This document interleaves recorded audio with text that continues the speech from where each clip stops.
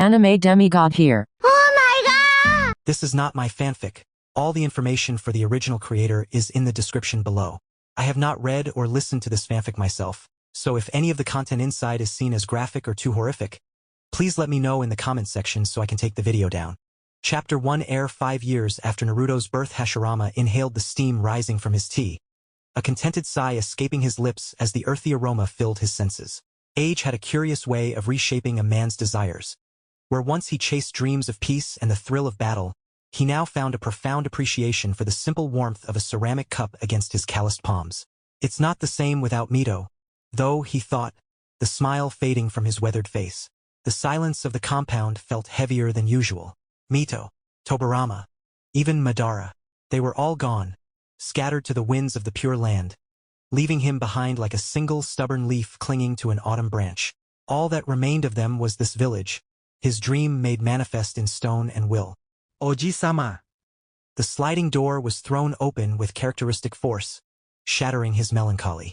Tsunade stood there, vibrant and loud, a whirlwind of energy in the quiet house. Minato is here to see you.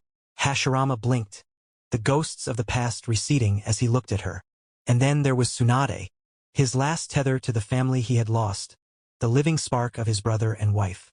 He set the cup down gently on the tatami mat. Let him in. Suna Minati stepped into the room, dropping to a knee. Hashirama-sama? Minato intoned, his head bowed low in reverence. Hashirama laughed nervously, rubbing the back of his neck as a bead of sweat formed on his brow. Oh, come now. At ease, Minato. You make me feel ancient when you're this stiff. Minato didn't smile. He rose, but his posture remained rigid, his blue eyes dark with the weight of his news. Lord First, forgive the intrusion without notice, but this is a matter of utmost urgency. The playfulness vanished from Hashirama's face in an instant. He sat up straighter, the aura of the god of shinobi suddenly filling the small room, sharp and attentive. What is it, Minato? It is about my son, Minato stated, his voice steady despite the tension in his shoulders. Naruto. Hashirama raised a single eyebrow, his curiosity piqued. The boy who graduated at 5? What about him?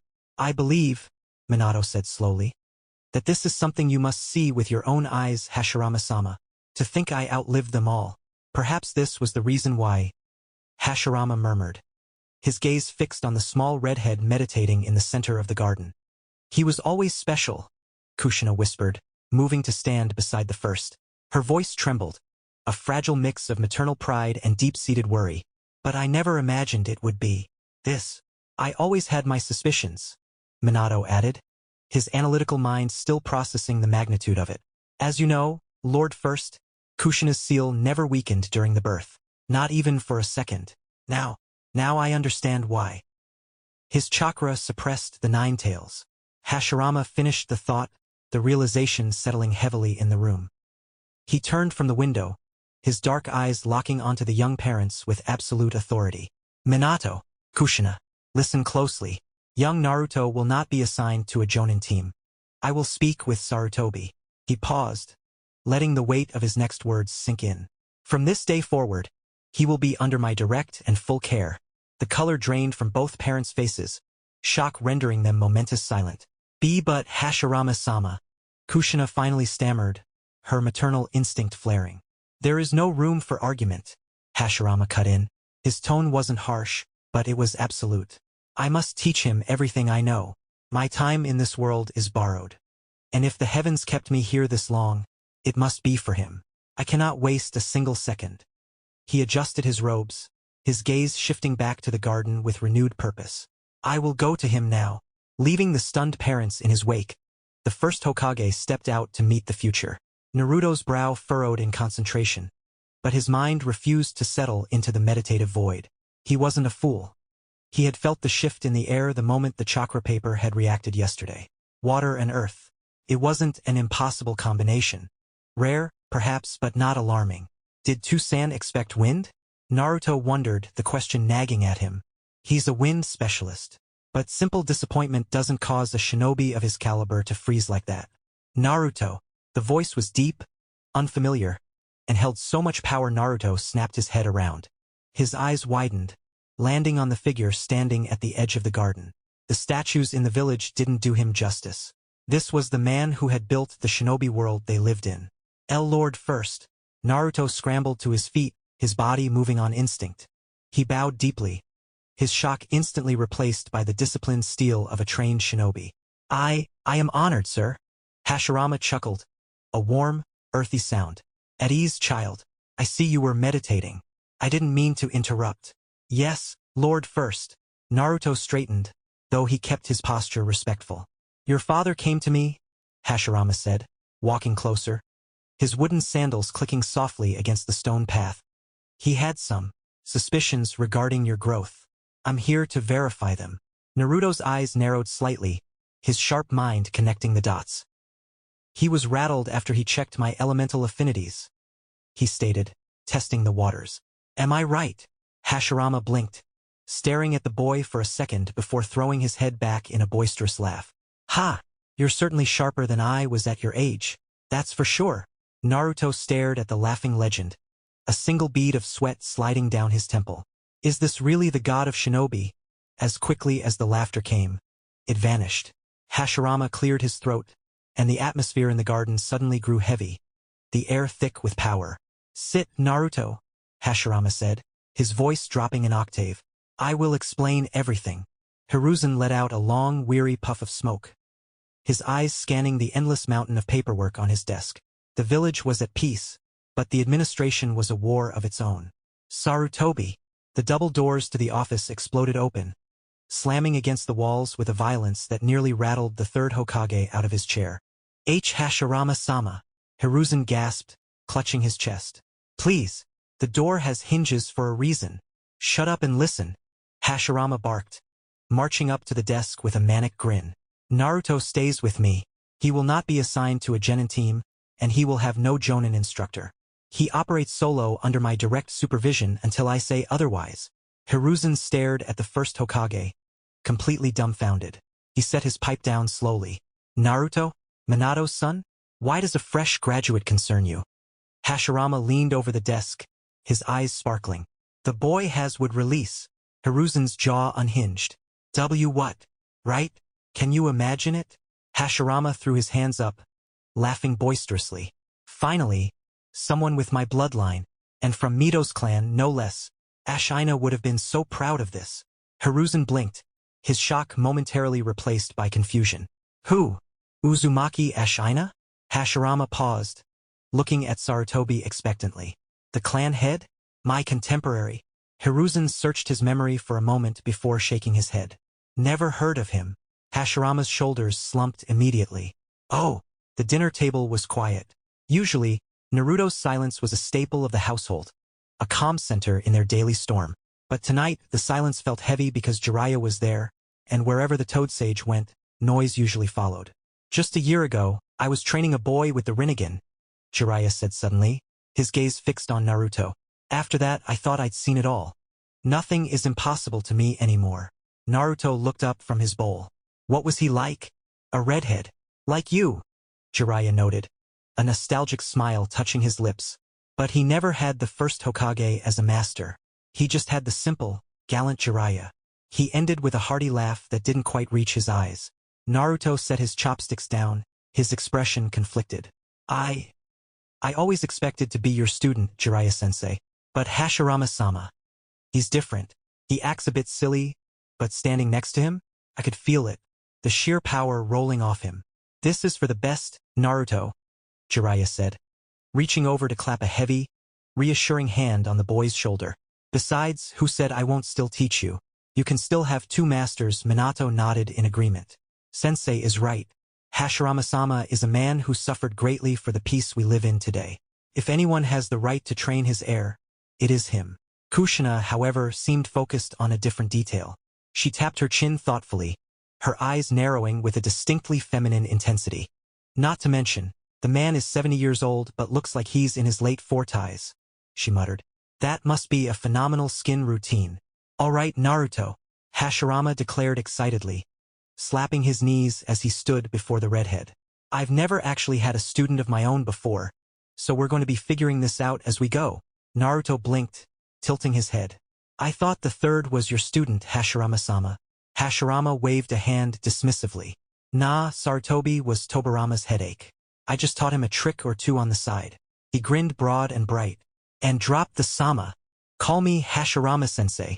Naruto looked hesitant for a moment, the weight of the title feeling strange on his tongue, but he nodded firmly. Hi, Hashirama-sensei. All right, here is how it works. First, focus your chakra into both hands. Earth nature in one, water in the other. Don't just hold them. Knead them until they become one source of life. Hashirama explained, his hands flowing into the snake seal. Like this. Rumble. Suddenly, the earth groaned. A massive tree burst from the soil, spiraling upward and shaking the entire training ground of the Senju compound with the force of its growth. Whoa! Naruto breathed, his blue eyes wide as the shadow of the Titan fell over him. Now you go! Hashirama cheered. Naruto nodded, his expression sharpening into focus. He closed his eyes, centering himself. Earth, water, combine. He took a deep breath and slammed his palms together, mimicking the snake seal perfectly. The ground shuddered, not a quake like Hashirama's, but a heavy vibration. Crack. Soil flew into the air as a tree shot up, twisting and locking into place. It was shorter than Hashirama's ancient oak, but it was thick, sturdy, and undeniably alive. I can't believe it. Naruto stared at his hands, then at the tree. I did it. Naruto, you got it on the first try. Hashirama was practically vibrating with joy. You truly are a prodigy. What on earth is going on here? The roar cut through the celebration like a blade. Tsunade stomped onto the training field, her eyes blazing. The whole compound was shaking. I thought the Ninetales was loose. She stopped, blinking as she spotted the redhead. Naruto, what is Minato and Kushina's brat doing here? Suna. Hashirama pointed excitedly at the fresh wood. Look, Naruto. Show Tsuna what you just did. 2 years later, as time passed, Naruto came to a realization. His sensei might have been a goofball who laughed too loud and gambled too much, but when the moment called for it, he was terrifyingly absolute. There were flashes of the Senju Hashirama, moments of gravity that reminded everyone why his name shook the whole ninja world. These scrolls contain the sum of my knowledge, noted down throughout my life, Hashirama said, his voice quiet as he unfurled a heavy, ancient-looking parchment. Tobirama added his own findings in the margins. He was always the intelligent one between us. Naruto offered a small, knowing smile. You are no fool, sensei.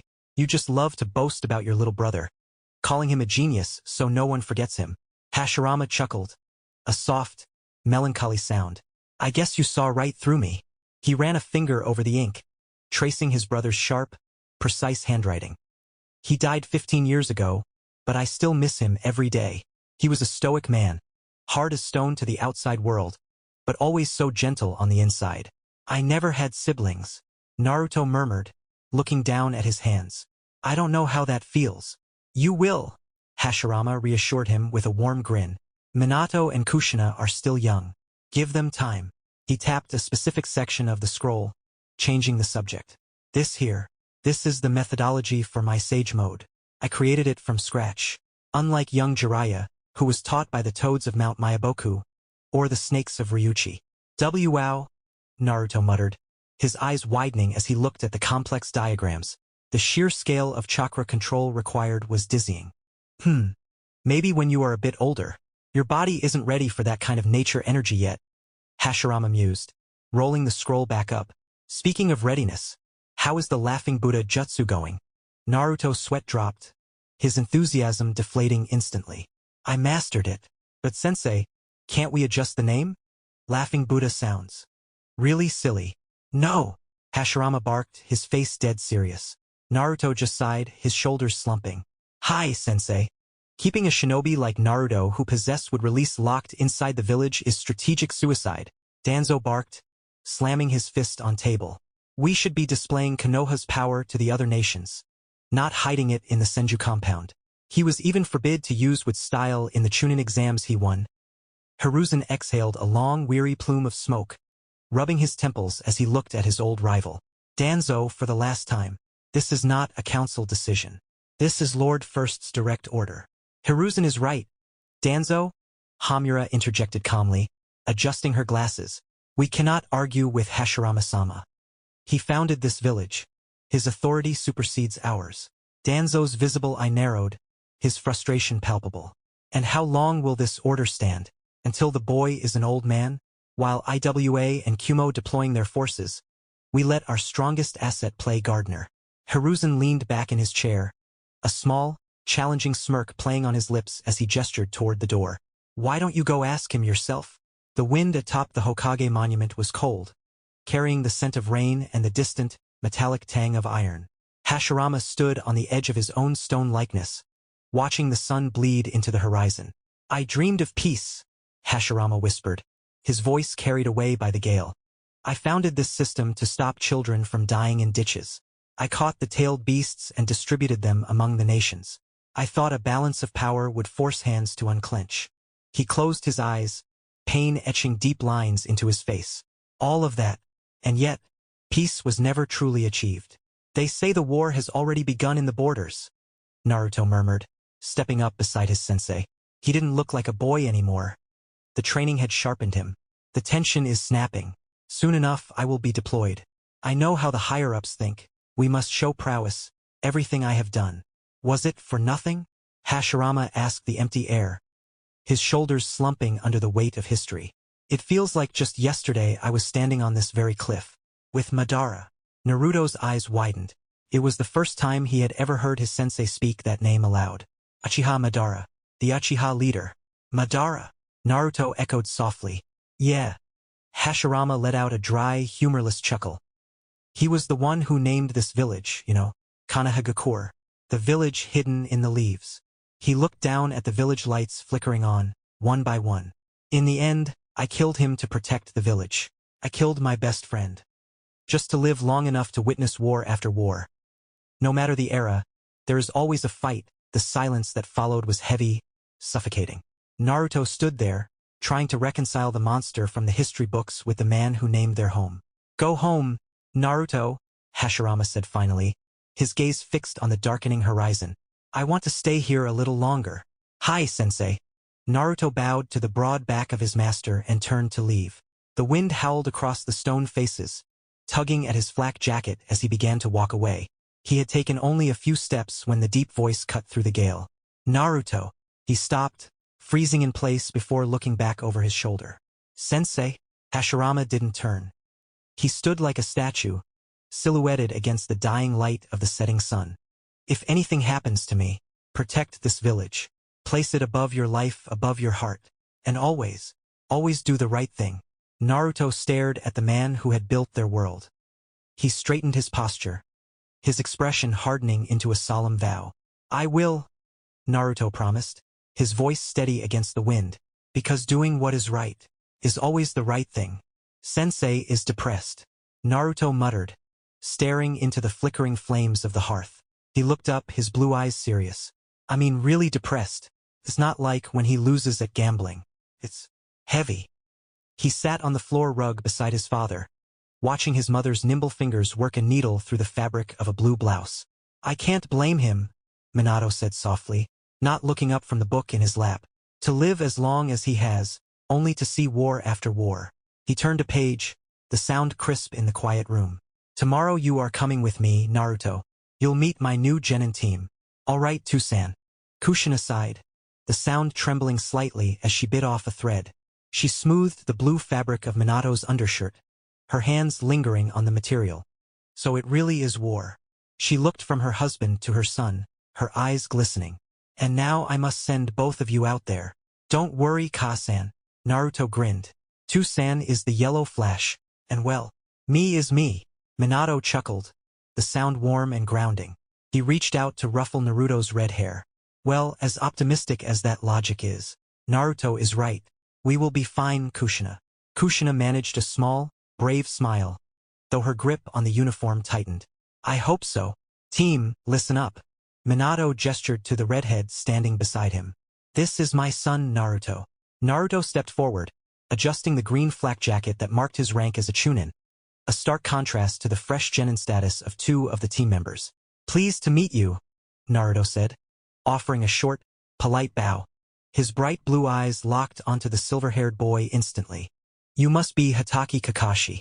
I've heard a lot about you. Kakashi gave a curt, respectful nod. Hello. Naruto smiled at the masked prodigy before shifting his gaze to the other two. His smile faltered slightly into genuine, blunt confusion. Eh? I don't know who you two are. A visible vein throbbed on the boy with the goggles' forehead. The girl stepped in quickly, smiling sheepishly to diffuse the tension. Noera Rin. It's nice to meet you, Naruto-kun. And I am Uchiha Obito. The boy pointed a thumb at his chest, striking a dramatic pose. The future Hokage. Whoa, that's my dream too. Naruto beamed, rubbing the back of his neck in a gesture that was identical to his father's. But I think we'll both have to compete with my dad first, you know? Yeah, well, I'm not gonna lose, Obito declared passionately, shaking a fist at the redhead. Not to you and not to Sensei. While it's refreshing to see such passion, Minato interjected, his voice cutting through the banter.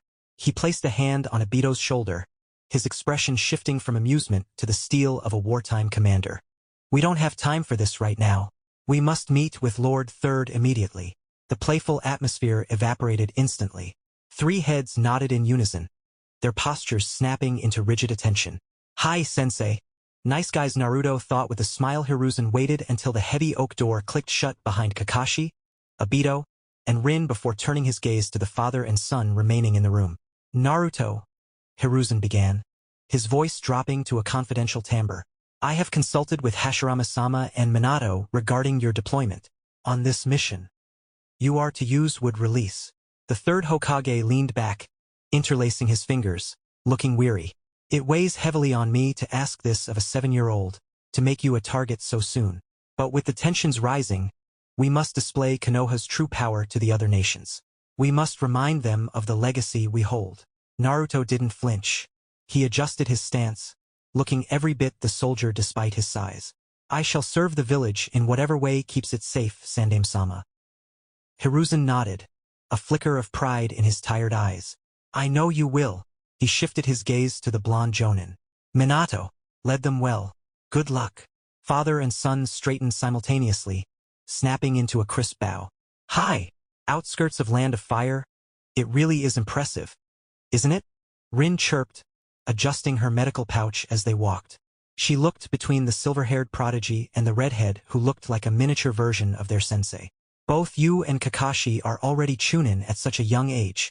Naruto scratched his cheek, smiling at the praise. Thanks, Rin. He turned his bright blue eyes toward the Uchiha walking beside him. Hey, Obito? What? Obito grunted, adjusting his goggles. Can I see your Sharingan? I've heard the Uchiha clan is amazing. A sharp, dismissive scoff cut through the air before Obito could answer. Kakashi didn't even look back. But the sound was enough. Obito's face flushed a deep crimson, his fists clenching at his sides. Even Rin had to hide a small, awkward giggle behind her hand. I haven't awakened it yet, Obito stammered, looking down at his feet. Oh, Naruto blinked, realizing his mistake, but quickly grinned, slapping Obito on the back. Well, don't worry about it. You're an Uchiha, right? You'll get those eyes eventually. Obito's posture straightened, the humiliation fading into a grateful grin. You know, you're a really nice guy, Naruto. Unlike a certain gray-haired, mask-wearing jerk I know. HN. Whatever, Kakashi muttered, bored.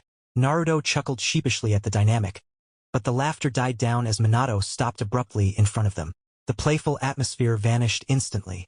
All right, team, listen up, Minato said, his voice dropping into professional seriousness. From this point, we split up. I will proceed solo to draw the enemy's attention. He looked at his son and his student, his gaze sharp.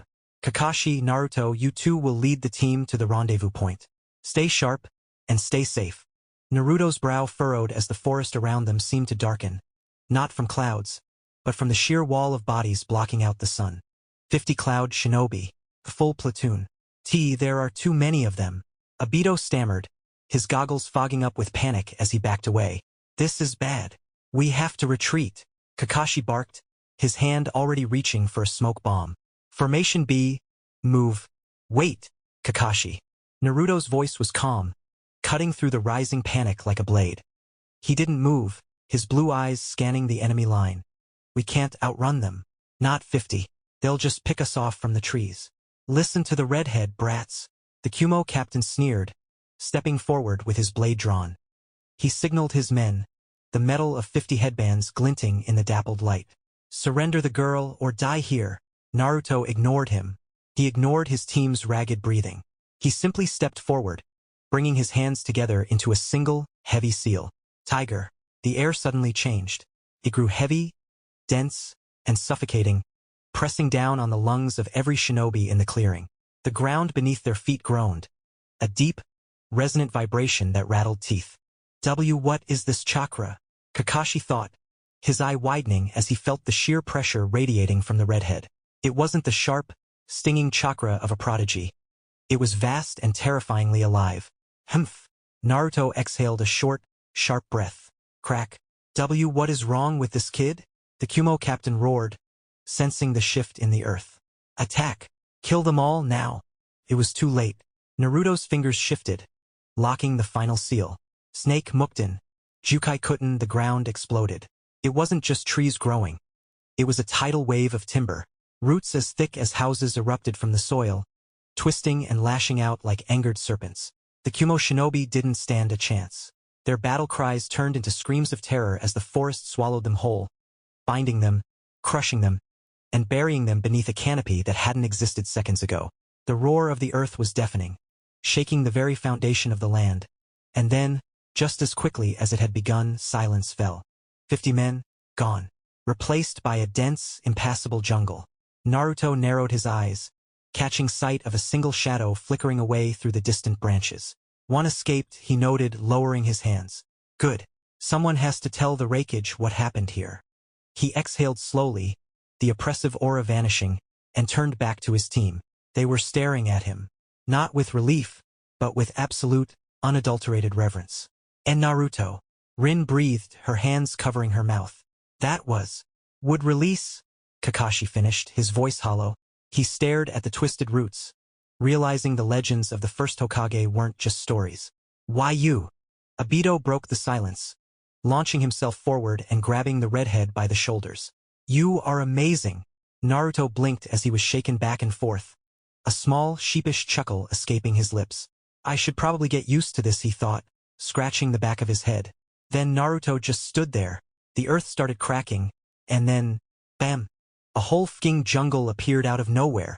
Obito waved his arms wildly, trying to encompass the sheer scale of the destruction to his teacher. Rin drove a sharp elbow into his ribs. Obito! Language! Ow! Right, sorry. Obito yelped, rubbing his side, though his grin didn't falter. He looked at Naruto like he was a shiny new kunai. But seriously, sensei. Trees. Everywhere. Naruto stood nearby, his face burning a bright crimson. He rubbed the back of his neck, staring intently at his sandals, clearly unused to being the center of such explosive praise. Minato chuckled, the sound warm and grounding amidst the excitement. He looked at his son, his blue eyes softening with a mixture of amusement and unparalleled pride. Well, Minato said, placing a hand on Naruto's head. He is certainly terrifying when he gets serious. Jiraiya-sensei considers him his student. Minato thought, watching the way the sunlight caught the red in his son's hair, so similar to Kushina yet carrying the weight of the first. Could it be? Is he the one? 1 week later. I can't believe I'm dying while the brat is outside the village, Hashirama thought with a surge of genuine annoyance. He coughed, a wet, rattling sound that shook his frail frame against the futon. It had been a week since Naruto left, and his own strength was fading faster than the setting sun. Grandfather! The shoji screen slammed open, nearly flying off its tracks. Tsunade burst into the room, grinning like she'd just won the lottery, clutching an orange book in her hand. What is it, Tsuna? He wheezed, trying to sit up. You have to see this, Tsunade exclaimed, shoving the book into his trembling hands. Page 28. The new international edition just dropped. Hashirama raised a skeptical eyebrow but complied, his fingers fumbling with the pages until he reached the marked spot. He gasped. Bingo book entry. Konohagakure core name. Namikaze Naruto age. 7 appearance. Red hair, small stature. Rank, S-class moniker.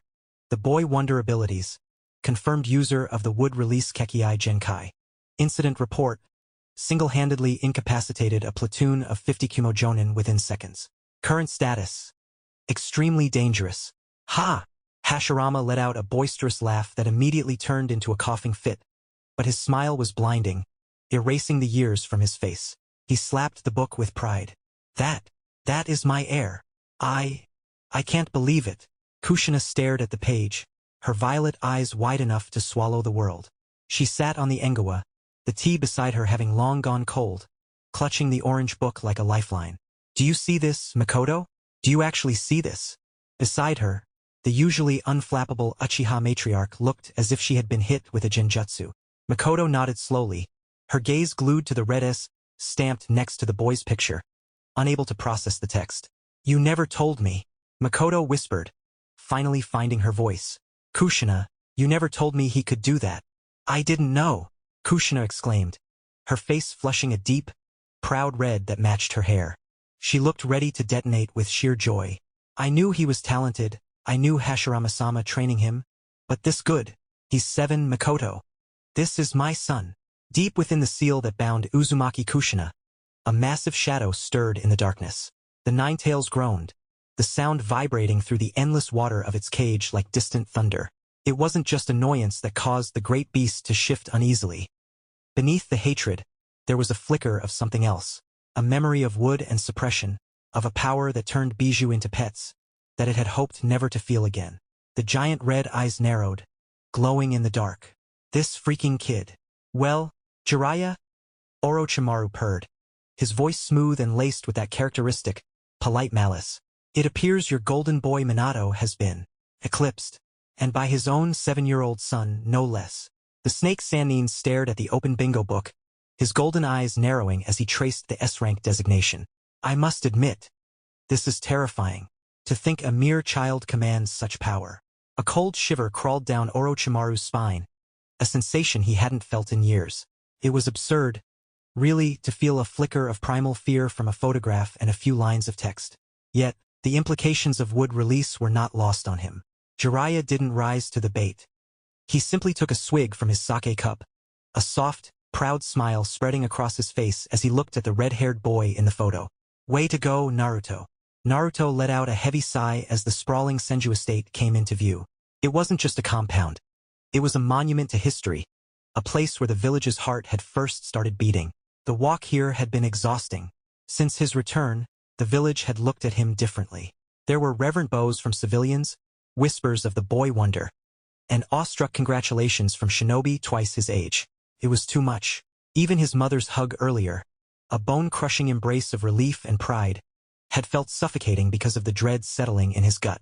As he reached the main gate, he stopped. Tsunade was standing there, leaning against the timber frame. She wasn't wearing her usual confident smirk. Her expression was melancholy, her eyes red-rimmed. Welcome home, boy wonder, she muttered, the nickname sounding heavy on her tongue. She pulled him into a brief, tight hug, burying her face in his shoulder for a fleeting second. Naruto hugged her back, but his frown deepened as she pulled away. Tsunade, what is it? She didn't meet his eyes. She just gestured toward the main house. He is waiting for you. Naruto's breath hitched. The implication hung in the air like a guillotine blade. He walked to the master bedroom, his steps feeling leaden. His hand trembled as he reached for the sliding door, the wood cool against his sweating palm. Taking a shaky breath, he slid it open. He almost gasped. The god of shinobi, the man who tamed tailed beasts and built villages, looked small.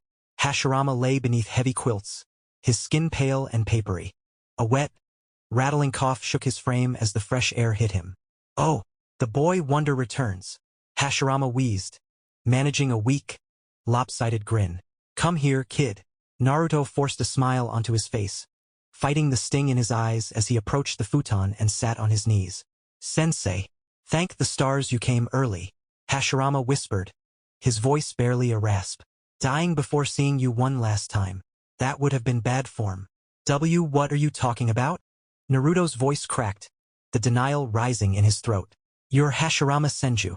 You're not going to... Naruto. The tone was soft but absolute. Hashirama reached out, his hand trembling as he rested it on Naruto's knee. This is enough for me. I have already lived too long. He saw the tears welling up in his student's blue eyes and shook his head gently. Please, do not cry. Crying for an old geezer like me, while our young shinobi are dying out there on the battlefield. Feels humiliating. Yes, sir, Naruto choked out, wiping his eyes furiously with his sleeve. He straightened his back, trying to be the soldier his sensei needed him to be. Hashirama gazed up at the ceiling, his eyes losing focus as he drifted into memory. Still, I always believed I would die on the battlefield, clashing with titans, reshaping the map. But dying like this? In a warm bed, he let out a dry, humorless chuckle. Ha! Madara must be laughing at me right now. The great Hashirama, passing away in his sleep. His expression softened, a profound peace settling over his features. But maybe now I can finally see him again. And this time, maybe we won't have to fight. Sensei, Naruto cried out, unable to hold it back anymore, grabbing Hashirama's hand with both of his. Hashirama's grip tightened, a final surge of the strength that had once held the world together, before slowly, gently relaxing. Good luck, Naruto, Hashirama breathed, his eyes sliding shut, a faint smile gracing his lips. My dreams. I entrust them all to you. Thinking back then, what were Sensei's dreams after living so long? The peace of world, or just protect his village? Naruto told his companion as he stared at the Hokage Momentum Chapter 2 Boy Wonder. It feels unreal, Naruto murmured, standing before the fresh grave. The stone was cold, the earth still overturned. To think he is really gone. Minato placed a comforting hand on his son's shoulder, his presence a warm anchor against the grief. This is the cycle of life, Naruto. It is a heavy lesson, but one day, you will understand. Tsunade nodded slowly, her eyes lingering on her grandfather's name carved into the granite. She reached out, squeezing Naruto's other shoulder. You gave him a spark in his final days, Naruto, she said softly, her voice thick with emotion. Watching you, teaching you, I think he felt like he was back in the old times. You made him feel alive again. Naruto managed a small, sad smile, his gaze never leaving the grave. I only tried to be worthy of him. The death of the first Hokage struck Konoha like a bolt of lightning. Even though he had been retired for decades, his mere presence had been a silent pillar of comfort for the village, a living monument that was now gone, leaving the leaf feeling a little colder, a little more vulnerable. Naruto, I'm so sorry. We just heard, Rin said softly, her eyes filled with genuine sympathy. Naruto managed a strained smile, waving off her concern gently. It's fine, Rin. Hashirama-sama wouldn't want us brooding around his grave. We have a war to fight, after all. Naruto is right. Obito clenched his fist, fire burning in his eyes. Now it's our turn.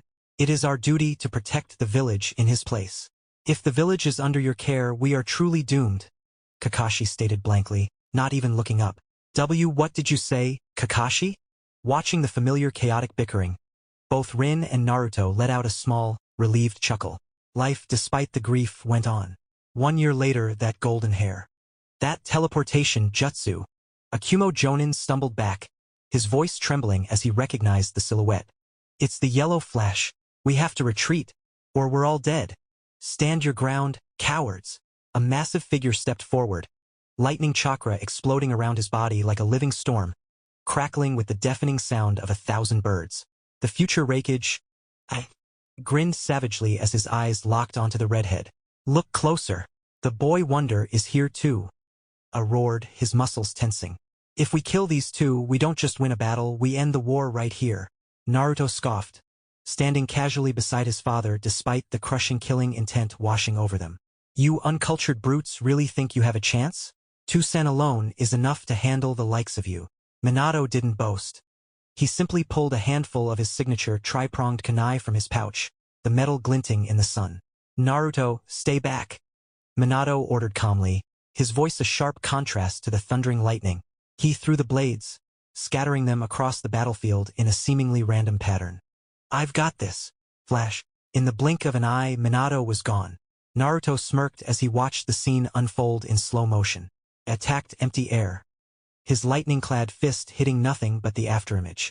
Minato had already materialized above him, a Rasengan swirling violently in his hand, poised to drive it into the future Raikage's exposed back. It's over, Naruto thought. But then his blue eyes widened. From behind the strange, rapping shinobi wearing sunglasses, a massive, fleshy tentacle erupted with terrifying speed. It whipped out, intercepting Minato's attack and forcing the yellow flash to teleport away to avoid being crushed.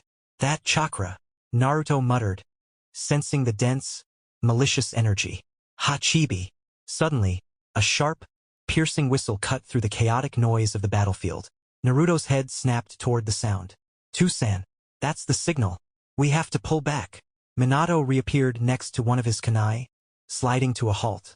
He narrowed his eyes at the Jinchuriki and his brother, calculating the odds in a split second. You go, Naruto, Minato commanded, not taking his eyes off the enemy. I will follow. 9-year-old Naruto, the rain fell in sheets, a relentless, gray curtain that soaked the world to the bone. These specific features, the red hair, the chakra signature. Conan murmured, her amber eyes wide as she peered through the downpour. I can't believe it. The boy wonder is actually real. Yeah. A young voice cut through the sound of the rain, sounding amused. Who ever said I wasn't? Konoha's boy wonder. Halt right there and state your business. A boy with spiky orange hair, cloaked in black fabric adorned with red clouds, stepped out from the mist. He stood with an authority that betrayed his age, flanking 2 others. Naruto skid to a stop, his sandals splashing in the mud. He looked at the leader, then at the girl with the paper flower, but his gaze froze on the 3rd figure. The redhead, the eyes, ripple patterns. Purple. Naruto's breath hitched. Those eyes. The Rinnegan? Wait a minute. He pointed an accusatory finger at them, his blue eyes wide. You guys are the orphans Jiraiya-sensei wouldn't shut up about. The tension in the air shattered instantly. The 3 AIM ninja blinked in unison. The hostility drained from the orange-haired leader's face, replaced by a wide, beaming grin. You know Jiraiya-sensei? Yahiko exclaimed, stepping closer, completely forgetting his guard. Yeah. Naruto grinned back, wiping rain from his forehead. He was my dad's sensei, the Yellow Flash, and he taught me a thing or two as well. He told me about the 3 kids he trained in the rain. Whoa, that is so cool. So we're like grand students? Brothers. Yahiko laughed, slapping his knee. Small world. Behind him, Conan sighed, a visible sweat drop sliding down her temple despite the rain. Nagato offered a sheepish, quiet chuckle. Yahiko, Nagato murmured softly, I think you should be a bit more serious. That is the boy wonder standing there. He is an S-rank shinobi. Oh, right. Cough. Yahiko straightened up, trying to compose his face back into the stoic mask of a leader. I mean, yes, it is good to meet a student of sensei.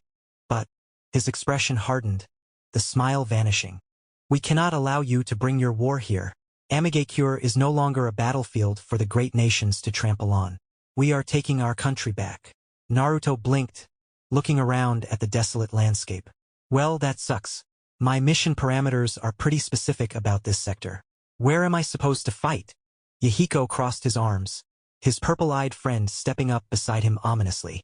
Get out of our land. Go fight in your own backyard. Naruto tapped his chin, a mischievous glint in his eyes. How about you make me leave? I can't exactly explain to the Sandaime that I abandoned my post just because someone asked nicely. He grinned, the excitement of a challenge bubbling up within him. But don't worry, I won't kill you. Jiraiya-sensei would never let me hear the end of it if I hurt his students. You arrogant little brat. Yahiko snapped, his hand reaching for the hilt of his blade. Boy wonder, Nagato began, stepping forward with a warning tone. I don't think this is a wise choice. He cut himself off.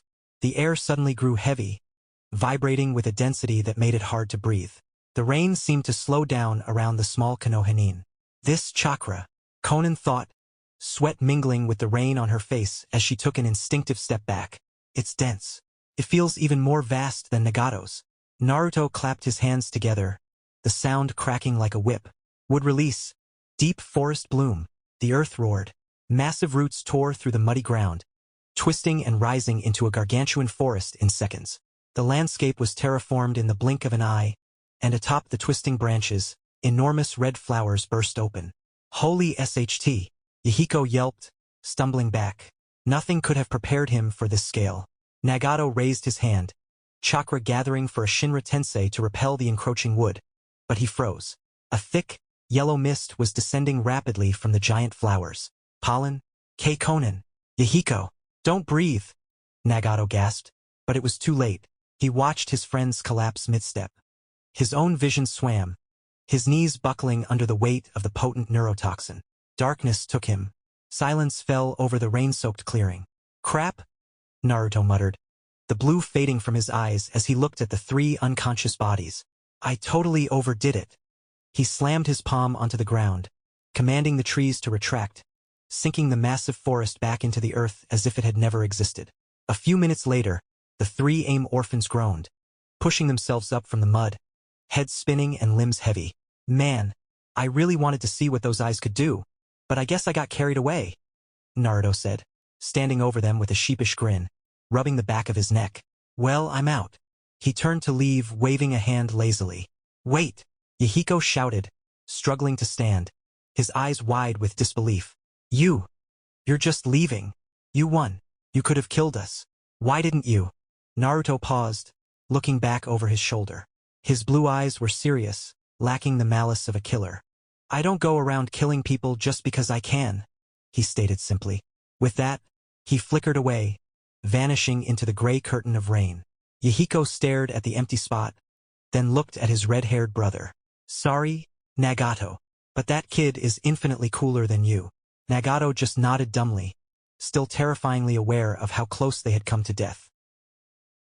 Unknown to Naruto, sparing them today would be the greatest mistake of his life. "I can't believe it. You actually met them? How are they?" "Yahiko, Nagato, Konan," Jiraiya exclaimed, beaming so hard he nearly knocked over his sake cup. "Tell me everything."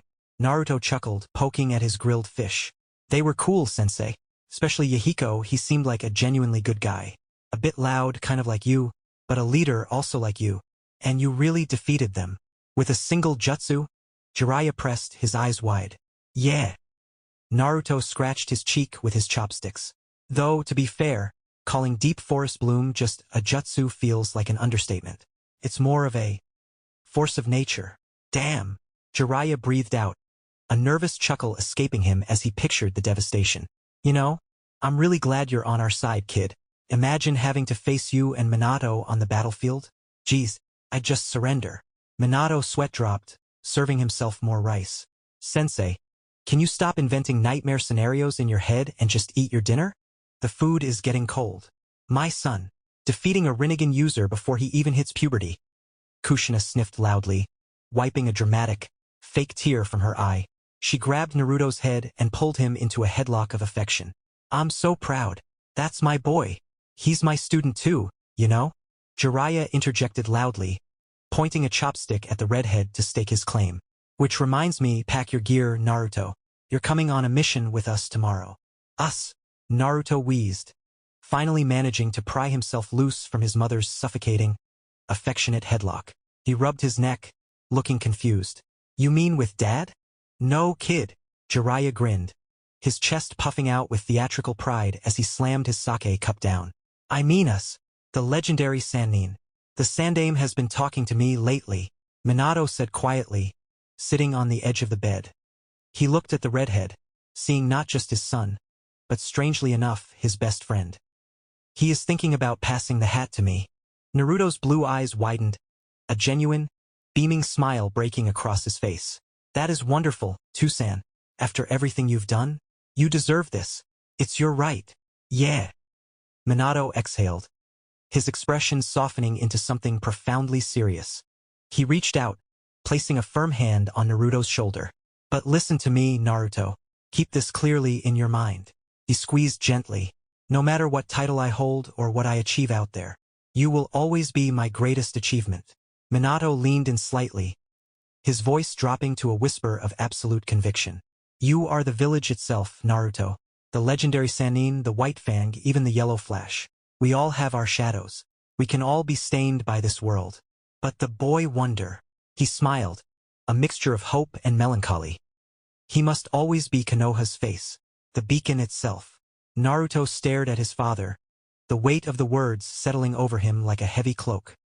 He felt a sudden lump in his throat, not from sadness, but from the sheer, crushing magnitude of his father's love and expectation. He saw the fatigue in Minato's eyes, the stains of war he was trying so desperately to keep off his son. He swallowed hard, his blue eyes burning with a fierce, new resolve. He didn't offer a childish grin or a joke this time. Instead, he placed his own hand over his father's. I will, Naruto promised, his voice steady. I'll be the fire that doesn't extinguish. How nice to finally share a mission with you, Naruto-kun. Naruto had never truly hated anyone. He was too young, too full of his father's light for such dark emotions. But this man, Orochimaru, he made Naruto's skin crawl. He didn't show it, though. Instead, he offered a polite, practiced smile. To be on a mission with the legendary three is the real honor, Orochimaru-san. Naruto replied smoothly. Always so diplomatic, Tsunade snorted, crossing her arms. You're already stronger than the three of us combined, kid. Cut the act. Naruto frowned, shaking his head. It's not about raw strength, Tsunade. It's about merit. I have a long way to go before I achieve what you three have done for this village.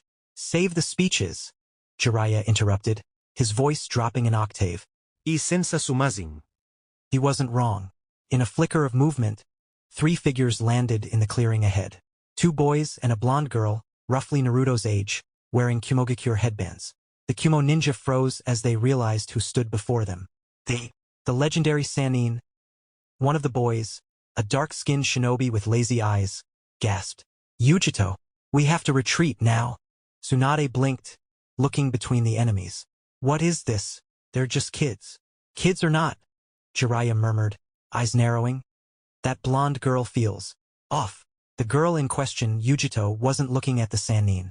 Her sharp eyes were locked onto the redhead standing calmly in the center. You, she breathed, her stance shifting. You are the boy wonder. Yup, I can't believe it, she muttered, looking him up and down. You're actually real, and you're my age. Naruto's sweat dropped, his shoulders slumping. What is with people thinking I'm a myth? This blonde girl. Orochimaru's voice slithered through the air, monotone and dangerous. If I am not mistaken, she is the vessel of the Two Tails. Well, this is interesting, Naruto said, his gaze sharpening as he studied her. She was fierce, he'd give her that. And admittedly kinda cute. They know, Yujito realized with a jolt. She didn't hesitate. She dropped to all fours, a feral growl ripping from her throat. Y Yujito. You're doing that here? The second boy, C, shrieked. Stay back, Darui. C, Yujito commanded, her voice distorting. A burst of blue fire exploded around her, followed by a dense, suffocating cloak of red chakra. Two tails formed behind her, whipping the air violently. Oh, you have got to be kidding me, Tsunade exclaimed, looking more annoyed than impressed. She can control her bijou? Kids these days should stay home. Naruto, however, stepped forward, his eyes alight with genuine curiosity. Kumo ninja are surely amazing. First B-san, and now you? To think someone my age can control a tailed beast. He clasped his hands together. But I can't let you do that. Before Yujito could complete her transformation, the earth rumbled. Wooden pillars erupted from the ground, twisting around her limbs and pinning her down. What is this? Yujito panicked, thrashing against the wood. My power. It's fading. She felt the Two Tails chakra being sucked away, suppressed by a force far beyond her. Naruto appeared instantly before her, his palm glowing with the kanji for sit. 10th Edict on Enlightenment. He pressed his palm to her forehead. The red chakra hissed and vanished instantly. Yujito's eyes rolled back, and she slumped forward, unconscious. Yujito, she yelled, his legs shaking. Yujito was their strongest, and this monster had just taken her out like she was nothing. See, calm down, Darui hissed, gripping his sword, though his own knuckles were white. We might die here. Orochimaru stepped forward, a kunai raised, his golden eyes gleaming with malice. Well, what a waste. Here goes. Stop, Orochimaru-san. The command was soft, but it froze the Sannin in his tracks. Don't kill her, Orochimaru hissed, turning his head slowly to look at the boy. What are you talking about, Naruto? She is a Jinchuriki. This is our chance to cripple Kumo permanently. Naruto turned. His blue eyes were cold, devoid of the warmth he usually carried. The killing intent he released was focused, sharp, and terrifyingly heavy. Try doing it, Naruto whispered, and see what happens. Orochimaru's eyes widened slightly. For a split second, he didn't see a boy. He saw Hashirama. He took a subtle step back, lowering the kunai. Jiraiya and Tsunade watched in stunned silence, realizing the boy wasn't asking for permission. He was giving an order. Naruto turned his gaze to the two trembling Kumogenin. You too, he barked. Take her, and tell your Raikage that he has already lost this war. All right? C stammered. Darui didn't need to be told twice. He grabbed the unconscious Yujito, hoisted her onto his shoulder, and the three of them vanished into the trees, leaving the leaf ninja alone in the clearing. Damn. I want to see her again, Naruto thought dreamily after the mission was technically complete. Orochimaru didn't linger, with a vague excuse about things to monitor. He melted into the forest shadows, leaving an uncomfortable silence in his wake. Night had fallen, and the only sound was the crackling of the campfire. To think I would actually have to worry about my oldest friend, Jiraiya murmured, his voice heavy with a sadness that rarely touched his face. He stared into the dancing flames, seeing memories instead of fire. He's just getting darker, colder. He is envious, Jiraiya. Open your eyes, Tsunade snapped. Though her voice lacked its usual bite, she flipped a skewered fish over the heat. First it was Minato, and now it's Naruto. He has always been an envious prick, chasing things he can't catch. Naruto said nothing for a long moment. He simply watched the firelight dance on his own grilled fish, his expression unreadable. As long as he remains harmless to the village, Naruto stated calmly, taking a bite. Let him be envious. 10 years old Naruto, shinobi of the stone. I bear a decree from the Sandaime Hokage. Naruto stood alone, a singular flash of red against the gray, rocky landscape. 100 IWNs stared him down, their killing intent heavy in the air. Naruto extended the scroll, his voice cutting through the wind with an authority that defied his age. This is an offer of peace, a chance to end this conflict before more blood is spilled. The IWA commander stepped forward, snatching the scroll from Naruto's hand with a sneer. He didn't even read it. With a maniacal grin, he tore the parchment in two, letting the pieces flutter to the dirt like dead leaves. Naruto closed his eyes, resisting the urge to scream. Not in fear, but in sheer agonizing frustration. We will give you our answer right here, boy, the commander roared, drawing his blade as his men cheered, eager for the kill. Naruto opened his eyes. They were cold. Foolish, he thought, the annoyance bubbling into a dangerous calm. That Tsuchikage already sent 500 men to the Western Front to die against his father. And now, he sends another 100 here to die against him. He looked at the shredded hope for peace lying in the mud. He was done with diplomacy. Very well, Naruto stated softly. The air suddenly stilled. He brought his hands together, fingers locking into a familiar, terrifying shape. Mokutan. Naruto's boots skidded to a halt at the village gates, the dust settling around him. He had rushed here the moment he sensed their chakra signatures, a grin ready on his face to welcome his father's team home. But the grin died instantly. The silence that hung over them was heavy, suffocating, and wrong. Minato stood at the front, his usual warm, confident demeanor replaced by a mask of stone. His head was bowed, his uniform stained with dirt and dried blood. Beside him, Rin was trembling, her medical pouch looking untouched. And Kakashi, the silver-haired prodigy, looked like a ghost. He was staring at the ground, his left eye covered by a fresh, blood-soaked bandage. He looked small, broken. Naruto's blue eyes darted between them, counting. 1, 2, 3. His heart stopped. Where is Obito?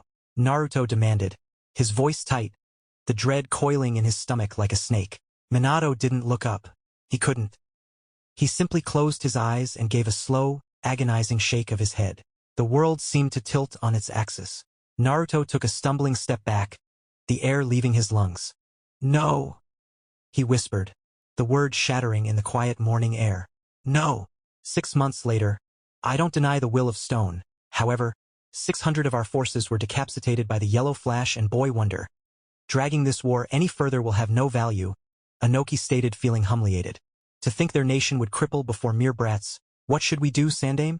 We will just accept Hiruzen's peace offer, Kurenai sighed, the tension of the last few years finally leaving her shoulders as she finished her dango. Finally, the war is really over. You're right, Asuma agreed, blowing the steam off his tea before taking a slow sip. We can finally breathe again. And not just that. Minato-sensei is officially becoming the 4th Hokage, Guy declared passionately, clenching a fist. But where is Kakashi? My eternal rival should be here. We should be celebrating the springtime of our youth together. Naruto frowned, staring at his half-eaten skewer. The sweetness tasted bland today. "He's right there, guy," Naruto said quietly. The group turned to look. Outside the dango shop, walking down the main street, was a lone figure. Kakashi didn't look left or right. His gaze was fixed on the ground, his path unerringly leading toward the cemetery. Guy immediately inhaled to shout a greeting, but Naruto raised a hand, stopping him. "Leave him be, Guy," Naruto murmured, his blue eyes dark. "I'll talk to him later."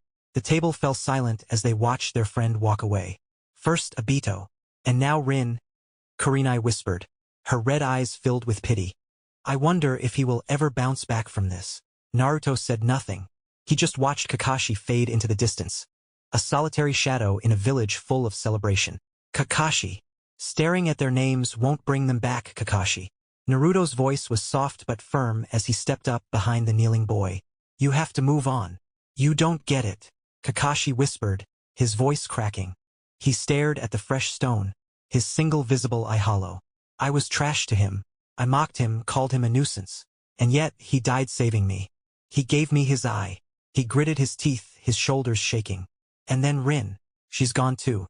I couldn't protect either of them. I'm nothing but a failure." Naruto frowned, the pain evident in his own blue eyes. "I don't have a medical jutsu to fix your pain, Kakashi. You guys. You were the closest thing I ever had to a team."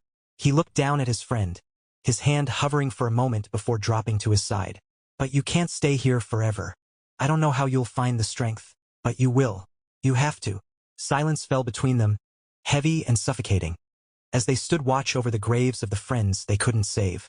Naruto stood among the village's elite, the standard-issue green Jonin flak jacket fitting him snugly. To his left stood the Jonin commander, Shikakanara, looking unusually awake.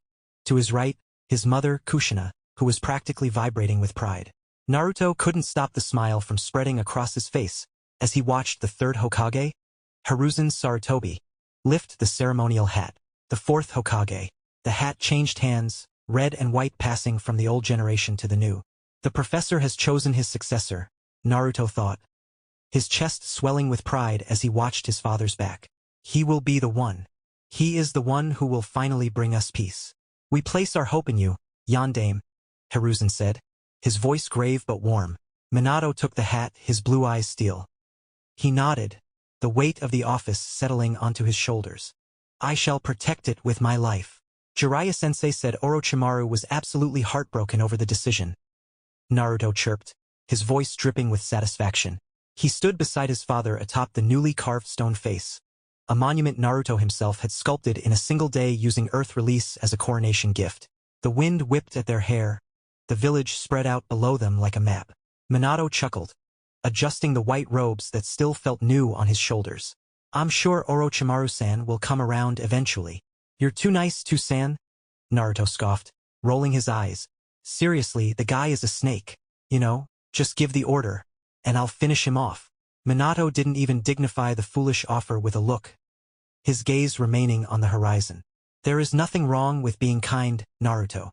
"Humph, if you say so."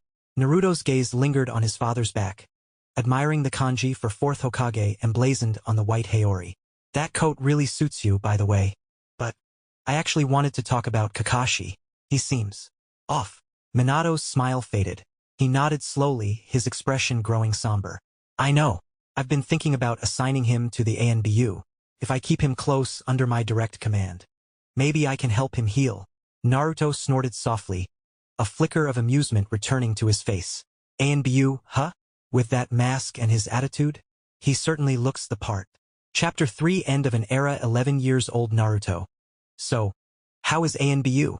Naruto asked, glancing at the silent figure beside him. Kakashi was fully geared in his gray vest and dark undersuit, the porcelain mask resting on his hip. "Guy is worried, you know. He says you don't fight him as much as you used to." Naruto paused to lick his blue popsicle, humming in appreciation. This is actually really good. Guy overreacts." "You know him," Kakashi replied flatly. He held his own popsicle loosely in his hand. "Forgotten." A steady stream of melted blue juice dripped down the stick, staining his glove. He hadn't taken a single bite. "He's just worried about you, Kakashi. Just like the rest of us." Naruto watched the melting treat, his gaze shifting from his friend's face to his hand. You gonna eat that? Kakashi didn't even look up. He simply sighed, a long, tired sound, and handed the popsicle over. If I'm not mistaken, you must be Ao. You caused quite the ruckus in the village after stealing that Byakugan, Naruto said with a terrifyingly casual amusement. He stood alone in the clearing, facing a squad of Kiri Hunter Nin. Ao was the only one unmasked, his stolen eye hidden behind an eye patch. Boy wonder, Ao grunted, his hand hovering over his hilt. We are pursuing a target. Do not interfere with our business. Business? Naruto tilted his head. And what business is that? None of yours. Actually it is, Naruto replied simply, his smile not quite reaching his cold blue eyes. You have trespassed onto the land of fire. Now you have two choices, walk away or I kill every single one of you right here. The air grew heavy with killing intent. Ao looked at the boy, the one who had decimated armies in the last war, and weighed his options. He chose the wisest one. We retreat, Ao barked, signaling his men. They vanished into the mist without a second glance. Naruto sighed, the tension leaving his shoulders as he watched them flee. A young, eager voice piped up from behind a tree. As expected, Naruto-sama. They just left without a fight. Naruto turned, a genuine smile softening his face as he looked at the 7-year-old boy with wild black curls and the Uchiha crest on his back. Well, they are the smart ones, Shursui, Naruto said, ruffling the new graduate's hair. Come on, let's go home. Shursui stared at the redhead's back, his dark eyes wide with absolute reverence. The stories, he realized with a jolt. They are real after all. You're pregnant, Naruto exclaimed, his face lighting up like the sun. The shock melted instantly into pure, unadulterated joy. I'm going to be a big brother. He didn't wait for a confirmation, launching himself at his mother and wrapping her in a careful, desperate hug. We still don't know if it's a boy or a girl yet, Minato stammered, his usual cool composure completely gone. He was vibrating with a goofy, nervous energy that Naruto had never seen before. I mean, names. We need names. What if it's a girl? What if it's a boy? We need a list. Narumi, Naruto stated firmly, cutting through his father's panic. He grinned, pointing a thumb at himself. Naruto and Narumi. We shall be the Naru siblings. Minato blinked, the name rolling around in his head. Narumi. His smile widened, soft and genuine. Narumi. I like it. It has a nice ring to it. What do you think, Kushina? Kushina looked down at her stomach, her eyes shimmering. It's a beautiful name. 1 year later Naruto had shot up like a weed. At only 12 years old, he already stood at a towering 175 centimeters, easily looming over his mother as he hauled the heavy grocery bags with casual ease. I still can't believe it. You're taller than me now, Kushina sighed, shaking her head as she looked up at him. At this rate, we'll have to stop calling you Boy Wonder. Maybe Man Wonder? She paused, grimacing at her own words. No, that sounds ridiculous. Naruto's sweat dropped, shifting a bag to his other hand. Pregnancy has really ruined your sense of humor, Ka-san. Shut up, brat. Oh, Kushina. Both mother and son turned to the familiar voice. Walking toward them was a beautiful woman with long, dark hair, cradling a toddler in her arms and guiding a quiet young boy by her side. Mikoto, Kushina squealed happily, waddling over to her best friend. Look at that belly. You look ready to pop any second. Mikoto laughed before turning her dark, teasing eyes to the tall redhead. And hello to you, Naruto-kun. Look at you. Getting more handsome every day, aren't we? Naruto felt his cheeks heat up slightly. Thanks, Mikoto-san. He gestured to the bundle in her arms. And this little one must be Sasuke? Yes. And here. Mikoto nudged the boy standing stiffly beside her leg. Come on, say hello. Itachi Uchiha looked up. His usually stoic, mature eyes were wide, filled with an uncharacteristic awe. He wasn't looking at a teenager. He was looking at a living legend. Naruto-sama. Itachi breathed, his voice hushed. He bowed deeply, a perfect 90-degree angle. I am very honored to meet you. Naruto blinked, then smiled warmly. Ah, if I'm not mistaken, you must be Itachi. Itachi straightened up, a faint blush dusting his cheeks. The boy wonder knew his name? Yes, sir. You know, he really looks up to you, Mikoto teased, her eyes dancing with amusement as she exposed her son's secret. He keeps pestering Fugaku. asking exactly what you look like and if the stories are true. Keika-san, please, Itachi pleaded, his voice cracking. The stoic mask shattered completely, leaving a flustered boy burning with absolute embarrassment. Naruto laughed, a warm, easy sound that made Itachi's eyes shine even brighter. Well, Itachi, I can assure you most of the stories are right, but not that one. I didn't kill the third Raikage. Trust me, that man was a literal monster of nature. I don't think he can be killed by a human. He still did, though, Kushina murmured. The laughter vanished instantly. The atmosphere turned heavy, almost suffocating. As Kushina rubbed her swollen belly, her eyes lost their teasing mirth, replaced by a deep, haunting fear. She looked up at her son, so tall, so strong, yet suddenly so fragile in her eyes. Even monsters die, Naruto. You can always get killed.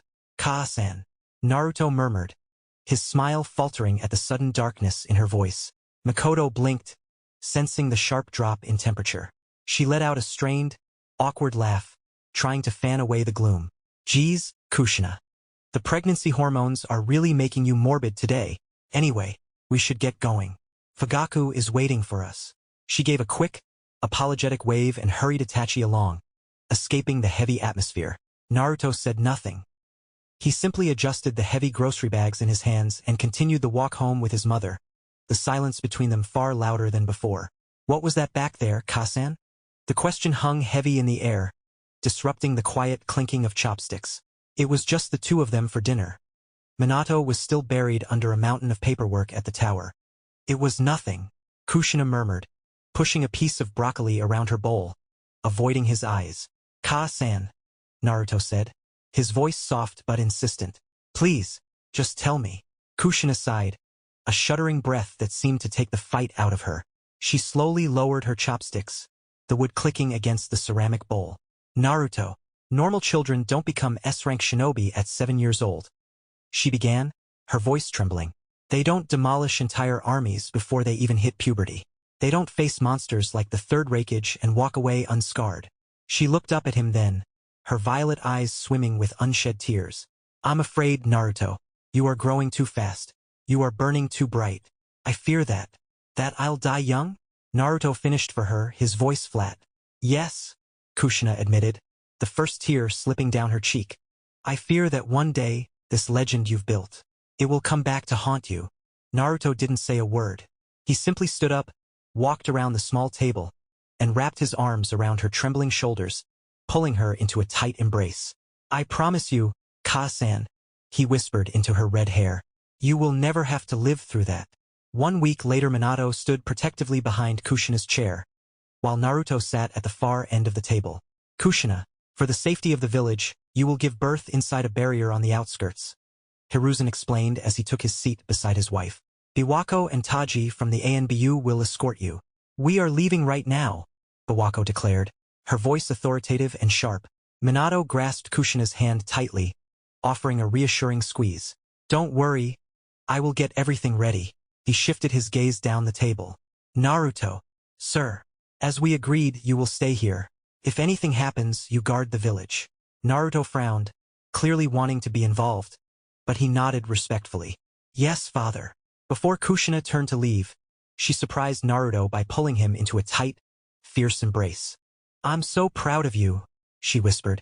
Naruto sat at his desk, mechanically swapping out scrolls, desperately trying to fix his attention on anything other than his family.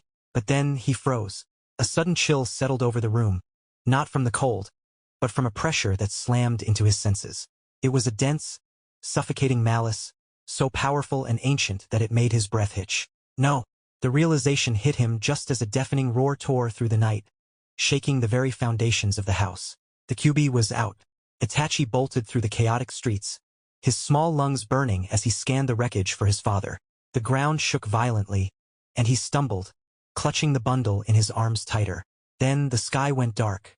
He looked up to see a massive shadow descending rapidly, a colossal slab of stone dislodged from a building, falling directly toward him. He froze. There was no time to run.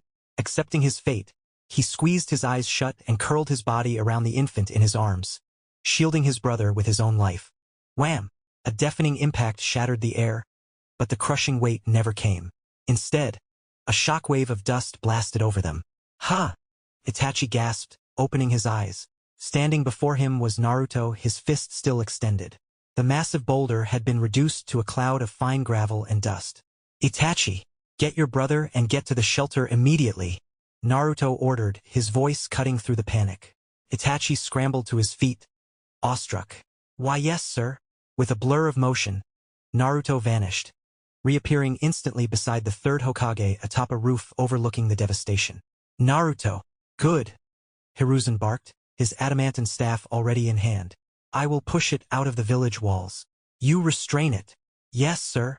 Naruto turned his glare toward the monstrosity before them.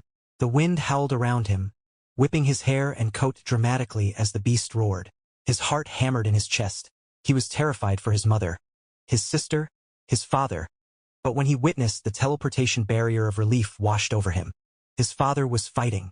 If he was alive, then his mother was alive. Enma, now, Hiruzen ordered before his staff elongated. Suddenly, the Kyuubi was shoved backward, skidding violently out of the village gates under the force of Hiruzen's assault. The beast recovered instantly, its slit red eyes locking onto the tiny figures daring to oppose it. Now, Naruto. Naruto didn't hesitate. He slammed his hands together in a snake seal, channeling a torrent of chakra into the earth. Wood release. Wooden dragon jutsu. The ground exploded upwards. A colossal wooden dragon burst from the soil, its timber jaws roaring silently as it lunged, coiling its massive body around the nine tails, binding its limbs and muzzling its jaws. Now is our chance. Attack him with all you've got. Hiruzen commanded the gathering forces. This is bad, Sandaime. I can barely hold it. Naruto gritted out through clenched teeth. Sweat poured down his face as he felt the sheer, overwhelming power of the beast straining against his jutsu. To think it would be this strong. Just buy us as much time as possible. Naruto dropped to one knee, his breath hitching in ragged gasps. His hands trembled as he held the snake seal, every muscle in his body screaming in protest. The Kyuubi wasn't just fighting the jutsu, it was tearing through it, the massive wooden dragon splintering under the sheer force of its malice. Suddenly, the beast's mouth fell open, dark chakra condensing rapidly into a terrifyingly dense sphere. Naruto's eyes widened in horror. Tailed beast bomb. This bastard. It's doing it again. Hiruzen gritted out, bracing himself. But before the sphere could fully form, the sky seemed to fall. Boom! A colossal toad crashed down from the heavens, landing squarely on the Kyuubi's back and slamming its muzzle into the dirt. Yondaime! The frantic Anbu shouted. Father! Naruto yelled, realizing instantly what was happening. He scrambled to his feet, reaching out, but it was already too late. In a flash of yellow, both Minato and the Kyuubi vanished. The battlefield fell into a stunned, ringing silence. Minato! Hiruzen breathed, staring at the empty crater. He teleported the Kyuubi away? A heartbeat later, the horizon lit up. A catastrophic explosion erupted in the distance, shaking the ground beneath their feet and turning night into day. Sandaime, right there. Naruto pointed urgently toward the rising mushroom cloud. Let's go. Move out. Hiruzen commanded, leaping forward with Naruto right beside him. I can still do it, Minato, Kushina rasped, her chest heaving with ragged breaths. She bit her lip until it bled, forcing her exhausted chakra to flare one last time. Clang! Adamantine chains erupted from her back, shooting through the air to bind the Kyuubi, pinning its massive claws to the earth. The beast roared, thrashing against the golden binds. Damn! Kushina whispered, her gaze softening as she looked at the crying bundle in Minato's arms. Looks like I woke up Narumi. She looked back at the fox, her eyes resolute. I will take the Kyuubi with me. Into death. Minato's eyes widened. No, Kushina. Don't look at me like that, Minato. She chuckled weakly, blood trickling down her chin. I'm glad. I'm so glad you loved me. You and Naruto and this little lady. If I do this, I can save you all. No. There is no need for that. Minato interrupted, his voice trembling but his resolve like steel. I will seal half of the Kyuubi inside myself using the Shikifujin, and the other half. I will seal it inside Narumi using the Hakufuin. Kushina's eyes widened in absolute horror. No, that jutsu will kill you. Have you forgotten about Naruto? He needs his father. He can't face this world without you. Minato looked at his wife, a sad but trusting smile touching his lips as he thought of their firstborn. Did you forget who our son is? Kushina? Kushina paused. The panic in her eyes slowly faded, replaced by a tired, knowing smile. He is the boy wonder. Naruto stood frozen behind the shimmering barrier, his blood turning to ice as he recognized the hand seals his father was weaving. Snake, boar, ram, hare. It was the Shiki Fujin, the Reaper death seal. Hot tears blurred his vision, spilling down his cheeks as he watched the nightmare unfold. The Kyuubi roared, its massive claw lunging forward to skewer the infant, only to be intercepted by flesh and bone. Crunch. Naruto stopped breathing. He watched, paralyzed by the barrier, as the beast's claw impaled his parents. He watched his mother, blood dripping from her lips, use her final moments to whisper love and warnings to his crying baby sister. Naruto, Hiruzen murmured nearby, his voice trembling, unable to find words for the tragedy. In the span of a single night, his entire world had been annihilated. Then, a blinding light engulfed the clearing. The Kyuubi vanished, sealed away forever. The golden chains dissolved into sparks, and the barrier flickered and died. Minato and Kushina collapsed. Naruto didn't run. He vanished, reappearing instantly beside their fallen forms. He stood there, his hands shaking violently at his sides. The silence of the forest was louder than the roaring beast had ever been. He stared down at the corpses of his parents, the pool of blood widening beneath them, staining the grass crimson. His legs gave out. He crashed to his knees in the dirt, his head bowing low. She knew, Naruto whispered, his voice cracking as a sob ripped through his chest. She felt it coming. He reached out, his trembling fingers hovering over them, afraid to touch the cold reality of death. I'm so sorry, he choked out, the tears falling freely onto his hands. If only I was stronger. If only I was older. Narumi, you poor girl. Naruto's voice was barely a whisper. He stared down at the infant in the crib, his gaze lingering on the complex, spiral seal etched into the soft skin of her stomach. She shifted in her sleep, a tuft of golden hair catching the dim light. She is blonde, just like father. A sharp pang of grief hit him. He could vividly imagine the beaming smile Minato would have worn holding her, a happiness that had been stolen in an instant. To bear such a heavy burden at such a tender age, Hiruzen murmured, his voice thick with sorrow. He sat in a simple chair across from Naruto, pointedly avoiding the Hokage's desk. That seat felt like a tombstone now. He couldn't bring himself to claim it. She will handle it, Naruto said softly, tracing the curve of her cheek. She must. It is the only way to honor father and mother's sacrifice. A melancholic smile touched his lips, though it didn't reach his eyes. Naruto, Hiruzen began, but the air in the room suddenly shifted. A swirl of leaves materialized in the center of the office, revealing an ANBU operative kneeling with his head bowed low. What is it, ANBU? Naruto demanded, his tone hardening instantly. Sandaime-sama, Naruto-sama. The operative reported hastily. The counselors and clan heads have convened an emergency session. They are awaiting your presence immediately. Silence hung in the air for a heartbeat, followed by an explosion of killing intent. What do you mean, a meeting? Lord Fourth hasn't even been buried yet. Naruto's roar shook the glass in the window frames. The ANBU flinched visibly, terrified by the sheer ferocity radiating from the boy. I apologize, sir. I am merely relaying orders. Hiruzen remained seated, his expression turning grim. He was more practical than Naruto, but the disrespect of the timing made his blood boil. His eyes narrowed dangerously. Who called for this assembly? The ANBU hesitated for a fraction of a second. Danzo-sama. Naruto moved with the speed of a lightning strike. He thrust the sleeping baby into the arms of the bewildered ANBU guard outside the hall and turned toward the heavy oak doors. Boom! The doors didn't just open. They exploded inward, splintering off their hinges and crashing into the far wall. Hiruzen followed close behind, his face a mask of grim fury. You despicable vultures! How dare you! Naruto's roar shook the very foundations of the tower. He stood in the wreckage of the doorway, his eyes blazing as he surveyed the assembly. The clan heads, Choza, Shikaku, Fugaku, Inoichi, Hayashi, Sum, Shibi, and the elders, Hamura, Koharu, and Danzo. The clan heads shot to their feet, hands instinctively reaching for weapons pouches. For a split second, a terrifying thought crossed their minds. We survived the Nine Tails, only to die here? And Naruto, please calm down. Hamura stammered, raising a trembling hand.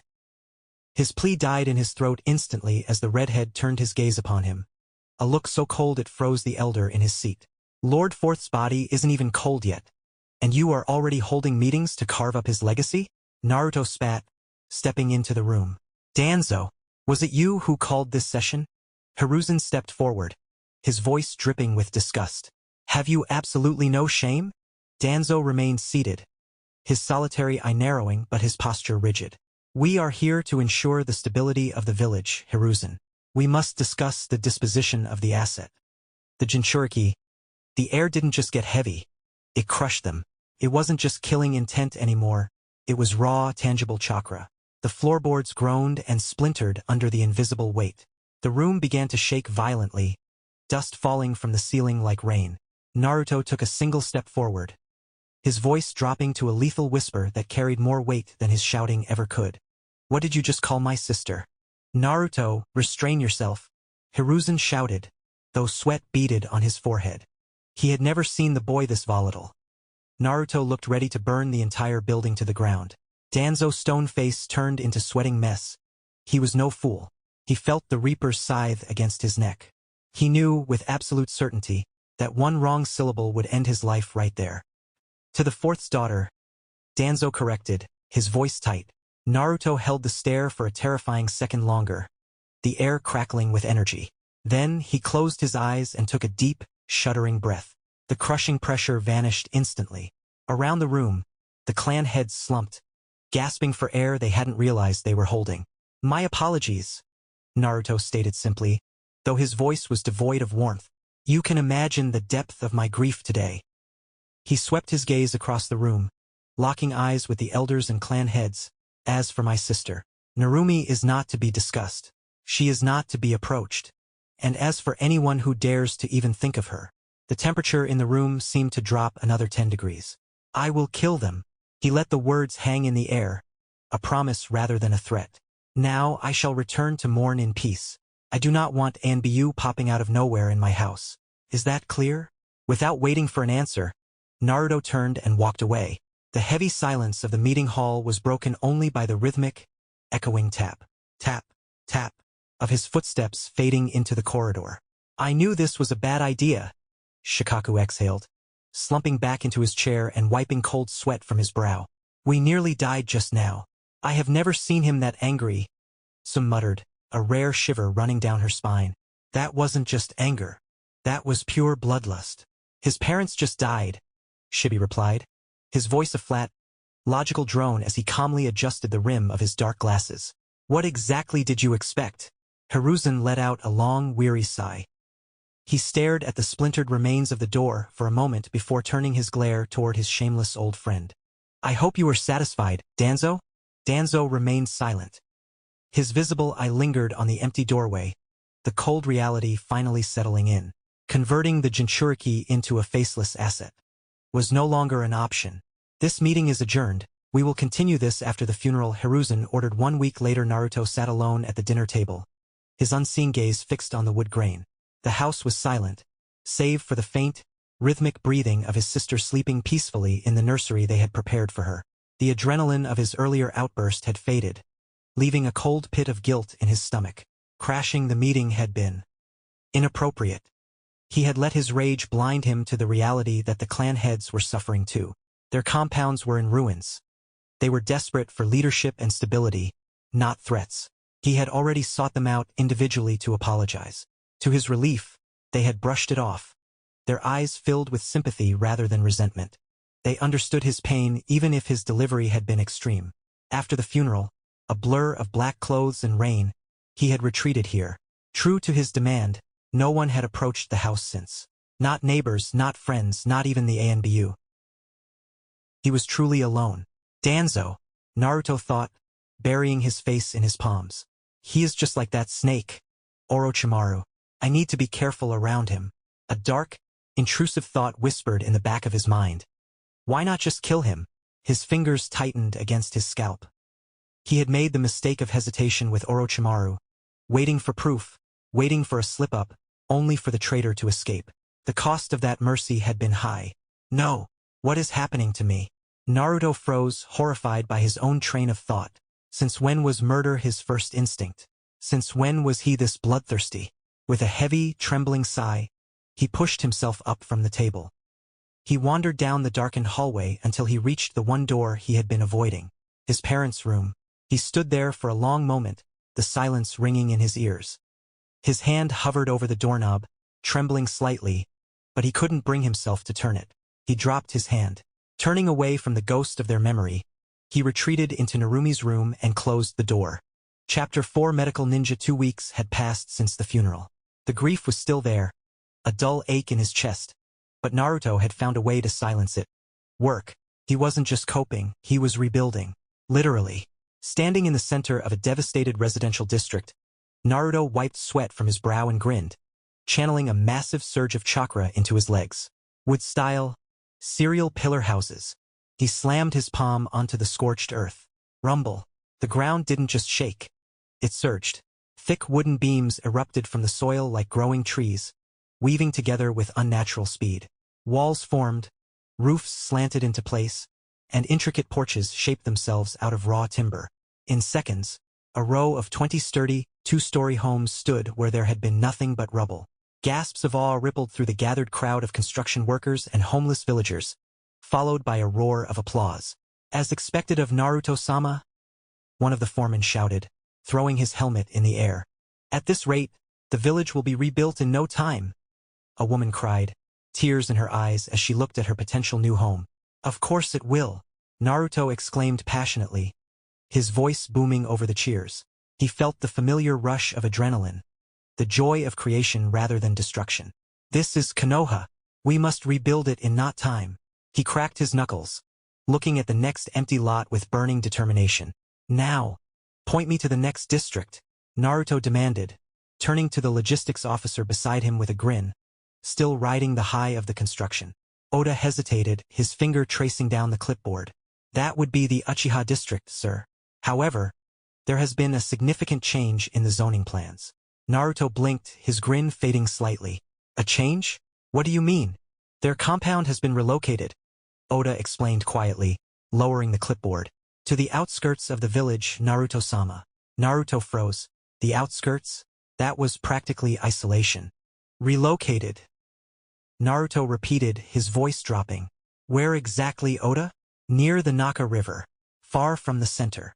Naruto frowned, a shadow crossing his face as the political implications settled in. He stared at the horizon for a long moment, saying nothing. Finally, he gave a sharp, decisive nod. Let's go. So, Fugaka-san? Naruto asked, looking over the barren plot of land designated for the main house. Do you want the head family's estate larger than the standard? Or perhaps a different architectural style? It matters little, Fugaku grumbled, staring at the dirt with a scowl etched deep into his face. The indignity of the relocation was clearly gnawing at him. Just get it done, Naruto. Fugaku! Makoto scolded sharply, stepping forward. Be more polite. Naruto-kun is here to help us rebuild when he has 1,000 other duties. Fugaku crossed his arms, looking away like a petulant child. I said nothing wrong. Naruto laughed, a warm, disarming sound that cut through the tension. Please, don't worry about it, Makoto-san. I've known Fugaka-san long enough to be used to his unique charm. We are truly in your debt, Naruto-sama, Itachi said softly, bowing his head with perfect, respectful form. Naruto waved a hand dismissively, his expression brightening. Don't thank me, Itachi. I am just doing my job as a shinobi of this village. He cracked his knuckles and turned toward the empty field, his chakra flaring to life. Now stand back. Let's build the Uchiha home. How is my little one? Naruto cooed, tossing the giggling bundle of joy high into the air. I've been busy, Narumi. Sorry for leaving a clone with you all day. Hap, she babbled, drool bubbling at the corner of her mouth as she clutched at the air. You don't even know what a clone is, right? Naruto chuckled, catching her with practiced ease and laying her gently on her back.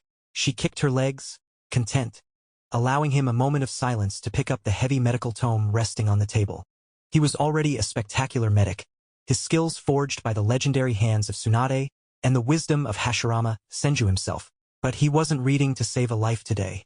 He was reading to find inner peace, the intricate diagrams, the flow of chakra, the absolute precision required for high-level medical ninjutsu.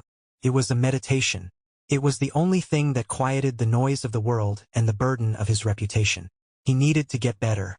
Not for war, but for himself. He needed this peace. "I'm leaving, Naruto." Naruto said nothing. He remained seated in the high-backed armchair, his profile illuminated only by the flickering orange glow of the hearth. He stared intently into the fire, as if reading a story in the burning logs.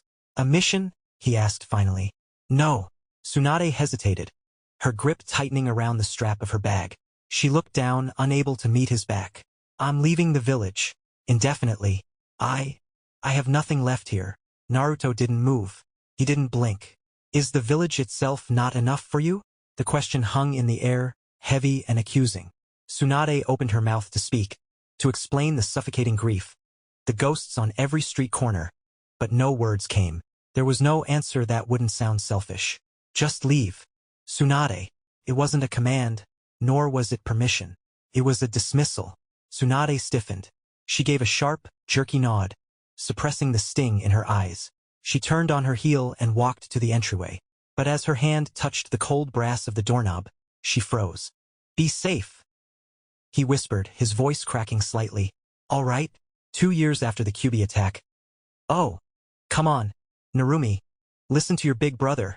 Naruto sighed in exasperation, brandishing a spoonful of banana pudding like a peace offering. "Nah, Nii-san." Narumi huffed, crossing her tiny arms and turning her head away with dramatic flair. Naruto blinked, the spoon hovering in midair. "Where did you even learn that attitude?" "Goodness." His battle of wills with the toddler was interrupted by a soft knock at the front door. Setting the bowl down, he wiped his hands and went to answer it. He opened the door to find the Uchiha matriarch standing there with a warm smile, accompanied by her eldest son, Itachi, who was wearing a fresh, gleaming forehead protector. "Makoto-san. And young Itachi, too. We were in the neighborhood and thought we'd stop by to check on you," Makoto explained gently. "Naruto-sama." Itachi greeted with a respectful bow. "You've done well. Please, come in," Naruto said, stepping aside to usher them into the warmth of the home. As soon as they entered the living room, Makoto's eyes lit up. "Oh, look who's here. If it isn't little Narumi," she cooed, crouching down to scoop up the blonde bundle of cuteness. "Grhhh," Narumi grumbled, narrowing her eyes at the intrusion. Makoto froze, a large sweat drop appearing on her brow. "Did she just growl at me?" "Ignore her. She's a moody one today," Naruto chuckled, gesturing for them to join him at the table. "Please sit down. I heard you graduated, Itachi?" Itachi nodded as he took a seat, his posture perfect. "Yes, Sir Lord Third thought it was suitable." "The Sandaime thought correctly," Naruto agreed, pouring tea for his guests. "Special talents must be cultivated carefully." Itachi hesitated, his gaze lowering to the steaming cup in his hands. I wanted to ask you something, Naruto-sama." Naruto raised an eyebrow, sensing the boy's seriousness. "What is it?" "I've been hearing rumors that you have barely taken any missions since the Kyuubi attack. Some people are whispering that you have retired." Naruto's eyes widened in genuine surprise. He glanced at Makoto, who was frowning deeply as she bounced a skeptical Narumi on her knee. "Retired?" Naruto shook his head, a mix of amusement and confusion on his face. "I am certainly not retired. I work at the hospital daily. I am the head of the hospital and the best medical ninja in this village. Well, since Tsunade left, anyway. But what about being a shinobi?" Itachi pressed, his young eyes searching Naruto's face. "A combatant?" "I am a shinobi, Itachi, but nothing necessitates my presence on the battlefield these days. Besides, sending me to other villages would cause havoc." Naruto replied calmly, leaning back in his chair with a knowing look. "We are in peaceful times. I am simply appreciating that peace, just like everyone else should." Itachi looked down, seemingly embarrassed. I apologize if I crossed a line." Naruto smiled gently at the polite genin, his expression softening into one of brotherly warmth. "When it comes to you, I would never be offended. Just don't listen to whispers, deal? They call me retired." "Can you believe the audacity?" Naruto exclaimed, throwing his hands up in amused disbelief. He slumped back into the chair across from the Hokage's desk, crossing his arms with a huff. "Those Uchihas. I never liked them." No wonder Tobarama-sama always kept a wary eye on the lot of them, he grumbled. Hiruzen chuckled, puffing on his pipe. Well, you certainly didn't seem to hate them when you personally rebuilt their entire compound from the ground up. Naruto rolled his eyes, waving a dismissive hand. That was duty, nothing more. They are part of the village, and the village must be whole. You know, Hiruzen began, leaning forward slightly, I could assign you a high-profile mission. Clear up the doubts once and for all. Naruto shook his head immediately. No need. Rumors are just wind. If something actually requires my attention, I know you will find me. Besides, the hospital needs me. Hiruzen offered a warm, knowing smile. Just make sure you don't get rusty, my boy. You are 14, not 40. Naruto stood up, a confident smirk tugging at the corner of his lips. Don't worry when it comes to that, Sandame. Looks like you haven't found your piece yet, Naruto said softly, his footsteps silent on the grass as he approached the lone Nbu standing guard over the dead. I believe. I am not as strong as you are, the silver-haired ninja replied, his voice muffled behind the porcelain mask. Not as a shinobi, but as a person. Naruto stopped beside him, looking out at the rows of stone. I just bury myself in the work, Kakashi. It helps, seeing people smile because I was there. It quiets the noise. I bury myself in work, too, Kakashi murmured. Naruto turned his head, his blue eyes piercing. Thrusting your hand through people's chests on a daily basis will never heal you. Kakashi stiffened. He turned slowly, the blank eyes of his mask staring at the redhead. Since when were you this soft? I don't know, Naruto sighed, turning his gaze back to the gray sky. I guess I'm just growing up. 3 years later. Young lady, come here at once. Naruto's wood clone stood with his arms crossed, tapping his foot as the little blonde girl trudged toward him, looking thoroughly annoyed. What is it now, Nisan? You didn't wash the dishes. Yeah, maybe because I was busy training? She huffed, blowing a strand of hair out of her face. And, Naruto raised an eyebrow. Can't you just create a shadow clone to handle the chores while you train? Narumi blinked blankly. What? Naruto paused. Right. He would never get used to this. He simply couldn't comprehend that his little sister or anyone really wasn't as instinctively skilled as he was. I was spamming jutsu when I was her age, he thought, a faint, nostalgic smile touching his lips as he remembered his sensei's grueling lessons. Fine, he sighed, crouching down to her level. I will teach you a jutsu. Narumi's annoyance vanished instantly, replaced by beaming, unadulterated joy. Really? Please, Nisan. But then her excitement faltered. She tilted her head, looking at him with genuine confusion. But, wait, Nisan. What is it? Aren't you just a doctor? She squinted at him suspiciously. Do you actually know any real jutsu? Naruto froze. He stood there, utter horror etched onto his face. Somewhere inside the hospital, the original Naruto dropped his teacup. She thinks I'm a loser, Naruto muttered, his voice muffled as he buried his face in his palms, elbows resting heavily on the tea shop table. A loser. Guy slammed his teacup down, staring at Naruto with wide, incredulous eyes. But Naruto, there is literally a statue of you in the center of the village. A monument to your youthful brilliance. How can she possibly think that? There is nothing written on it, Guy, Naruto groaned without looking up. It just says, the boy wonder. To her, that's just some random guy in stone. Asuma scratched his beard, looking thoughtful. Well, maybe show her a jutsu or two. You know, something flashy? Oh God. Naruto dragged his hands down his face, looking utterly defeated. I tried. I showed her wood clone and shadow clone. She just laughed. Asuma's sweat dropped. Seriously, Naruto clones? Naruto, look at me, Kurenai said softly, placing a comforting hand on his trembling back. You are arguably the greatest shinobi in the entire elemental nations. The 5 Kage themselves couldn't hold a candle to you. Just relax. She's just a baby. 2 years later, ha! Now that hit the spot. Naruto sighed contentedly, setting his empty bowl on the counter with a loud, satisfied clack. Beside him, Narumi eyed the greasy, orange remnants of the broth with undisguised suspicion. That doesn't look healthy. It isn't, Naruto corrected cheerfully, wiping his mouth with the back of his hand. It is happiness. That is why we consume it in moderation. TSK, you're just a nerd, she scoffed, poking at her own vegetables. Naruto grinned, puffing out his chest with mock indignity. Hey, show some respect. Say, did you ever hear about the legendary Konoha's boy wonder? Narumi gave him an incredulous look, one eyebrow raised perfectly. The boy wonder? Please, that's nothing but a myth. Naruto blinked, his grin faltering slightly. What are you talking about? It was obviously just wartime propaganda created by the village, she stated matter-of-factly, waving her chopsticks. I mean, think about it logically. A 10-year-old child fighting the Third Reikage to a standstill and forcing an entire battalion to retreat? Seriously, it's physically impossible.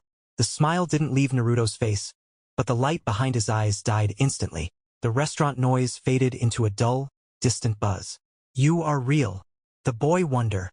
So you really exist. He's just a demon. How can a mere child terrify me like this? The screaming voices of dead men echoed in his skull, overlapping with the scent of blood and ozone. The impossible things he had done. The childhood he had traded away. Yeah, Naruto muttered, his voice suddenly hollow, staring blankly into the dregs of his soup. Just a myth. Narumi paused. She noticed the sudden shift, the way his shoulders slumped as if under a heavy weight, and the way his eyes seemed to look through the counter rather than at it. Her teasing died in her throat.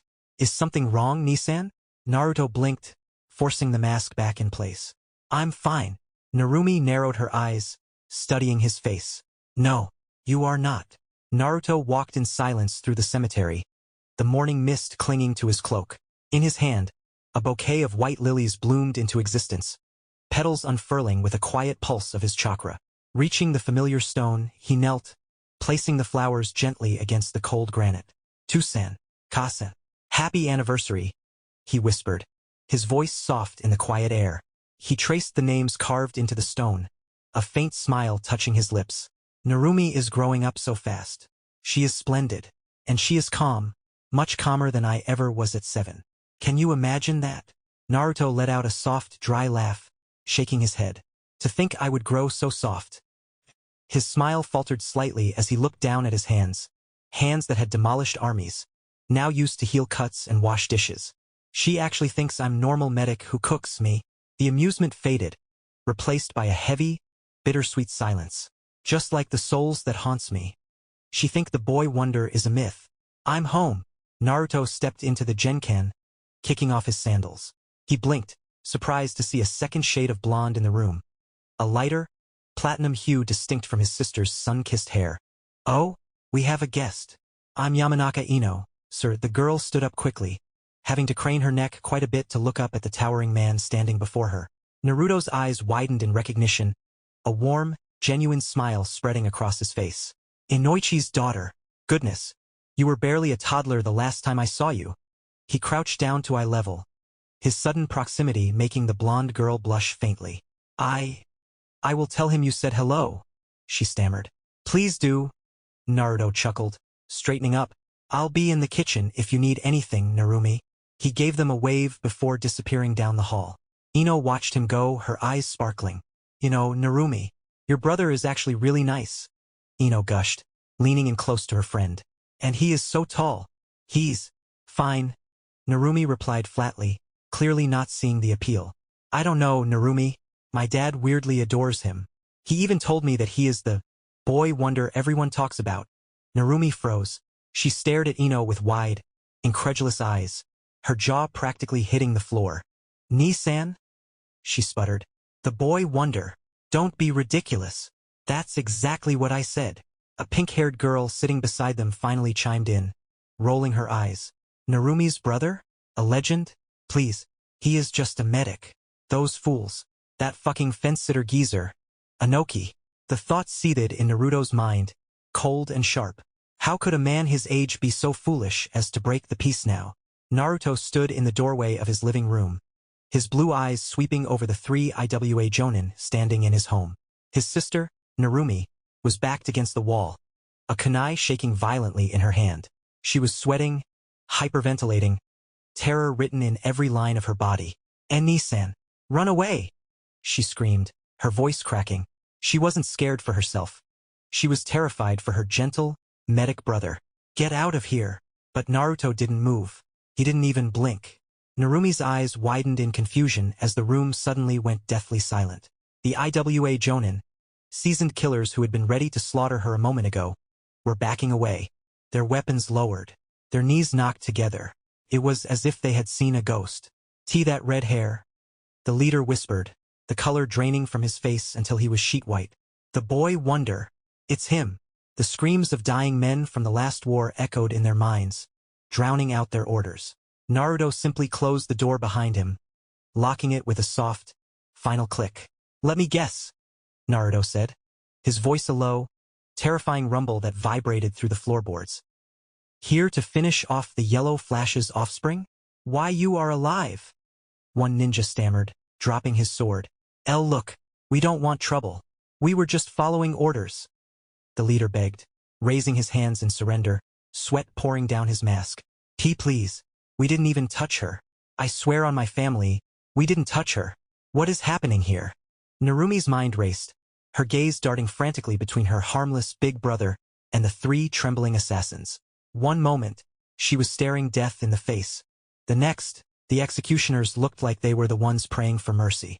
"I really don't want to slaughter you in front of my little sister," Naruto stated, his voice devoid of emotion, as if he were discussing the weather rather than a massacre. "She is young, impressionable. I'm sure you understand." "Why, yes," the leader yelped, clutching at the lifeline. "Oh, of course. She is just a child. A lot of blood wouldn't be good for her. We understand perfectly." Naruto's eyes narrowed slightly. Good. Now, leave."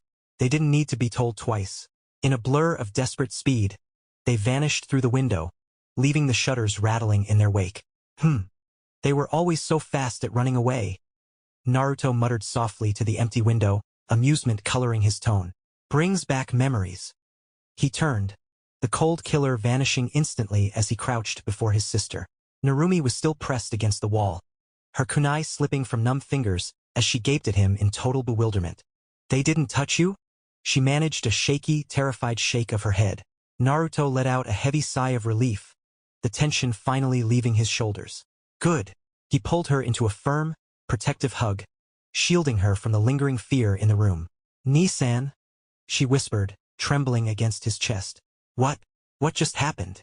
"Nothing," Naruto murmured, stroking her hair calmly. "They just had some flashbacks, that's all. Go to sleep, Narumi."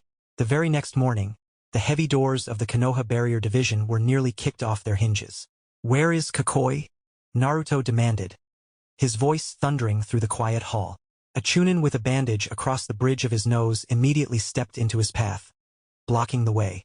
"Sir, you can't just bust in here like this. This is a restricted area." "Ha!" Naruto stopped, looking down at the chunin with disbelief. "Who the hell are you? Out of my way. I said stop." Kotetsu reached for his weapon, ready to retaliate, but he was suddenly yanked back by his terrified partner. "Why, you fool? Stop!" Izumo hissed, his face pale as he gripped Kotetsu's vest. "Do you want to die?" "That is Namikaze Naruto."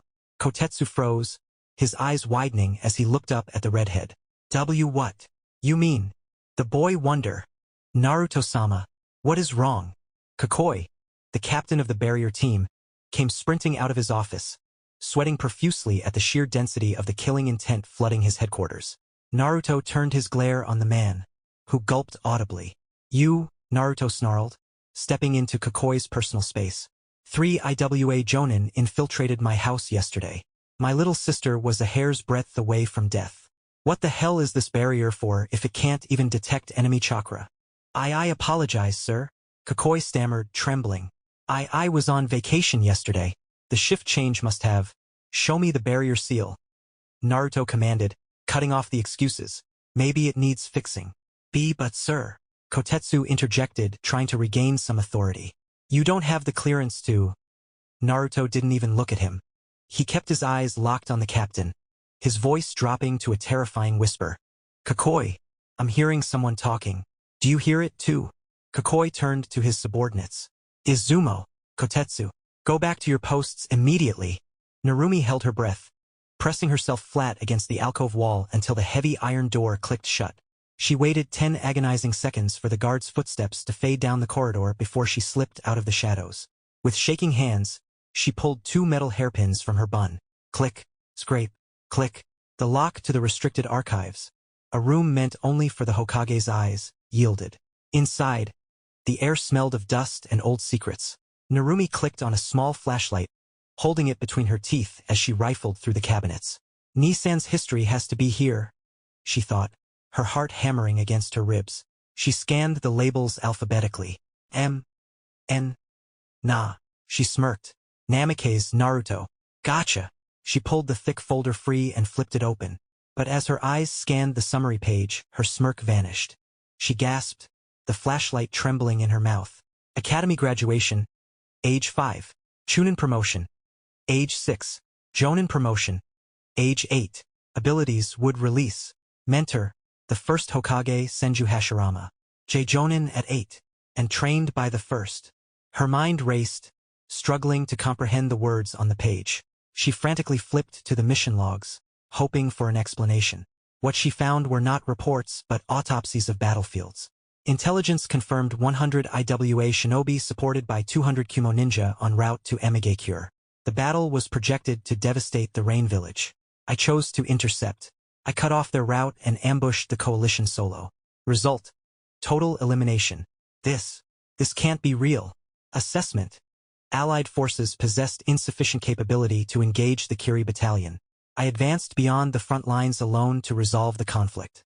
Enemy count: 500 units. Status: neutralized. 500. Engagement with the 4th Kazekage, Raza. He required a lesson in hierarchy. I provided it. Suna shall never dare raise a finger against Konoha again. The folder slipped from Narumi's numb fingers, hitting the floor with a dull thud that echoed in the silent room. She stared at the scattered papers, feeling like her mind was fracturing. He wasn't just a doctor. He wasn't even just a ninja. What is he? The oppressive weight of Naruto's chakra vanished as quickly as it had arrived. There? Naruto murmured, wiping a smudge of ink from his thumb as the barrier seal hummed with a renewed, steady rhythm. The sensory detection frequency was slightly off-sync. It won't happen again. He turned around, the terrifying boy wonder gone, replaced by a sheepish, slightly embarrassed man. He looked at the Chunin with the bandage across his nose, who was still stiff with adrenaline. I apologize for my outburst earlier, Naruto said, bowing his head slightly, a gesture that shocked the room. My sister's safety clouded my judgment. I shouldn't have taken it out on you. Kotetsu blinked, his mouth opening and closing like a fish. Yua. No, sir. It's understandable. And you? Naruto continued, stepping closer and placing a firm hand on Kotetsu's shoulder. Standing your ground against me? Apparently because of protocol? That takes guts. Most people would have folded. Kotetsu is committed shinobi. Sir Kokai added with smile. Naruto grinned, his blue eyes crinkling warmly. You're a good shinobi. Come on, grab your partner. Lunch is on me today. I hear the barbecue place has a discount. Naruto hummed a soft, peaceful tune as he stirred the stew, the savory aroma of herbs and root vegetables filling the warm kitchen. He found himself enjoying these quiet moments more and more lately. He suspected he had inherited this love for cooking from his mother. Click.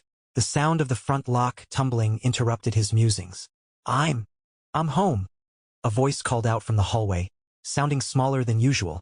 In the kitchen. Naruto replied cheerfully, tapping the wooden spoon against the pot in a rhythmic beat. Narumi walked down the hall, her footsteps unusually heavy. She stopped at the kitchen doorway, her hand gripping the frame until her knuckles turned white. She stared at the scene before her. There he was, cooking dinner, humming. How is this possible? She gazed at his broad back. He looked so utterly normal. Well, aside from the cascading fiery red hair and his ridiculous height, he looked like any other big brother. A little goofy, a little strict, completely harmless. But the file. And what happened yesterday? Ambushed 500 soldiers alone. Taught the Kazekage a lesson. Konoha's boy wonder. She shook her head violently, trying to banish the words from the archive. No, that monster isn't real.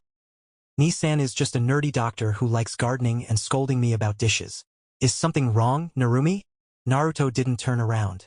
He didn't stop stirring. His voice was calm, casual, yet it cut through her thoughts like a kunai thrown in the dark. Narumi froze, her heart skipping a beat. He saw through me, without even looking. I am fine, Nisan, she stammered, forcing her voice to remain steady. Well, if you're fine, Get the table ready? Naruto said, finally glancing over his shoulder with a warm, unsuspecting smile that made her stomach twist. Stew's done. Narumi nodded stiffly. She moved robotically to the cupboard, grabbing the plates with trembling hands. As they sat down to eat, the usual banter was absent. Narumi stared at her reflection in the soup, silent and terrified, wondering just who exactly was sitting across from her. How is it? Naruto asked, breaking the silence as he munched on his rice. It's fine, Narumi muttered, pushing the carrots around her plate with her chopsticks. You've barely touched it. I said it's fine. Naruto blinked, surprised by the sudden outburst. He set his bowl down slowly, deciding to pivot to safer territory. Next week you start the academy, he said, forcing a cheerful tone. The first step to becoming a ninja. Do you want any tips? Narumi didn't answer immediately. She stabbed a piece of broccoli, her eyes narrowed. Hey Nisan. Why don't you ever go on missions? Why do you spend your whole day safely in the hospital? Naruto smiled. Because I'm a medic, Narumi. What is wrong? Narumi looked up, her gaze piercing. Were you healing people when you were my age? The smile faltered. No. Why? Because. At what age did you graduate? She demanded, her voice rising. Naruto looked away. 5. And when did you become a jonin? Why are you asking so many questions? Naruto snapped, his patience fraying. I'm not a fool. You think I didn't notice how the assassins escaped just by looking at you? Narumi yelled, slamming her hands on the table. Enough! The word didn't just leave his mouth. It exploded out of him. For a split second, his control slipped. The air in the kitchen grew instantly heavy, crushing, and hot, suffocatingly dense with chakra crack boom. The solid oak dining table didn't just break. It disintegrated. Splinters and sawdust exploded outward, raining down onto the floor like confetti. What is this? Narumi gasped, shielding her face from the debris. She lowered her arms slowly, staring at the pile of wood chips that used to be their dinner. She looked up at her brother, her eyes wide with a primal, instinctual fear she had never felt before. Naruto froze. The red flush of anger drained from his face, replaced by absolute horror as he saw the terror in his little sister's eyes. Narumi, I'm so sorry, he stammered, reaching out a trembling hand. I didn't mean to. Narumi took a step back. She stared at him, the pieces finally clicking together.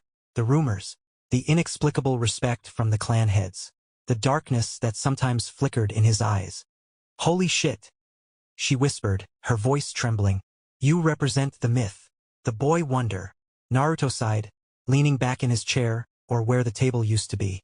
I never claimed to be a myth, and that name wasn't Konoha's propaganda. It was Kumo's. Naruto's chest heaved as he spoke, his voice rough with the memory of war. He looked at his sister across the ruin. The terror he had seen in her earlier was gone, replaced by a burning, unyielding need for the truth. They lie to their own shinobi, Naruto said, his eyes darkening. They sent them to the slaughter again and again, telling them I wasn't real, because the alternative that a single child was wiping out their battalions was too terrifying for them to accept. He saw the look in her eyes, the realization. You! Naruto narrowed his eyes. You broke into the archives. Narumi gave a small, guilty nod. Naruto groaned, rubbing his temples aggressively. Why are you like this, Narumi? He lamented. Why couldn't you just be a normal, simple girl who likes playing with dolls or chasing boys? Goodness. He looked up at her, genuinely baffled. How did you even get in there? The security seals are top tier. Narumi fidgeted with her sleeve. I picked the lock. With what?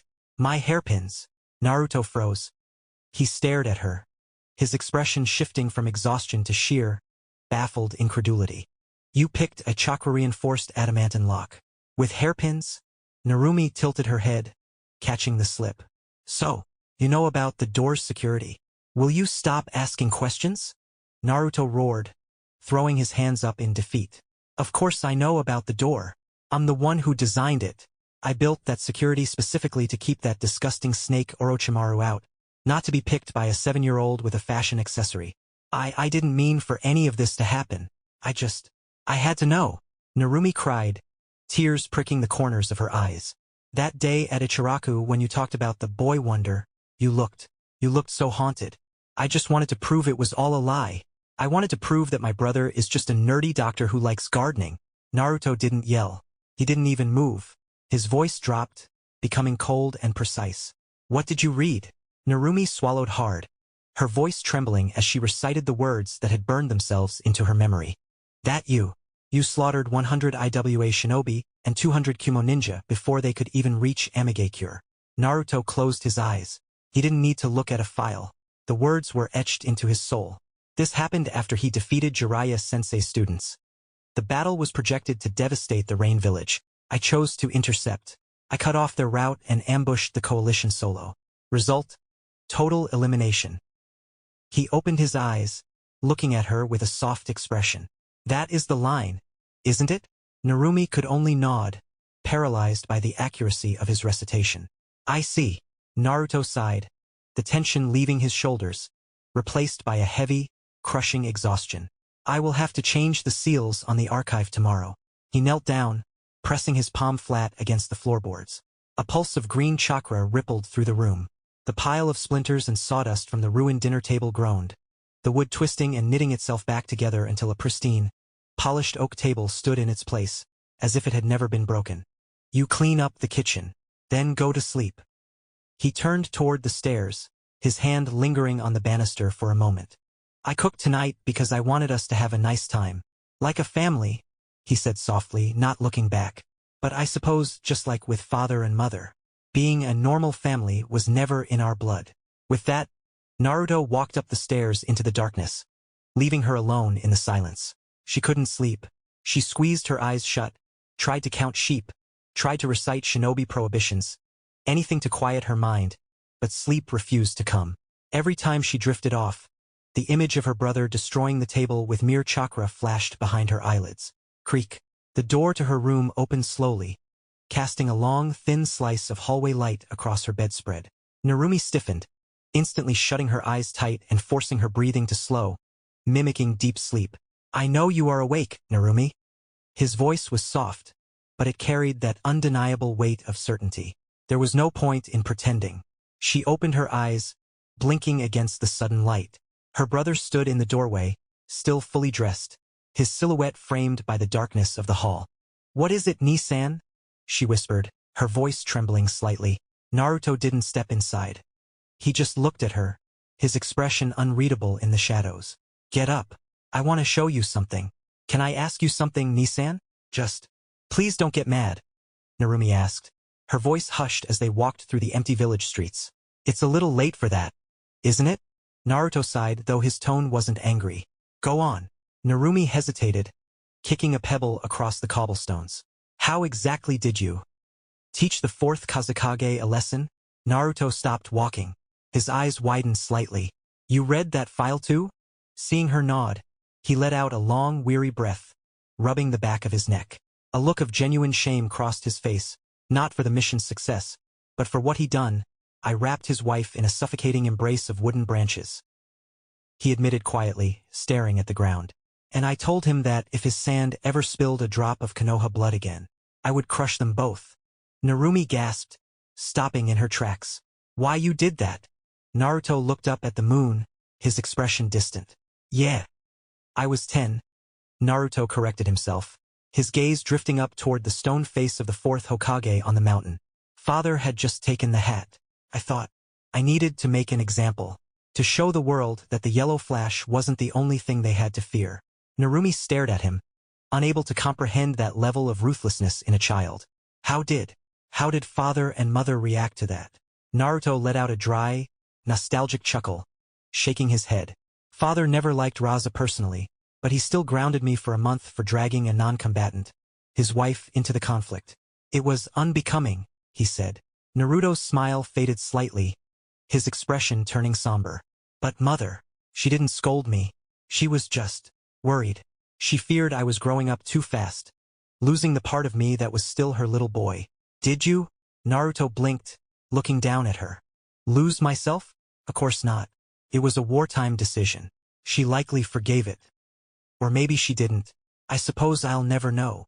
He stopped walking, gesturing to the open space before them. We are here. Narumi looked around at the overgrown, silent forest clearing. A training ground?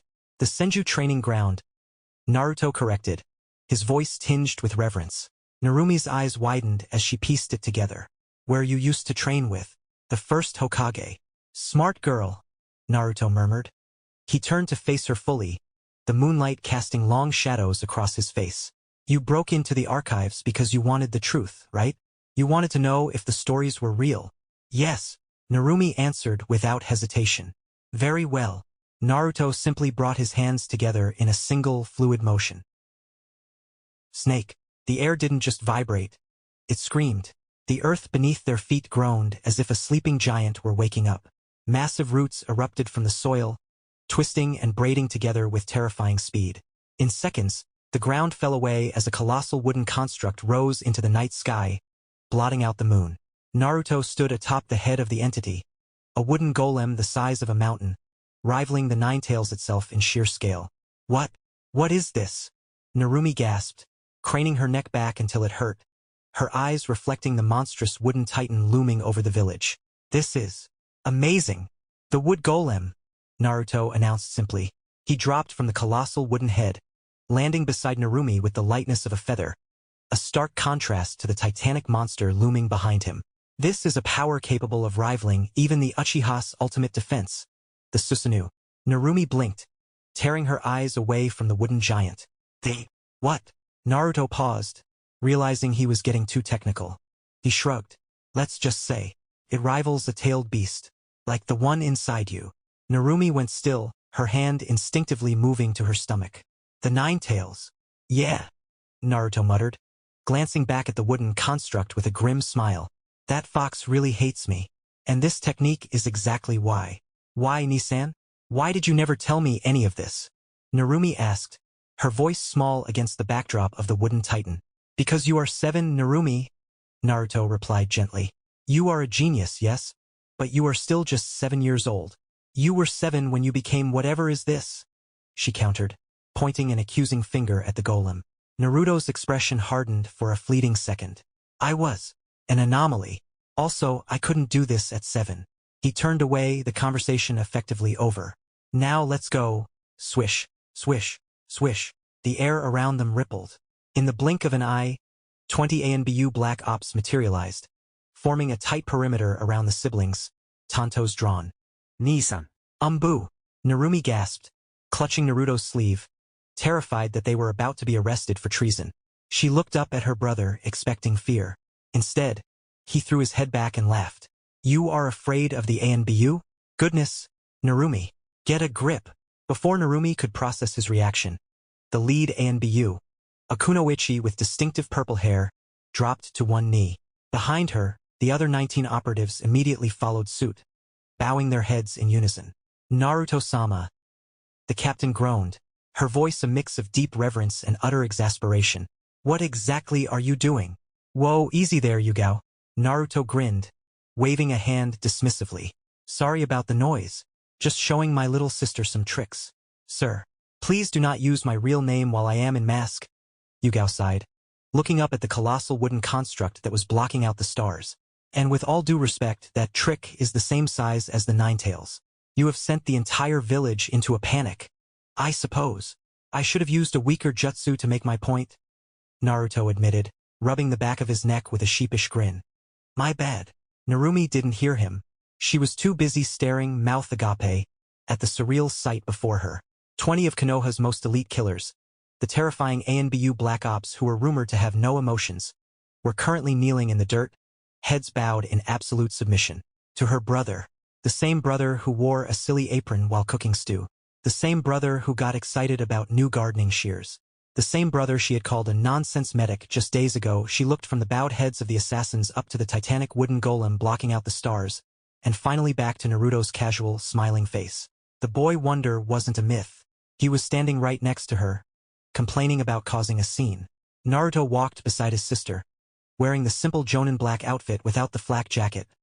Well, Naru, I wish I had some sage wisdom for you, he admitted, scratching the back of his neck as they approached the bustling crowd of parents and children.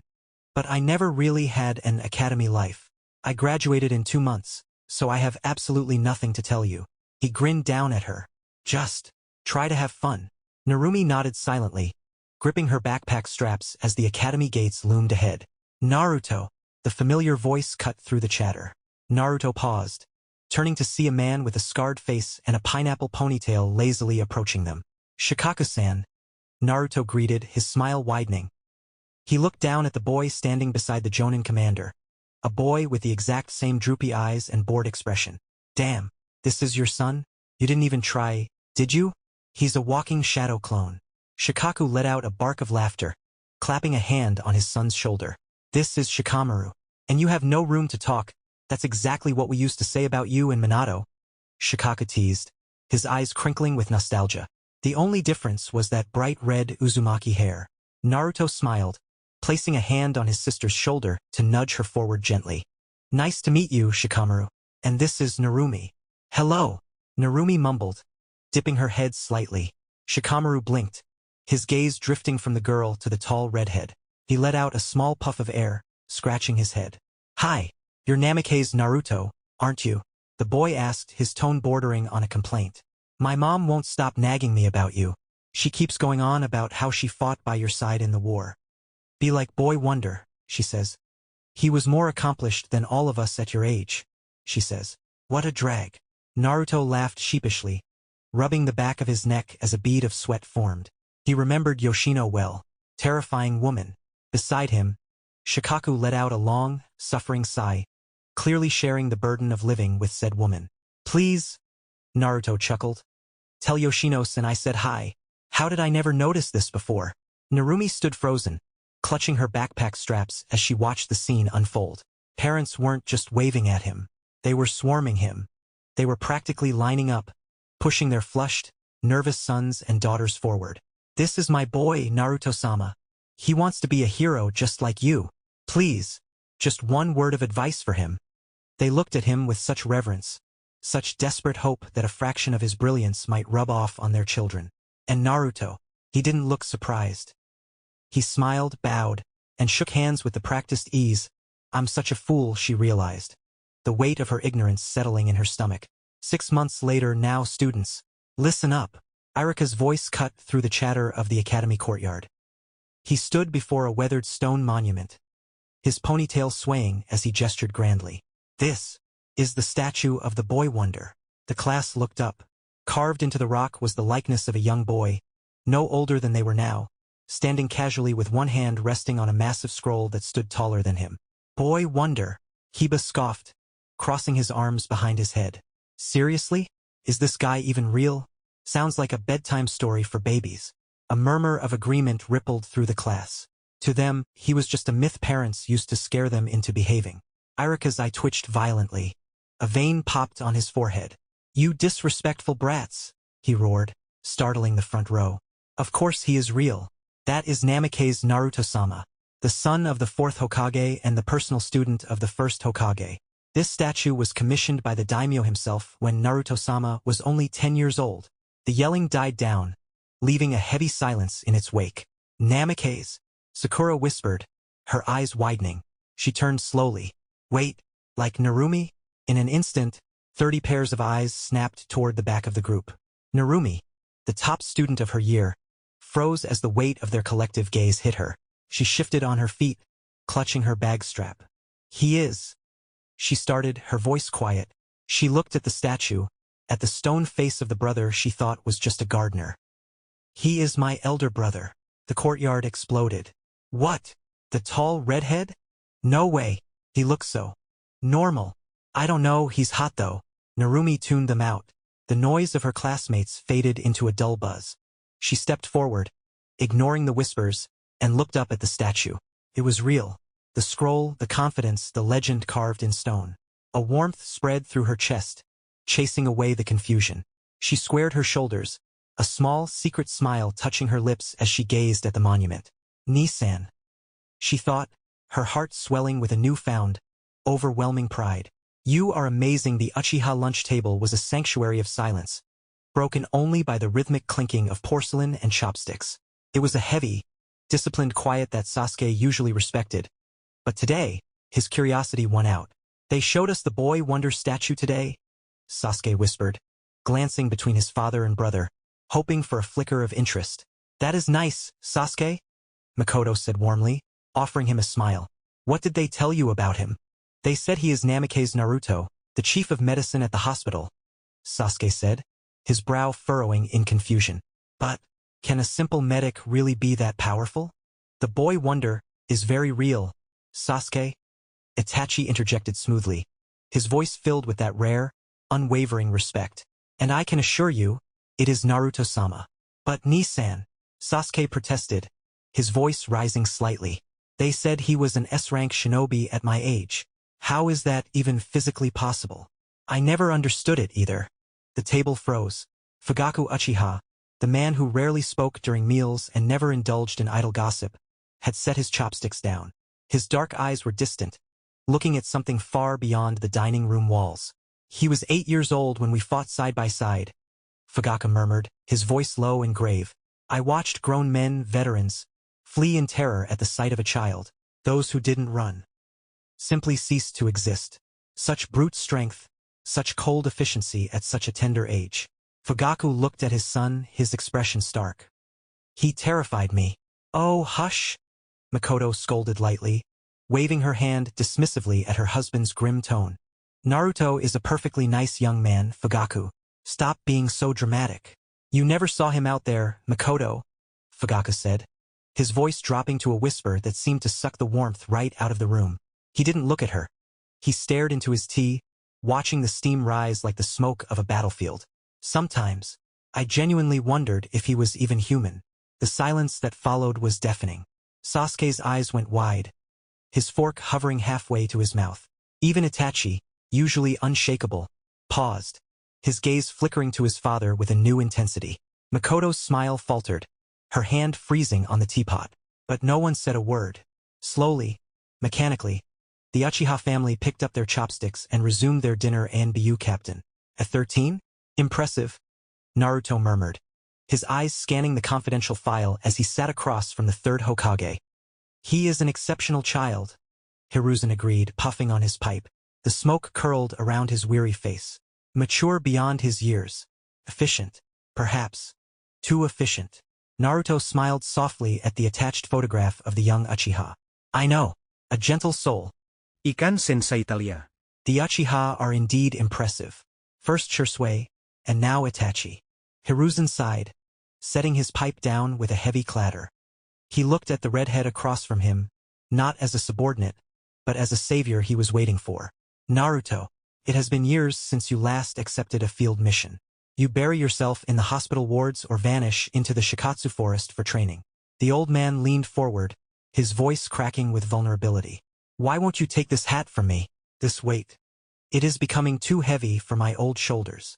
Naruto looked up, his expression unreadable. You think I am ready? Hiruzen let out a dry, humorless chuckle. You already act more like a Kage than I do. I feel my grip slipping, Naruto. Every decision feels like a mistake lately. Naruto frowned, his voice firm and commanding. Do not say that. We are all your students, Hiruzen-sama, if you are referring to the Hyuga incident. It was a tragedy, yes, but Hisashi made a choice to protect the village. He gave his life for Konoha, just as any of us would. Hiruzen closed his eyes, accepting the comfort, even if he didn't fully believe it. I will speak to the daimyo, though. In truth, there is little to discuss. The decision was made long ago. The day Minato took this office, it was already decided. Naruto froze. What do you mean? Hiruzen smiled, a sad, nostalgic look entering his eyes. The very day your father became Hokage, he spoke privately with me and the fire daimyo. He named you his successor then and there. Unofficially, of course. But his intent was clear. Tusan did that, Naruto whispered, his voice trembling. He didn't just see you as a son, Naruto, Hiruzen said softly. He saw you as a friend, comrade. Perhaps because the age gap between you was so small. You two shared a bond one have never seen before or since. Naruto said nothing. He couldn't. He simply turned his head, his vision blurring as he gazed up at the portrait on the wall. The fourth Hokage stared back, so cold in paint, so calm in expression, yet so utterly gentle in memory. Talk to the daimyo. I'm ready. 1 week later. Look at you. First in every single subject. As expected from Dad's girl. Naruto beamed, his chest swelling with pride as he aggressively ruffled his sister's hair. Narumi swatted his hand away, blushing faintly. It was easy, anyway. There is only one first place, Narumi. That means it wasn't easy. Naruto corrected gently, his pride undimmed. Narumi nodded, fiddling with her report card. She looked up at him with sudden curiosity. You always call me that, Dad's girl. Why? Naruto's expression softened. He looked at her, really looked at her, seeing the ghost of the yellow flash in her stance. Because you are exactly like him, he said softly. The calculating mind, the natural talent for deception, the speed. Even that golden hair. You are his legacy through and through. Narumi blinked, absorbing the heavy words. Then, what about you, Nisan? What was your style? Naruto chuckled sheepishly, rubbing the back of his neck as he remembered the craters he used to leave behind. Me? I just punched through walls and rearranged the landscape. Narumi stared at him flatly. Oh! Before Narumi could ask another question, a heavy, frantic banging on the door echoed through the house, shattering the warm atmosphere instantly. Naruto's smile vanished. He was at the door in a blink, yanking it open before the wood could splinter. Kakashi stood on the porch, his ANBU mask in his hand, his face pale and glistening with sweat. He wasn't injured, but he looked broken. Kakashi? Naruto scanned him for injuries, his medic instincts flaring. What is it? Kakashi looked up, his visible eye wide, shaking with a horror that refused to settle. The Uchiha, Kakashi rasped, his voice hollow. They are all gone, Naruto. Gone? What do you mean gone?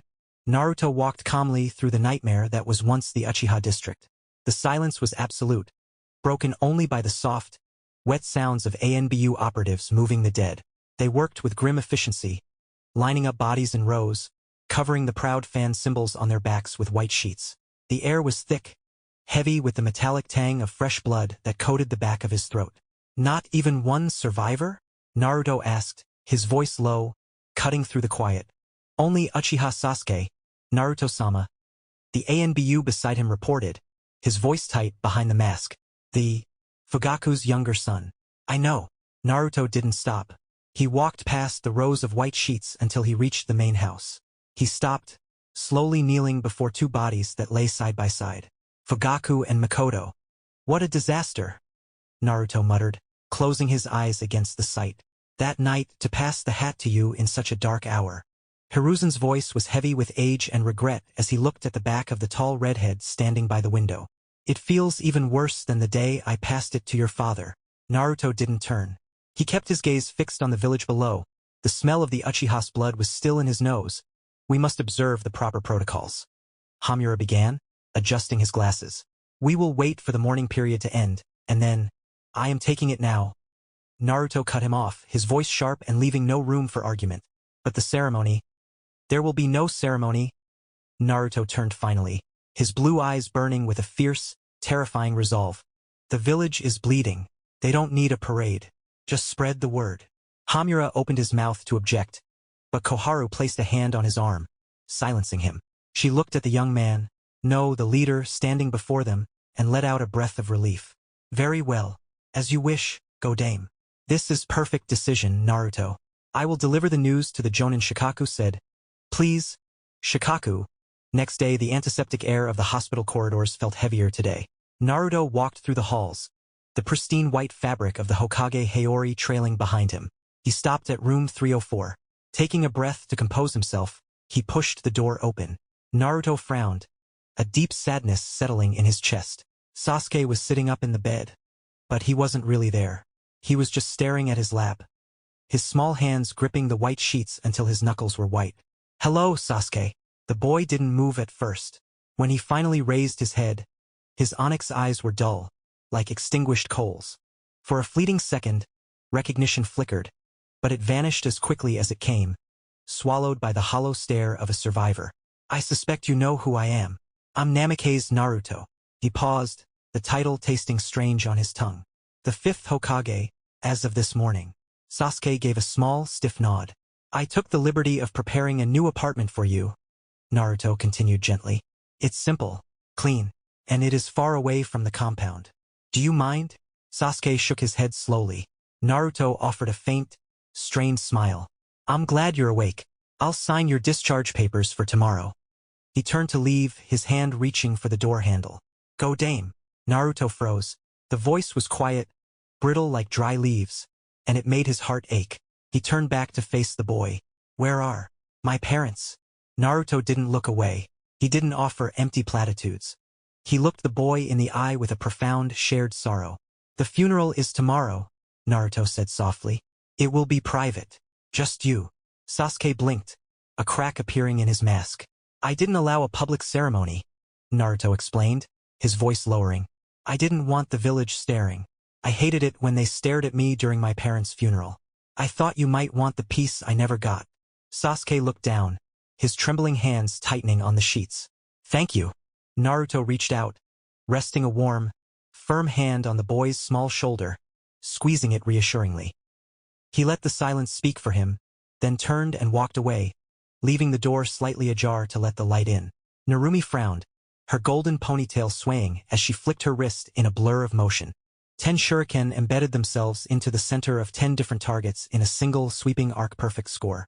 Again, she walked to the targets to retrieve her weapons, her mind far away from the academy training grounds. The house had been suffocatingly quiet since yesterday evening. Ever since that gray-haired NBU had nearly broken down their door, her brother had left and hadn't come back. Is it about the Uchiha? Narumi! She blinked, snapping out of her daze as a familiar, loud voice cut through the air. She turned to see Kiba Inuzuka sprinting toward her, Akamaru barking wildly at his heels. What is it, Kiba? Narumi asked calmly, sliding a kunai from her pouch and burying it in the bullseye without even looking. You're making a scene.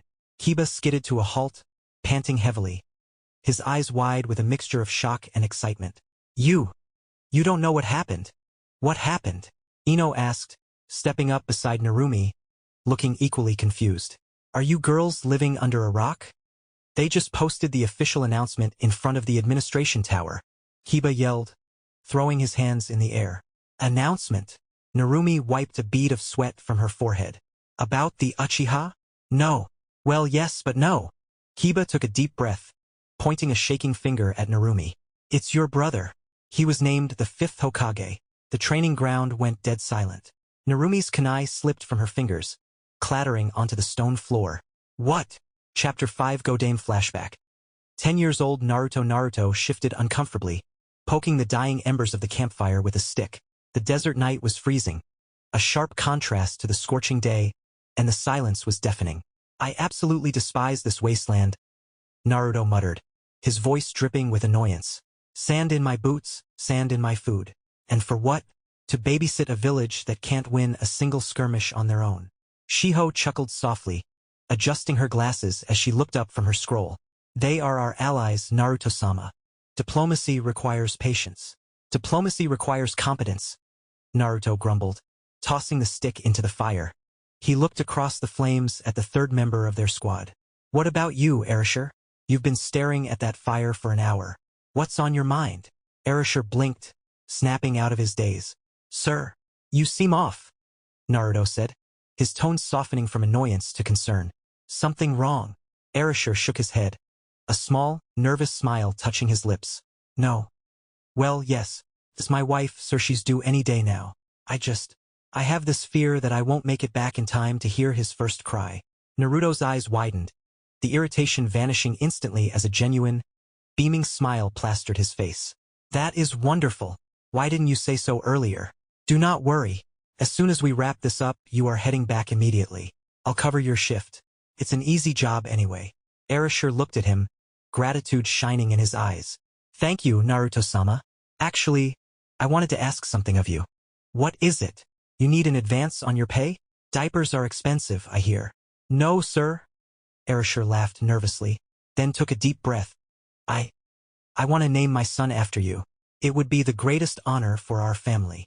Shiho gasped softly, her hand covering her mouth. Naruto gaped, his mouth hanging open. The boy wonder, the monster of the battlefield, looked completely floored. Me? Naruto stammered, pointing at himself. You want to name a baby after me? He rubbed the back of his neck, his face flushing red in the firelight. Damn, Erasure. That is too much. I might actually cry. Naruto was boiling. The heat of the desert morning was nothing compared to the magma coursing through his veins. His vision swam in a haze of red, his senses overwhelmed not by the smell of iron or the dry wind, but by a suffocating, blinding rage. He stood amidst the ruin of 3 Suna shinobi. They weren't just dead. They were erased. Twisted limbs and shattered armor lay scattered across the sand. The price for their arrogance. The price for daring to stand before him, smirking, and delivering the message.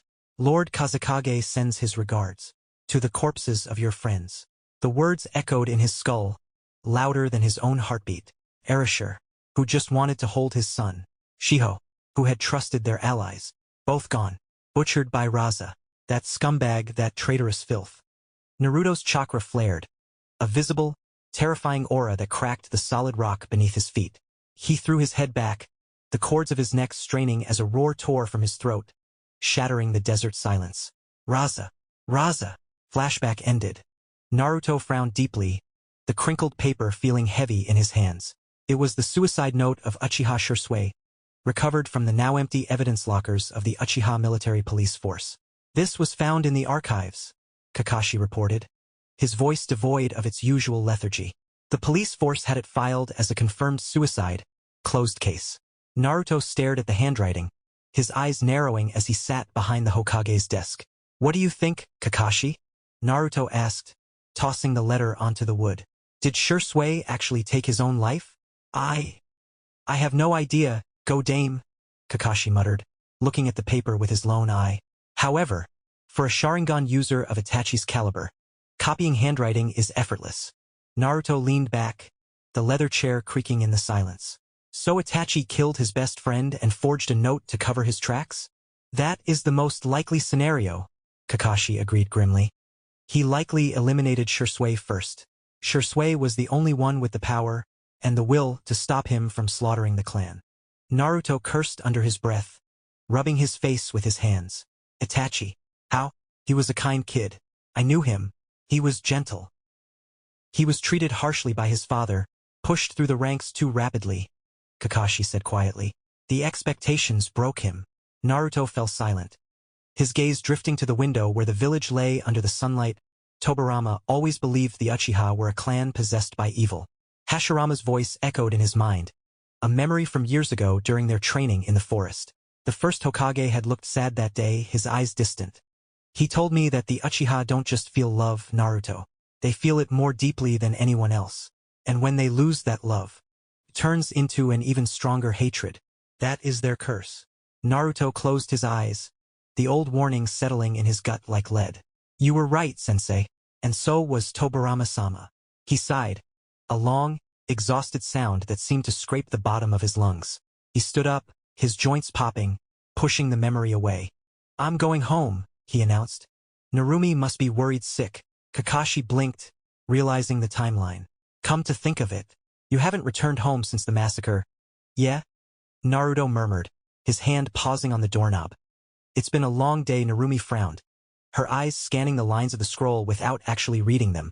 The academy had been suspended indefinitely, and every student had been ordered to return home. The village was locked down, suffocated by a heavy, eerie silence. And through it all, her brother hadn't come home. Click. The sound of the front lock snapping open made her jump. She scrambled up from the table, rushing into the hallway before the door even fully opened. Nii-san. She froze. There he stood. But he wasn't wearing his usual clothes. He was draped in a pristine white robes, the red flames licking the hem, and the heavy kanji for 5th Hokage swaying against his calves. Nii-san. She breathed, her voice trembling. Hey, Naru, Naruto said, his voice raspy with exhaustion. He stepped inside, towing off his sandals with a heavy sigh. Sorry I didn't come back last night. As you can see, things got busy. Narumi pointed a shaking finger at him, her eyes wide. You are actually the 5th Hokage. Yeah? Naruto chuckled softly, a tired but accepting smile touching his lips as he adjusted the collar of the robe. It was inevitable, I suppose. He walked over, ignoring her stunned paralysis, and wrapped a warm, heavy arm around her shoulders, guiding her back toward the living room. Come on, sit down. We need to talk. I mean, you're really going to have your face carved into the mountain? Narumi asked, her eyes sparkling with an unusual, bubbling excitement. She pointed out the window toward the iconic cliffside. Naruto raised an eyebrow, a tired smile tugging at his lips. Well, yes, eventually. I suppose it will take some time, though. How long? A week, maybe? 2. Naruto shrugged, leaning back into the cushions. I carved father's face using earth release, so it was done in seconds. I have no idea how long the stonemasons take to do it the normal way. Narumi's jaw dropped. Wait, you did that? Yeah. Naruto's smile softened, turning melancholic. He looked past her, his gaze drifting toward the monument visible through the window. It was my inauguration gift to him. That is so cool. She bounced slightly on the sofa, unable to contain herself. Do you realize what this means? I'm the daughter and the sister of a Hokage. Naruto laughed, the sound rumbling in his chest, chasing away some of the shadows from yesterday. You're certainly chirpy today, aren't you? 1 week later, Kumogakure, I let out a low, rumbling groan that vibrated through his massive chest. He stared at the mountain of paperwork on his desk with more hatred than he had ever felt for an enemy ninja. Yo, Aniki! I didn't even look up. A vein pulsed dangerously on his temple. I don't have time for your rhyming nonsense, B. Get out. I think you'll make time for this. Aniki. The pen froze in ice hand. The rhythm was gone. The slang was gone. I blinked, looking up slowly. He stared at his younger brother, unsettled by the sudden, grim seriousness etched onto B's usually carefree face. What is it, B? He asked, his voice dropping an octave. Intel just came in from Konoha, B said quietly. He raised his hand, splaying all 5 fingers. The boy wonder. He just took the hat. He's the 5th Hokage. The room went dead silent. Ice eyes widened a fraction. He didn't flinch, he was the rakeage. After all, but a cold, phantom chill raced down his spine. The memory of a battlefield, of red hair and terrified screams, flashed behind his eyes. He exhaled slowly, the tension leaving his shoulders not out of relief, but out of resignation. Well, I leaned back, the heavy leather chair creaking under his weight. I'm not surprised. He looked out the window toward the south, his expression grim. Monster or not, he is the strongest shinobi in the 5 nations. Iwagakure. Flashback. 3rd Great Ninja War. Kitsuchi choked on a curse, the sound wet and rattling deep in his chest. He looked around the clearing, or what used to be a barren, rocky wasteland. Now it was a twisted, chaotic forest. Roots as thick as houses coiled around the crushed bodies of his men like eager serpents, drinking their fill. 150 elite stone shinobi. Gone. Swallowed by the earth in a heartbeat. He was the only one left. He knelt in the blood-soaked mud, his vision swimming as he clutched his shattered arms to his chest, the pain nearly blinding him. You are Kitsuchi, son of the 3rd Tsuchikage. The voice was light, almost melodic, completely out of place in this slaughterhouse. Kitsuchi forced his head up, dread pooling in his stomach like lead. Perched casually on a massive, blood-stained root sat a boy. No, a monster wearing a boy's skin. He couldn't have been more than 9 years old, his vibrant red hair mocking the gray devastation around them. Kitsuchi grit his teeth, forcing his trembling body to still. He scraped together the last shards of his pride, refusing to die begging. Yes, I am, he spat, glaring defiantly into those cold, blue eyes. So finish it. Kill me. Nah. Naruto waved his hand dismissively, a childish pout on his face as if declining a vegetable he didn't like. I don't really feel like it. He hopped down, landing silently on the moss. Just go home, and tell your dad that this. He gestured vaguely to the forest of corpses. Is never going to work. Present-day Kitsuchi snapped his eyes open, the phantom pain in his arms fading as reality settled back in. But the fear remained. Father, I told you we shouldn't have provoked them. Now look. He's taken the hat.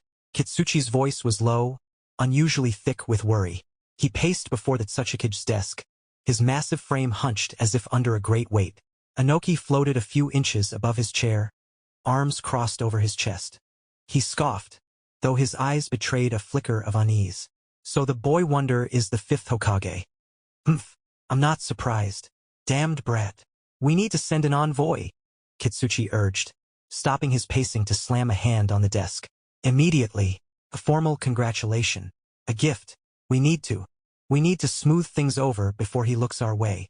Inoki's face turned red, his pride stinging. Kitsuchi, have you no spine? You want the stone to crawl on its belly? You want us to lick Konoha's boots just because a child put on a hat? You stubborn old fool. Kitsuchi roared back, his fear overriding his filial piety. You sat safely in this office during the last war.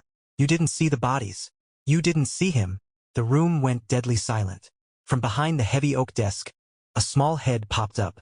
8-year-old Kuratsuchi, who had been boredly stacking rocks on the floor, blinked up at the shouting adults, her brow furrowed. Wait, the boy wonder? She asked, tilting her head to the side, looking purely confused. Grandpa? Isn't he just a myth?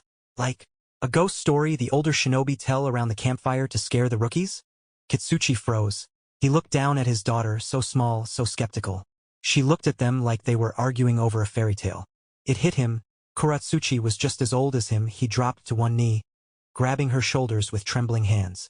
No, Kuratsuchi, he whispered, his voice shaking with a terror that made no sense to her innocence. He is very real, and you better pray to God that you never, ever have to meet him. Sunagakure flashback. 10 years ago, Raza. Are you certain this was wise? Karura asked, her voice trembling as she unconsciously stroked her swollen belly. That envoy. They were under the direct protection of the boy wonder. Raza scoffed, not even looking up from his desk. That brat? You fear a child, Karura? How dare they demand reparations from me? If not for Suna's intervention, Konoha would be nothing but ash. They were just two nobodies. Konoha wouldn't dare escalate over. The heavy oak doors didn't just open. They exploded inward. A sand chunin flew through the splintered wood, crashing into the far wall with a sickening crunch. He slid down, leaving a smear of red against the sandstone, his warning dying in his throat. Raza! A calamity stepped through the debris. Naruto stood there, his red hair floating as if underwater, animated by a chakra so dense it made the air in the office heavy and suffocating. You filthy traitor! How dare you kill Shiho and Arashi? Raza moved to weave signs, to summon his gold dust, but the floor beneath him erupted. Thick, gnarled roots shot up, piercing the stone and binding his arms and legs before he could even twitch. My chakra! Raza's eyes bulged in panic. I can't mold it. It's being drained. Raza! Karura screamed, rushing forward, but a massive wooden hand sprouted from the wall, pinning her gently but firmly against the stone, rendering her immobile. No! Karura! Naruto walked forward, the wood tightening around Raza's neck, lifting the Kazekage off the ground. You scumbag! Say goodbye to your wife. Say goodbye to this village. By sunrise, the map will only show 4 great nations. No! Please! Raza gagged, his arrogance evaporated, replaced by the primal fear of death. I made a mistake. My wife. She has nothing to do with this. Punish me. Erasure had a wife too. Naruto roared as tears fell of his eyes, the sound shaking the foundation of the tower. She is waiting for him right now. She is pregnant. What about his wife? Please. Karura sobbed, unable to move against the wood, tears streaming down her cheeks. I am pregnant too. Please. Don't kill our child. Naruto froze. The killing intent that had filled the room stalled. He looked at Karura, then at her stomach, and the image of Arashi's face, filled with hope for his unborn son, flashed before his eyes. I will pay the reparations. Raza stammered, sensing the hesitation. Triple the amount. Just leave Karura. I was the one who gave the order. Kill me if you must, but spare them. Naruto's eyes narrowed. The logical, cold part of his mind whirred to life. Killing a Kage would be catastrophic. Starts a war. But if I erase the village entirely, then there is no one left to declare war. He looked at the weeping mother. He looked at the pathetic Kage dangling in his vines. Slowly, the roots loosened, dropping Raza to his knees. You will pay every single Ryo, Naruto said, his voice dropping from a shout to a terrifyingly cold whisper. And Raza, listen to me closely. He leaned down, his face inches from the Kazekage's. If I ever hear that a sand headband has come within 10 miles of the land of fire, I will be back, and next time I won't stop. I'm not my father. Do you hear me, you pathetic excuse for a Kage? Why yes, Raza gasped, clutching his bruised throat. I understand. Back to present. Raza's eyes snapped open, his breath hitching in his throat with a ragged gasp. Clatter. His spoon fell from his numb fingers, splashing hot stew onto the table, but he didn't even flinch. Cold, clammy sweat beaded on his forehead, dripping down his nose and landing in the bowl, contrasting sharply with the dry heat of Suna. Across the table, Kankuro froze with a piece of bread halfway to his mouth.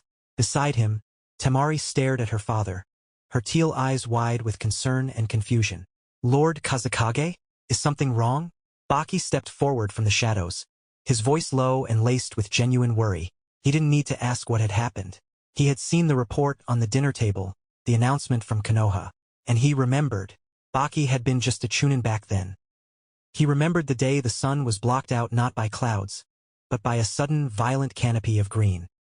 He remembered the screams as roots thick as leviathans burst through the sandstone of the Kazakage Tower, crushing the council room like it was made of paper. I'm fine, Baki, Raza muttered, though his voice lacked its usual iron. He reached for his water glass, but his left hand, the one that had been crushed against the wall by the wood release, trembled uncontrollably. He set the hand down flat on the table, forcing it to still.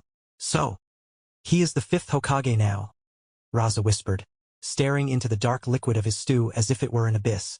Congratulations. To him. The table was silent for a long, uncomfortable moment. Father, Kankuro spoke up, his voice small. The boy wonder. Isn't that just a legend? A ghost story the Jonin tell to scare genin? Raza flinched. The phantom sensation of wood tightening around his throat returned, choking him. Eat, Raza commanded, his voice cracking before hardening into a brittle shell of authority. He didn't look at him. He couldn't. Just eat your food. Raza gripped his spoon until his knuckles turned white. That monster. I don't dare imagine what he has become. Hokage Office Naruto sneezed faintly, the sound cutting through the quiet scratching of his shears. He sniffed, wiping his nose with the back of his hand as he returned to pruning the delicate bonsai on his desk. Someone is definitely talking about me, probably cursing my name. I never understood this hobby of yours. A gruff, familiar voice rumbled from the doorway. You can literally grow forests with a wave of your hand, yet you spend hours cutting tiny leaves with scissors. Naruto froze. A slow, genuine smile spread across his face, a smile that hadn't been there since years. He looked up to see Jiraiya leaning against the doorframe, arms crossed, looking at him with a mixture of immense pride and amusement. Sensei. Naruto was out of his chair in a blur, closing the distance and pulling the Sannin into a bone-crushing hug. Jiraiya laughed, a hearty, booming sound, and slapped his student's back. Holy shit, look at you. Jiraiya pulled back, gripping Naruto's shoulders and looking him up and down. You're at eye level with me. When did you get so big? Last time you saw me, I was 15, you perv. Naruto grinned. Ka-san always said I'd end up taller than you. I dropped everything the second I got your message, Jiraiya said, his gaze softening. He reached out, dusting Naruto's shoulders. Congratulations, kid. I can't say it was unexpected. But I'm proud of you. Thanks, sensei. Naruto wrapped an arm around the older man's shoulders, steering him toward the door. Come on. It's time you met the female Minato. Narumi. Jiraiya mused, a nostalgic look in his eyes. She was barely 3 when I left. How is she? Like I said, a miniature father in every way. It's terrifying. As they walked out, Jiraiya didn't notice the floorboards behind the desk shift. A wood clone silently rose from the wood, picked up the shears, and resumed pruning the bonsai without missing a beat. I'm home, Nisan, Narumi called out, the familiar routine of kicking off her sandals at the Genken grounding her after a long day. Narumi, get in here. Quick. She paused, her hand hovering over the wall. Her brother's voice wasn't just loud. It was vibrating with an energy she hadn't heard in her life. It wasn't the commanding tone of her big brother rounding the corner into the living room. She froze. Standing next to Naruto was a mountain of a man. He was huge, easily matching her brother in height, with a wild mane of white hair that seemed to have a life of its own and a presence that made the room feel suddenly small. Look who decided to finally show up. Naruto grinned, gesturing grandly. It's Jiraiya-sensei. Narumi blinked, her bag sliding down her shoulder. Who? Jiraiya slumped dramatically, clutching his chest as if an arrow had pierced his heart. Gah! Struck down by the youth. You wound me, kid. You really wound me. He was father's teacher, Naru. And mine, Naruto explained, rolling his eyes at the theatrics but unable to stop smiling. He is family. Oh! Her eyes widened. She spun toward the mantelpiece, pointing a shaking finger at the framed photo, the one of her brother, her father, her pregnant mother. and the grinning white-haired man standing behind them. That Jiraiya-sensei, the one in the picture. The theatrics vanished from Jiraiya's face instantly. He stepped forward, the wooden floorboards creaking under his weight, and dropped to one knee so he could look her in the eye. He stared at her for a long, quiet moment, his expression softening into something painfully nostalgic. He reached out, his large hand hesitating before gently gripping her shoulder. Naruto wasn't lying. He murmured, his voice thick. It's like looking at a ghost. Narumi tilted her head, a small, proud smile touching her lips. My father. Jiraiya chuckled, a wet, rough sound. Yeah, you're the spitting image of Minato. It's decided. She will be your new student, Naruto declared, crossing his arms with an air of finality that earned him an identical, incredulous stare from both of them. Ni-san? Narumi sputtered, her eyes going wide. Oi, Naruto, wait a second. Jiraiya held up his hands defensively, taking a step back. I don't think she's quite ready for my kind of training. Nonsense. I am the Hokage. Naruto pointed an accusatory finger at the Sannin. You either become her master, or I officially use my power to confine you to the village limits for the rest of your life. No more research trips. Jiraiya gulped loudly. The threat hung heavy in the air. He knew the kid was completely serious. He was trapped. He quickly cleared his throat, suddenly standing very straight and puffing out his chest. Well, I can't lie, Jiraiya boomed, masking his defeat with a forced laugh. There is absolutely nothing I love more than passing on my vast wisdom to the next generation. Narumi just stood there, blinking dumbly between her beaming brother and the sweating legendary Sannin, wondering what the hell had just happened to her life. The house had finally settled into a quiet, comfortable rhythm. Narumi had retreated to her room for the night, leaving the two men alone in the dim light of the dining table. Jiraiya swirled the warm sake in his cup, a soft, nostalgic smile on his weathered face. She's the smart one, calm and easy to talk to. Naruto nodded, taking a slow, contented sip of his tea. She's splendid. You raised her well, Naruto. Naruto's smile deepened at the praise, but the Hokage in him soon took over. Any news from the outside world? Jiraiya's expression shifted, the warmth bleeding out of his eyes as he set his cup down. Nothing too unusual, though. You remember the Ichibi? The funky Tanuki?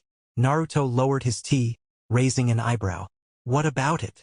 Raza had it sealed into his youngest son. Naruto frowned, though he didn't look entirely surprised. Well, keeping the Jinchuriki within the Kage family is standard practice to maintain control. He had it sealed while the boy was still in the womb. Naruto? Jiraiya interrupted, his voice dead flat. Naruto froze, his blood running ice cold. The memory of a weeping Karura, pinned against the wall and begging for the life of her unborn child, slammed into him with the force of a physical blow. Are you serious? Naruto choked out, horror dawning on his face. Yes. Jiraiya nodded grimly, picking his sake back up. Elder Chio performed the jutsu. His poor wife died right after giving birth. The strain of the sealing was too much. Naruto's grip on his teacup tightened until the porcelain groaned in his hand, his knuckles turning stark white. The rage he had buried years ago in the Kazekage's office clawed its way violently back up his throat. That scumbag! Naruto hissed, his voice vibrating with a lethal, barely contained fury as he glared into his green tea. Him and that disgusting snake, Orochimaru. I don't think I have ever hated anyone the way I hate those two. Jiraiya sighed heavily, downing his drink to wash away the bitter taste of the shinobi world. Let's not ruin our first night back talking about human garbage, Jiraiya muttered, tapping his empty cup on the wood to break the tension. So, how's the new job treating you? 1 week later. I've been thinking about this for a long time. Naruto mumbled around a mouthful of sweet dango. He sat casually at an outdoor tea stall, taking a break with Asuma, Guy, and Kurenai. The Hokage hat rested on the bench beside him. He swallowed, staring thoughtfully at the empty wooden skewer. It's time to pull him out of the shadows. I'm giving him a genin team. Why not? Guy's eyes widened, practically sparkling with sudden, fiery enthusiasm. He slammed a fist onto the table, rattling their teacups. Yes, absolutely. The bright flames of youth will surely burn away the lingering darkness in my eternal rival's heart. Kurenai sighed softly, her red eyes filled with quiet, melancholic concern. After spending so many years buried in ANBU, I just hope he can adapt to being around children again. The things he's done in the dark, Naruto. It changes a person. Asuma exhaled a long, thin plume of smoke, leaning back in his chair with a relaxed, knowing smirk. Well, you're the Hokage now. If you gave the order, it's not like the guy has a choice, does he? Naruto smiled deeply, the wind whipping his white robes around his legs as he stood at the edge of the Hokage tower. His bright blue eyes traced the jagged lines of the Hokage monument carved into the mountain above. His sensei, his father, and right next to them, him. God bless nepotism. Naruto whispered to the wind, a wry chuckle escaping his lips. The air shifted faintly behind him. Naruto didn't need to turn around to recognize the chakra signature of the man who had known him since he was a child. You asked for me, go dame, Kakashi said, dropping to a knee on the rooftop. Naruto turned around, his expression shifting from amused to dead serious. He stepped forward and held out an expectant hand. Yes, Kakashi. Give me your mask. Kakashi froze. His lone visible eye widened in shock, hesitating for a fraction of a second before years of ingrained loyalty took over. He reached up, unfastening the painted porcelain ANBU mask, and placed it silently into Naruto's waiting palm. Kakashi looked up, his expression unreadable beneath his cloth mask. May I ask why? Naruto looked down at the porcelain face, running a thumb over its painted markings before meeting Kakashi's eye. Because as of this moment, you are officially relieved of your ANBU duties. From now on, you will function as a regular jonin. Naruto let the words hang in the air, his lips twitching upward as he paused for dramatic effect. And starting next year, you will be a jonin instructor. Kakashi stared at him, completely and utterly blindsided. His stoic demeanor shattered in an instant. Excuse me? Chapter 6. The gorgeous Kiri Kunoichi. 1 year after Naruto became Hokage, the sheer volume of incoming missions is really getting out of hand. Naruto murmured softly, his eyes scanning the thick scroll in his hands. To think Konoha is actually facing a manpower shortage. I suppose peace has its drawbacks, after all. He sat cross-legged on a plush cushion at the head of the room, surrounded by the village's most elite jonin, who knelt respectfully before him. With all due respect, go dame, Anko spoke. Your strict policy forbidding early academy graduation has severely bottlenecked the number of active genin teams. Naruto lowered the scroll, his blue eyes meeting hers. You aren't wrong, Anko, but I refuse to throw children into the field just because our village is successful enough to drown in mission requests. Genma shifted the senbon in his mouth, his expression serious. Then what do you propose we do about the backlog, sir? Naruto sighed, tossing the scroll onto the low wooden table. It can't be helped. I'll just have to go out and clear some of them myself. A collective gasp echoed through the room. Even Kakashi, who had been slouching near the back, stiffened in absolute surprise. My lord, you can't just leave the village. Aoba protested immediately, leaning forward in a panic. If you would just allow us to form additional platoons. No, Aoba, Naruto interrupted, holding up a hand to silence the room. A mischievous, restless grin broke across his face. Besides, I'm only 21. My knees are gonna lock up if I stay chained to that desk any longer. There's an S-rank assignment near the land of water border. I'll take it, and I'm bringing 2 jonin with me. Naruto waited until the heavy doors clicked shut behind the departing jonin. Only Kakashi and Anko remained, kneeling silently on the tatami mats. Naruto leaned forward, his elbows resting on the low table, and fixed his former ANBU captain with a flat stare. Kakashi, are you mocking me? Kakashi's visible eye widened slightly in genuine confusion. Sir, Naruto didn't look away from him. Anko, do you think Kakashi is mocking me? The purple-haired Kunoichi blinked, startled at suddenly being dragged into the crossfire. She glanced sideways at Kakashi before looking back at the Hokage. I think he means the graduation reports, Kakashi, Anko offered carefully. Hokage-sama is talking about you sending every single genin team assigned to you straight back to the academy. I love you, Anko, Naruto declared, throwing his hands up in sheer exasperation. Do you know why I love Anko, Kakashi? Because she actually does her job without making me pull my hair out. Thank you, sir, Anko replied smoothly, a highly amused, thoroughly professional smirk pulling at the corners of her mouth. Kakashi frowned, the fabric of his mask shifting over his jaw. I sent them back because they weren't ready, go dame. They lack teamwork. I won't lead a squad of selfish children into the field just to watch them get killed. Naruto slapped a hand onto the table, the sharp smack echoing in the quiet room. I ordered you to become a Jonin instructor, so you are going to be a Jonin instructor. You're supposed to teach them how to not be selfish. Naruto dragged a hand down his face, groaning. Good grief, Kakashi. Even Jiraiya-sensei follows my orders now. Do not make me assign you a team of toddlers. Kakashi sighed, his shoulders slumping as the fight drained out of him under the weight of his Hokage's glare. I will. Try my best, go dame. Good. Then you can start trying your best right now, Naruto declared, his annoyance melting into a triumphant grin. Because you two are coming with me on that S-rank mission. Anko's eyes widened, quickly lighting up with a fierce, joyful pride. She bowed her head sharply. It will be an honor, Hokage-sama. Sir, Kakashi acknowledged simply. His posture becoming rigid. Naruto stood up, grabbing his white Hokage robes from the chair. He tossed a wicked smirk over his shoulder as he slipped it on. I expect a full, detailed report on my teamwork when we get back, Kakashi. Try not to send me back to the academy. All right? A desperate, long-suffering sigh escaped Kakashi's mask, perfectly harmonizing with Anko's poorly stifled giggle. This is highly dangerous, Naruto, Hamura warned, pushing his glasses up the bridge of his nose. You are not just the boy wonder anymore. You are the fifth Hokage. We understand your reluctance to push for early graduations after. What happened with Itachi? Koharu added, her wrinkled face pinched with genuine worry. But taking on an S-rank mission yourself? Leaving the village? Naruto sighed, adjusting the straps of his flak jacket. He had already swapped his heavy Hokage robes for his standard Jonin uniform, looking far more in his element. No Hokage has ever been as young as me. I can't just sit behind a desk while our mission backlog piles up. Drastic situations require drastic measures. Besides, I'm not going alone. I'm taking Kakashi and Anko with me. Kakashi and Anko? Good choices, Hamura noted as he rubbed his chin. Still quite dangerous, Koharu insisted. Don't you old geezers ever get tired? Naruto shot back, a playful smirk breaking through his serious facade. Even Hiruzen-sama finally retired. Go home and play with your grandchildren or something.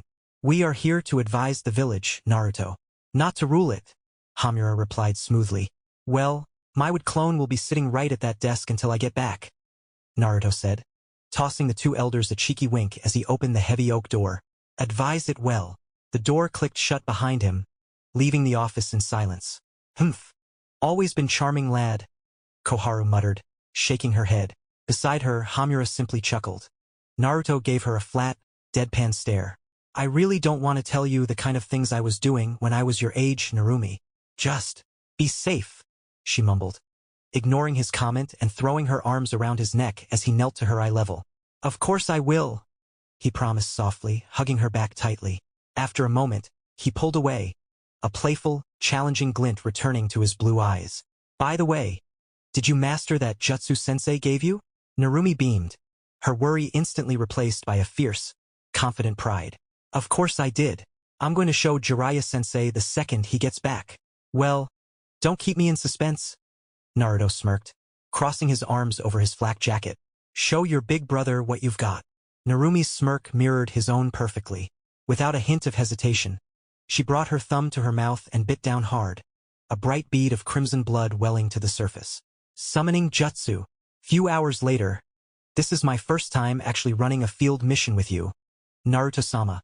Anko grinned, the adrenaline clear in her voice, as she leaped gracefully through the dense forest canopy alongside Kakashi.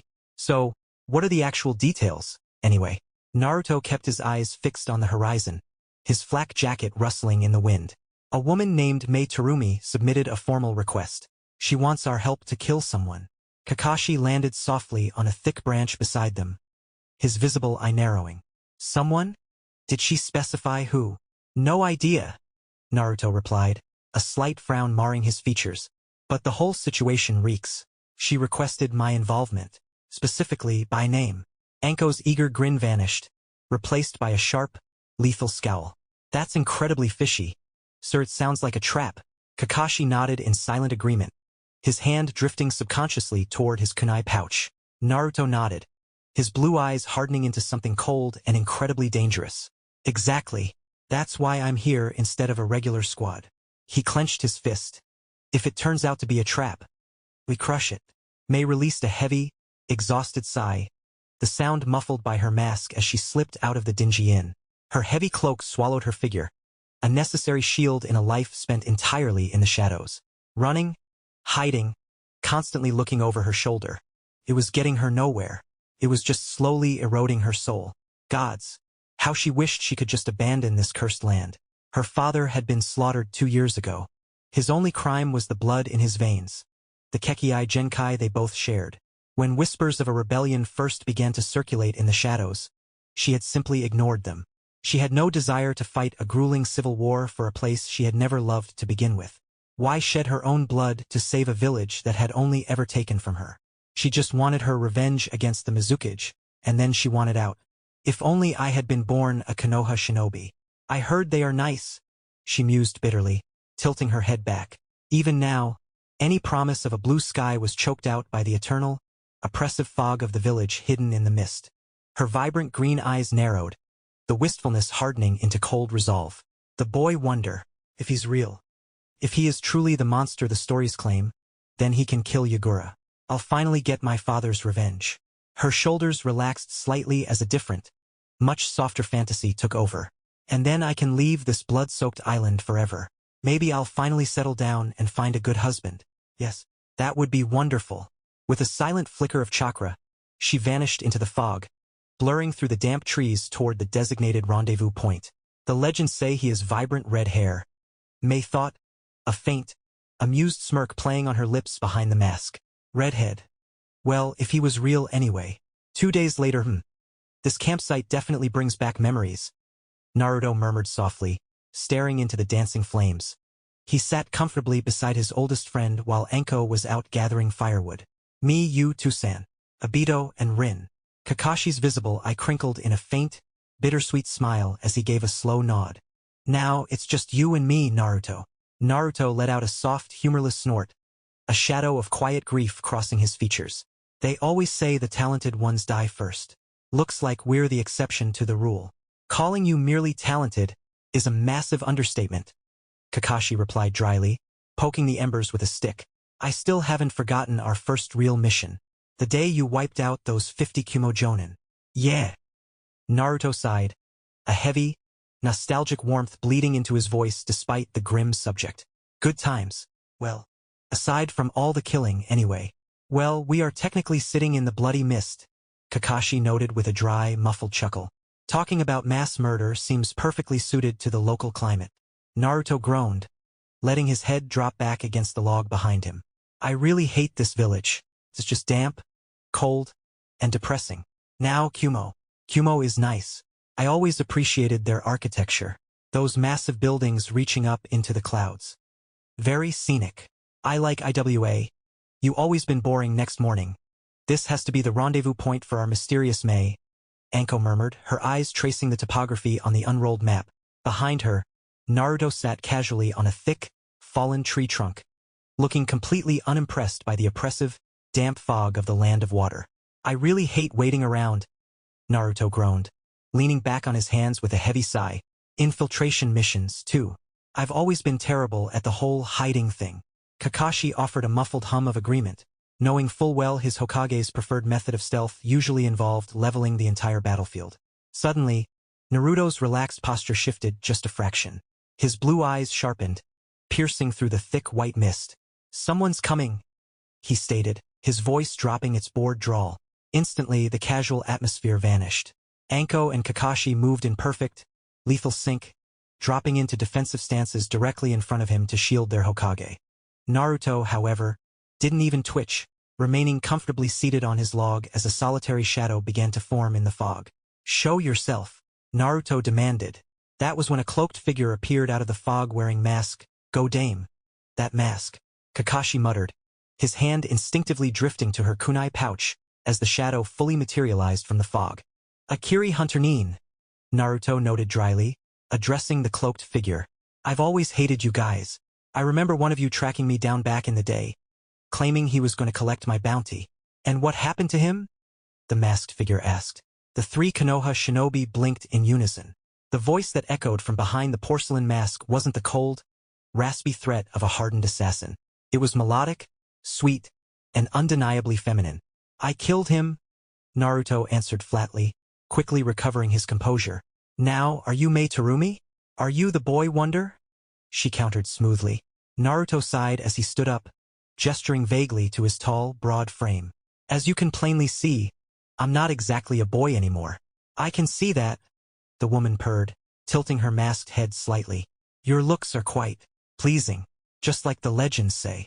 Is this really happening right now? Anko whispered, a giant sweat drop forming on her brow. Beside her, Kakashi merely watched the bizarre exchange with his usual, infinitely bored eye. Naruto's eye twitched, his patience wearing thin with the damp cold. Listen, lady, just take off the mask and tell us about the mission. I want to get this over with. I hate this miserable country. So do I, she replied softly. Reaching up, she unfastened the porcelain mask and pulled back the heavy hood of her cloak, letting it fall to her shoulders.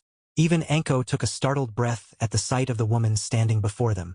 Kakashi's posture instantly shifted from relaxed to fully alert, his eye analyzing the sudden, striking threat. Naruto, however, simply blushed. Thick, auburn hair cascaded down her back, framing a pale, elegant face with vibrant green eyes and soft, captivating lips. Are you kidding me? Naruto thought, his previous annoyance evaporating completely into the mist. I never knew Kiri was hiding this kind of. Well, Naruto cleared his throat, a thoroughly amused, charming smirk replacing his scowl as he relaxed back onto his log. It looks like the trip was worth it after all.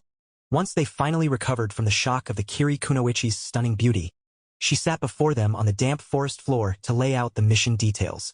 I'm still not convinced, Mei admitted, her vibrant green eyes narrowing as she studied the handsome redhead with blatant suspicion. She certainly appreciated an attractive man, but she had absolutely no time for games. I apologize, but it's hard to believe that you are the monster from the stories. You look far too relaxed to be him. Anko instantly bristled, glaring fiercely at her fellow kunoichi. Know your place, beauty. You are speaking to Godame-sama. Naruto simply waved the purple-haired woman down with a calm, easygoing smile. It's fine, Anko. Let her speak. Mei didn't even spare Anko a glance, her gaze locked squarely on the Hokage.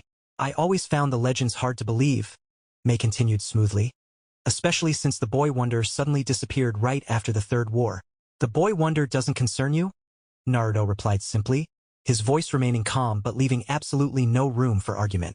What should concern you is that I can fulfill your mission. Who is the target? Kakashi asked, his tone cutting straight through the tension to the practical matter at hand. Mei hesitated. Her green eyes darted between the three Konoha shinobi before she finally forced the words out. It is the fourth Mizukage. A heavy, stunned silence blanketed the clearing. Naruto stared at her, the easygoing confidence vanishing from his face, replaced by a sharp, incredulous frown. You want me to kill Yagura? He demanded, his voice dangerously flat. You realize I can't just go around assassinating Kages, right? Mei tensed under the sudden anger radiating from the redhead, but her own grief fueled her retaliation. That scumbag is no Kage, she fired back. He purged every Kekkei Genkai user in the mist. Yeah, I know what the Sanbai's Jinchuriki has been doing. Naruto shot back, crossing his arms firmly. But what do you think I am? The savior of the world? You expect me to just start offing Kages because they're oppressing their own nations? He killed my father, Mei screamed, her voice cracking as her composure completely shattered. She grabbed fistfuls of the damp grass, hot tears finally spilling over her lashes and tracing tracks down her pale cheeks. Naruto stared down at the weeping woman for a long, impassive moment. Then, with a heavy sigh, he stood up and casually dusted off his pants. I'm out of here. Godame? Anko stammered, caught completely off guard. Mei's tear-filled eyes widened in sheer, absolute panic. No! Why you can't leave? She pleaded, scrambling to her feet. Naruto blinked, looking over his shoulder with a completely deadpan expression. Yes, I can. I hate fighting Bijou. They're annoying. But I gave him this rendezvous point. Mei blurted out desperately. The three Konoha shinobi froze. Slowly, their eyes widened in synchronized, dawning horror. You did what? Naruto roared. Mei shrank back, suddenly realizing the magnitude of the trap she had just dragged them into.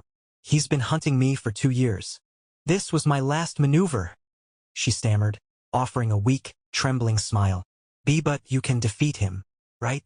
I knew it was a trap, Kakashi snarled, his lone eye blazing with lethal intent as he glared at the auburn-haired Kunoichi, his hand already dropping to his weapon pouch. Mei took a frantic step backward, raising her hands defensively as the killing intent washed over her.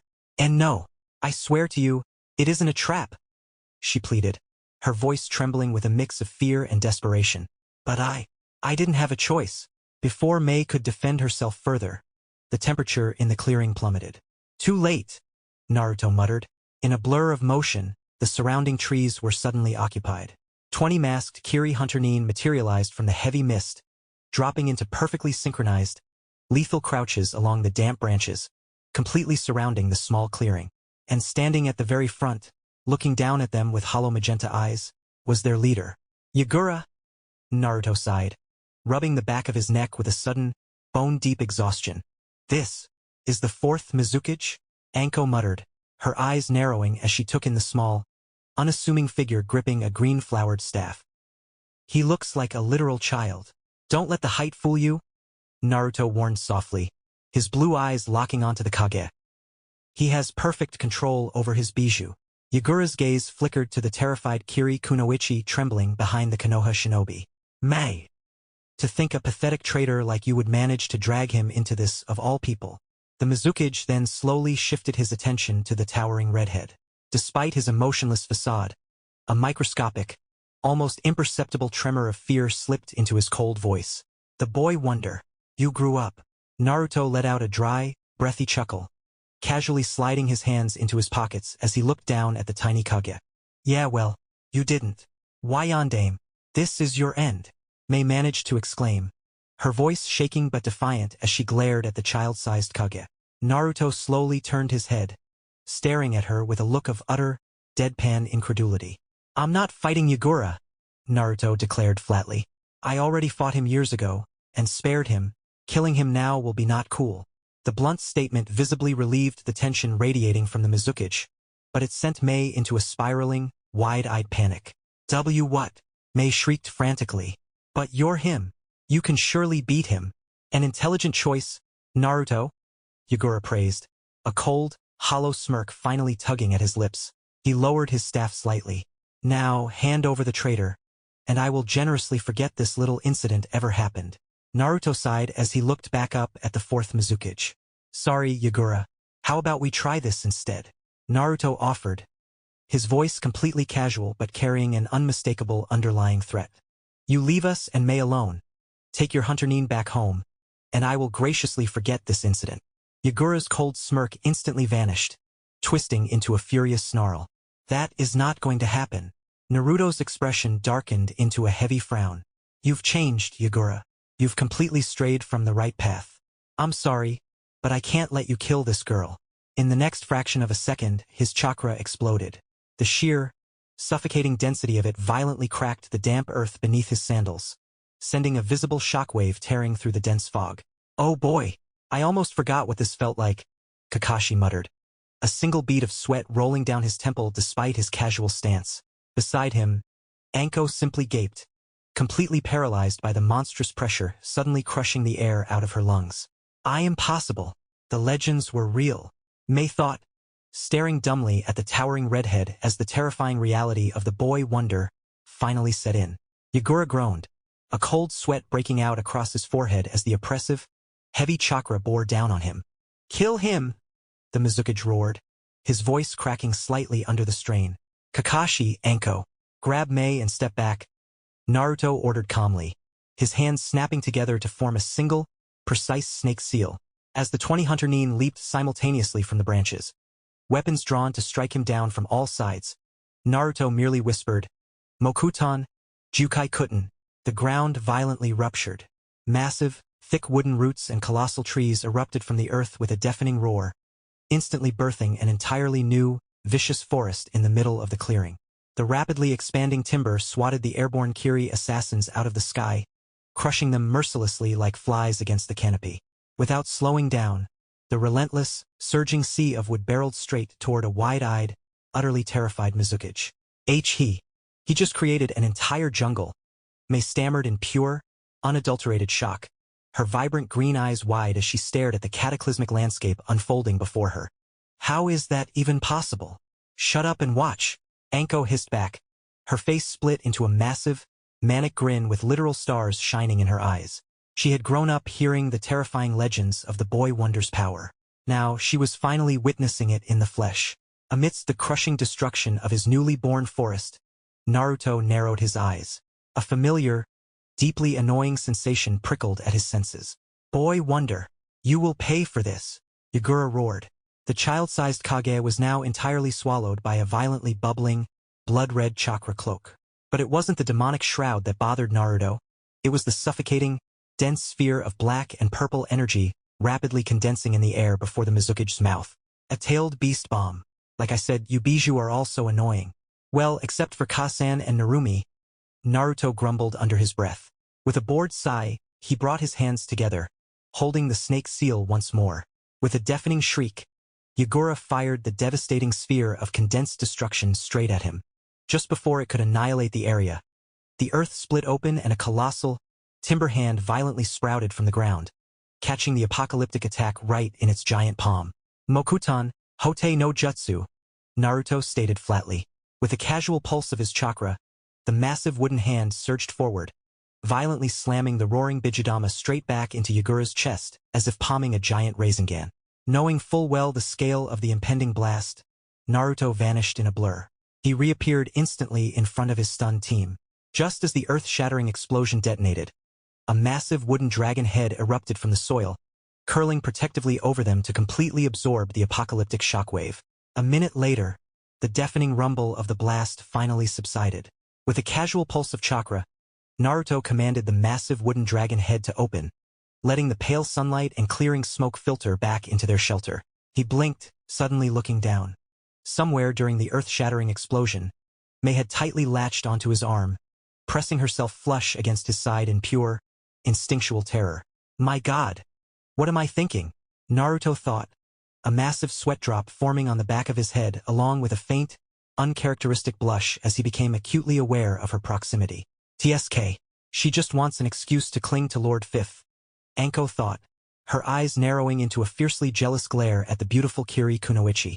Behind them, Kakashi slowly wiped a fake, dramatic tear from his visible eye. Jiraiya-sama. Where are you when it truly matters? Did you kill him? The woman asked, her voice breathless with hope as she stared up at the handsome redhead, her grip on his arm not loosening in the slightest. Gently but firmly prying her fingers from his sleeve, Naruto shot her a stern, exasperated glare. I will deal with you later, lady, he warned. Leaving her blinking in surprise, he leaped out of the wooden defense and landed on the edge of the devastation. He surveyed the massive, smoking crater his countered attack had left behind, but to his mild shock, the ruined earth was completely empty. Naruto muttered, his blue eyes scanning the shattered remnants of the forest. He escaped. Miles away, hidden safely within the dense canopy of an ancient tree, 3 figures observed the smoking, newly formed forest. Watching that boy fight always terrifies me. It's been years and he's only gotten scarier. The white half of Zetsu hissed, shivering visibly against the bark. Madara-sama always delighted in watching his battles before he died. The black half of Zetsu rumbled, his deep voice dripping with grim certainty. Now, at his current age, I can only imagine his power truly rivals Hashirama himself. Obito remained silent for a long moment, his visible Sharingan narrowing as he processed the sheer, cataclysmic scale of the Mokutan Jutsu. With a heavy sigh, he effortlessly adjusted the battered, unconscious body of the 4th Mizukage slung over his shoulder. Having him around is going to cause massive complications. Obito finally murmured from behind his spiraled mask. Let's postpone the plans. I refuse to have the entire Akatsuki slaughtered just because we were hasty. You dragged us all the way out here into this massive mess, and now you can't even pay for the mission. Am I right? Naruto demanded, crossing his arms with an exasperated glare. How much does assassinating a Kage even cost these days, anyway? Well, you didn't actually kill him, Hokage-sama, Mei pointed out, a slow, utterly unapologetic smirk spreading across her soft lips. So why should I have to pay? Kakashi, let go of me. I'm going to kill her, Anko shrieked, thrashing wildly as the copy ninja calmly held her back by the collar of her flak jacket, looking completely unfazed by his teammates' murderous rage. Naruto just stared at the Kiri Kunoichi, his jaw practically hitting the forest floor in pure, dumbfounded disbelief. Just how shameless can you possibly be? Mei didn't look the least bit guilty. Instead, she tilted her head and offered him a playful, entirely unapologetic wink. Doesn't my deepest appreciation for saving my life count as payment? She asked sweetly. Kakashi, Enko, we're leaving, Naruto announced, completely ignoring the annoying Kunoichi's wink as he turned his back to her. Sir, his subordinates chorused, instantly preparing to move out. Mei's playful demeanor vanished in a flash as the gravity of her situation finally crashed down on her. Wait. Naruto stopped, dropping his head with a long suffering sigh. What now? I can't stay here, she pleaded, taking a desperate step forward. What do you want me to do? I can drop you off in the land of waves on our way back, Naruto offered dryly. There are no shinobi there. Try taking up fishing.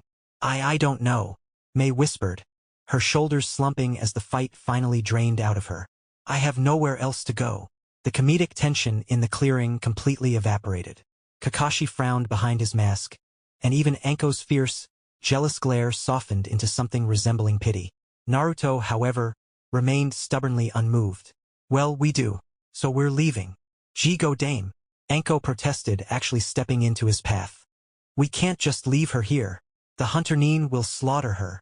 I'm sorry, sir, but Anko is right, Kakashi added quietly, stepping up beside his teammate. I hate to say it, but at the end of the day, she is still our client. Naruto paused. He turned his head slightly, his blue eyes locking onto Mei. All of her earlier shameless confidence was gone, replaced by a deep, hollow sadness that he recognized all too well.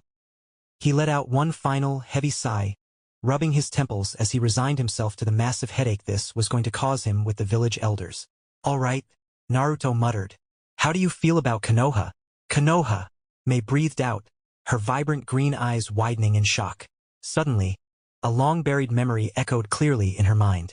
I went there once, Mei. Her father's gentle voice whispered through her thoughts. It's the most beautiful place I've ever seen, so warm and full of life. While we just live in fear in this shithole. The memory brought a sudden, overwhelming warmth to her chest, chasing away the damp chill of the blood mist. Her lips trembled before curving into a wide, beautifully genuine smile. Yes, she answered eagerly. Please. Meanwhile, in Konoha Jiraiya, where are you hiding? A massive, rumbling voice demanded. The colossal toad dwarfed the surrounding trees, making the very ground of the forest quake with every heavy step he took. Standing triumphantly atop his massive, warty head was Narumi, practically vibrating with excitement. She leaned over the edge, cupping her hands around her mouth to shout down at him. Excuse me, sir, but I'm the one who summoned you. Gamabunta paused. His giant, yellow eyes rolled upward to squint at the tiny speck standing on his head. For a moment, there was pure, stunned silence. Then, the chief toad burst into a booming, earth-rattling laugh that instantly wiped the proud, beaming smile right off Narumi's face. Bwahahaha. You expect me to believe a little girl summoned me? The great Gamabunta? He roared, his massive belly shaking with amusement. Narumi's face flushed red with indignation, her fists clenching tightly at her sides. What did you just call me? You overgrown, stinky frog? Gamabunta's booming laughter stopped dead. His massive eyes narrowed dangerously as a puff of smoke escaped his pipe. What did you just say to me, you little brat? Naruto gazed deeply into the crackling fire, his blue eyes distant as if looking at something far beyond the flames. This land you call miserable. I shall become its Mizukage and change it. The memory of a young, determined voice echoed clearly in his mind. Is something wrong, Godame? Kakashi asked, his visible eye narrowing with sudden worry. Naruto blinked, snapping out of his trance to find both his subordinate and their Kiri companions staring at him intently. It's Yagura, Naruto murmured, his brow furrowing in deep thought. Something about him today just seemed off. Off? What do you mean? Mei interjected, leaning forward slightly, the warmth of the fire momentarily forgotten. Naruto let out a slow breath, his gaze returning to the dancing embers. I was 9 years old. Flashback. Kirigakure mist, and more mist. Is this seriously all this village has? A young Naruto grumbled from beneath his heavy travel cloak, trudging blindly through the dense fog. I can't believe that goofy geezer actually gave these guys 2 bijou. Suddenly, Naruto's finely tuned instincts flared. He skidded sharply to the side, barely dodging a lethal barrage of shuriken that sank into the damp earth right where he had just been standing. Through the thick, swirling fog, a team of 5 Kiri shinobi materialized, dropping into combat stances. They were led by a short, unassuming figure holding a staff. Naruto blinked in surprise. What is this? Are there other children running around here like me? I am not a child. The short ninja snapped back, his magenta eyes narrowing dangerously. But that doesn't matter. Who are you, and what are you doing in my village? Naruto let out a heavy sigh and reached up, slowly pulling back the hood of his cloak. As his bright, crimson-red hair caught the dull light, the surrounding Kiri shinobi gasped, several of them instinctively taking a step back in sheer terror. Yagura Taicho! One of the masked men hissed, pure panic bleeding completely into his voice as he took a trembling step back. The red hair, the age, it's the boy wonder. Naruto blinked, his previous annoyance instantly vanishing as a look of genuine realization crossed his face. Wait, Yagura? Naruto echoed, raising a hand to point directly at the short ninja. You're Yagura, the Sanbai's Jinchuriki. Yagura cursed under his breath. He had never believed the ridiculous legends, especially since Kumo had so fiercely denied the rumors of a single child decimating their forces. But now, standing right in front of him, was a boy who perfectly matched every single terrifying description. Hold your ground. Yagura barked at his trembling men, gripping his staff tighter. The boy wonder is just a myth. Naruto immediately scowled, glaring fiercely at the short Kiri ninja. Hey, I am not a myth.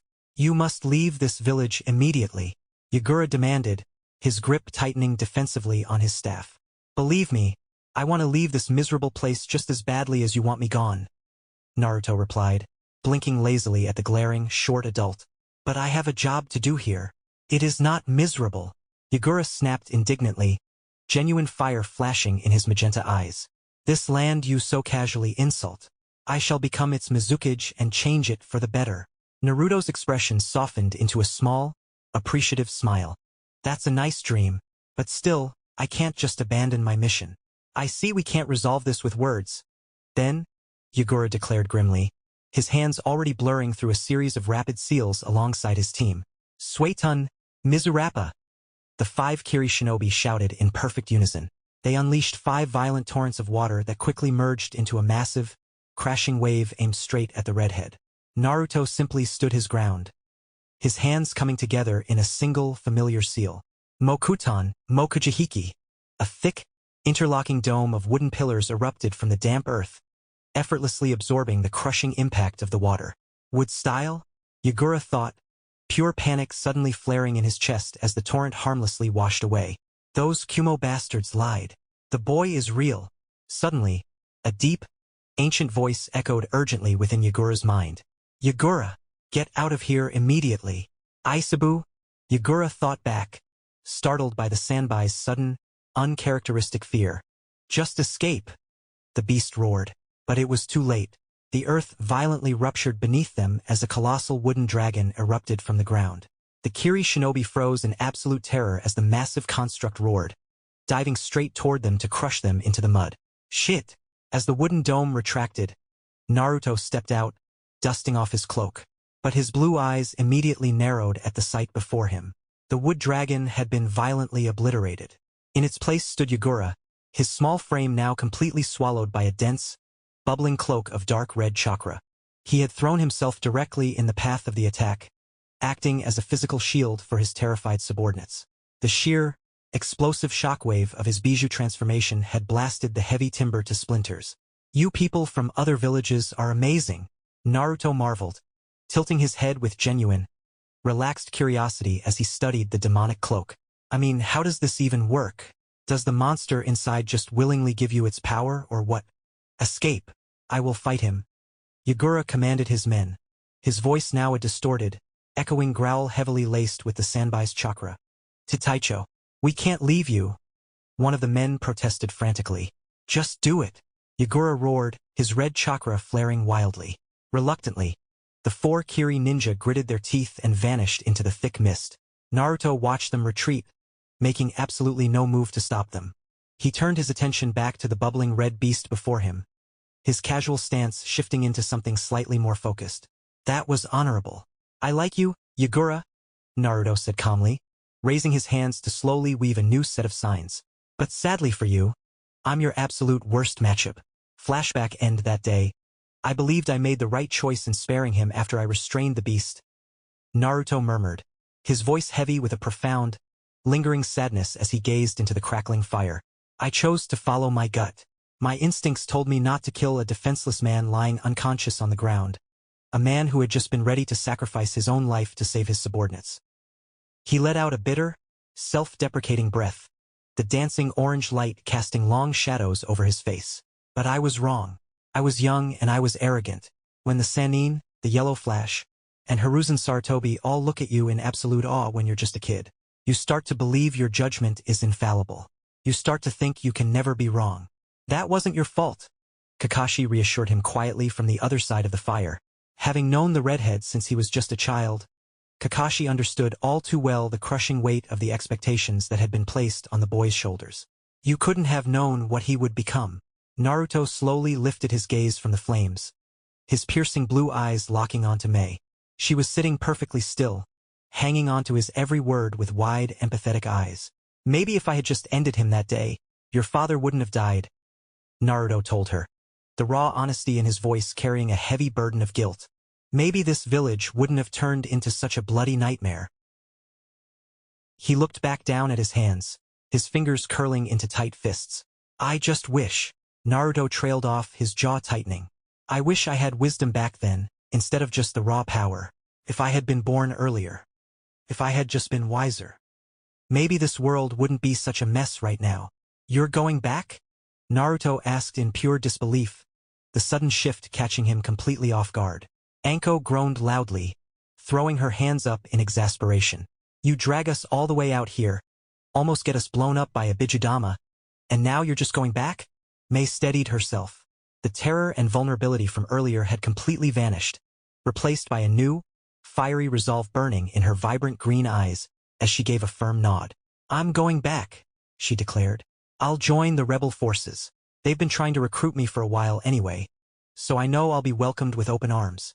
I thought you hated this place, Naruto pointed out, his brow furrowing in confusion. I do, Mei admitted softly. Her gaze dropped to the damp earth for a fraction of a second before lifting to meet his bright blue eyes with absolute certainty. But your story woke something up inside me. You sit here carrying all this heavy regret for not doing enough to save a village that isn't even yours, while I was just planning to run away from it. This is my home. I have to be better than that. Naruto's surprised expression slowly melted. The heavy guilt that had been clouding his features lifted, replaced by a warm, genuinely proud smile. I wish you the best of luck, Mei, he said softly. Mei took a step back and offered the young Hokage a deep, profoundly respectful bow, a beautiful and sincere smile gracing her lips. The honor was entirely mine, Naruto-sama. She really was gorgeous. What a terrible pity, Kakashi sighed with exaggerated, dramatic sadness as they bounded effortlessly through the dense forest canopy. Naruto shot the silver-haired Jounin a spectacular deadpan glare, while Anko aggressively elbowed her fellow teammate in the ribs. Shut up, you pervert, Anko barked, though her scowl quickly melted into a blissfully dramatic groan. Ah, I just want to get back to Konoha. I could easily demolish 30 skewers of Dango right now. Naruto let out a bright, genuine laugh, the heavy, oppressive atmosphere of the blood mist finally washing away from his shoulders. Yeah, I miss home too. The Dango is on me, Anko. A superior should always treat their subordinates, right? Really? Anko gasped, her eyes practically sparkling as she pumped a triumphant fist into the rushing wind. Now that's my Hokage. Chapter 7 My Love Flashback. Konoha, 11 years old Naruto stood absolutely frozen, a furious blush spreading across his cheeks that completely rivaled the vibrant crimson of his own hair. It was the Rinne festival, and with his growing reputation, he was somewhat used to receiving the occasional gift from admiring girls. But getting something from her completely short-circuited his brain. Shizune was beautiful. It wasn't that overwhelming, once-in-a-generation kind of beauty that demanded everyone's attention, but rather a soft, gentle warmth. Her mere presence had always been incredibly soothing to him, and he had to admit, he especially loved the way she styled her short, dark hair. It suited her perfectly. Please, accept this scarf. Shizun suddenly exclaimed, bowing deeply as she thrust the meticulously knitted red fabric toward him, her hands trembling slightly with nerves. I put a lot of effort into it. Shizun. I mean, of course. Naruto stammered, gingerly accepting the soft wool as he nervously cleared his throat, trying to regain his cool. I'm so sorry I didn't get you anything in return. How about I treat you to lunch to make up for it? Takikomi Gohan, right? Your favorite. Shizun's dark eyes instantly beamed. Her face flushed a beautiful matching shade of pink as a wide, radiant smile broke across her features. I would love that, Naruto. Watching from the safety of a nearby alleyway, a purple-haired girl and her crimson-eyed companion stood with their jaws practically hitting the pavement. Damn! Shizun. She is aiming high, Anko whispered fiercely, her eyes wide with a mix of utter shock and sheer respect. Beside her, Kurenai could only offer a dumbfounded nod, her striking red eyes locked onto the blushing pair across the street. I have to admit, she is incredibly brave to just walk up and face him like that. Shizun rested her chin in the palm of her hand, releasing a long, dreamy sigh as she sat across from her sensei. He really is so charming, handsome, and so tall, too. Yeah, the brat is definitely a catch. But you'd better be careful, Tsunade warned, taking a leisurely sip from her cup with a knowing, teasing smirk. Aiming for high-profile shinobi is a dangerous game. For all you know, he could be sitting at a Ichiraku right now with some other girl. Tsunade finished her teasing with a light-hearted giggle, fully expecting the young girl to pout. Instead, she blinked in genuine surprise at her student's immediate, fierce reaction. Shizun bolted upright, slamming her hands down on the table as her cheeks flushed with absolute indignation. Naruto is not like that, Tsunade-sama. Tsunade held up both hands in mock surrender, leaning back in her chair with an amused, slightly startled grin. Okay, alright, geez, defend your precious Naruto all you want. She's nice, Naruto stated simply. He calmly took another bite of his dinner, though a faint, telltale blush dusted his cheeks as he sat across from his visibly vibrating, heavily excited mother and his thoroughly amused father. She's nice, Kushina repeated incredulously, throwing her hands up in exasperation. That's it. You get a beautiful handmade scarf from a sweet girl at the festival, and all you can give me is she's nice? Naruto blinked, genuinely struggling to articulate the completely foreign flutter in his chest. He rubbed the back of his neck awkwardly, looking anywhere but at his mother's intense stare. Well, her chakra is really soothing. Minato completely lost his composure, bursting into a warm, ringing fit of laughter, while Kushina let out a long-suffering groan and flatly smacked a hand against her forehead. 1 year later, Shizun stood completely frozen, her dark eyes wide with absolute terror, as she watched a colossal wooden dragon fiercely coil around the thrashing Kyuubi, struggling to pin the monstrous, raging fox, Shizun. Her master's desperate, commanding roar violently shattered her trance. Don't just stand there, Tsunade shouted over the deafening roar of the beast. Get over here and help me. Jolting back to reality, Shizun tore her gaze away from the apocalyptic battle in the distance. She scrambled over to her sensei, who was already kneeling in the debris, her hands glowing with frantic green chakra as she desperately tried to stabilize the critically injured shinobi scattered around them. Why yes, Tsunade-sama, Shizun stammered, quickly dropping to her knees beside the blonde Sannin and igniting her own healing chakra. 1 week later, she watched him kneeling silently before the freshly carved stone. Him, of all people, the boy wonder, so impossibly powerful, so untouchable on the battlefield. Yet here, in the quiet grief of the cemetery, he looked agonizingly small and vulnerable.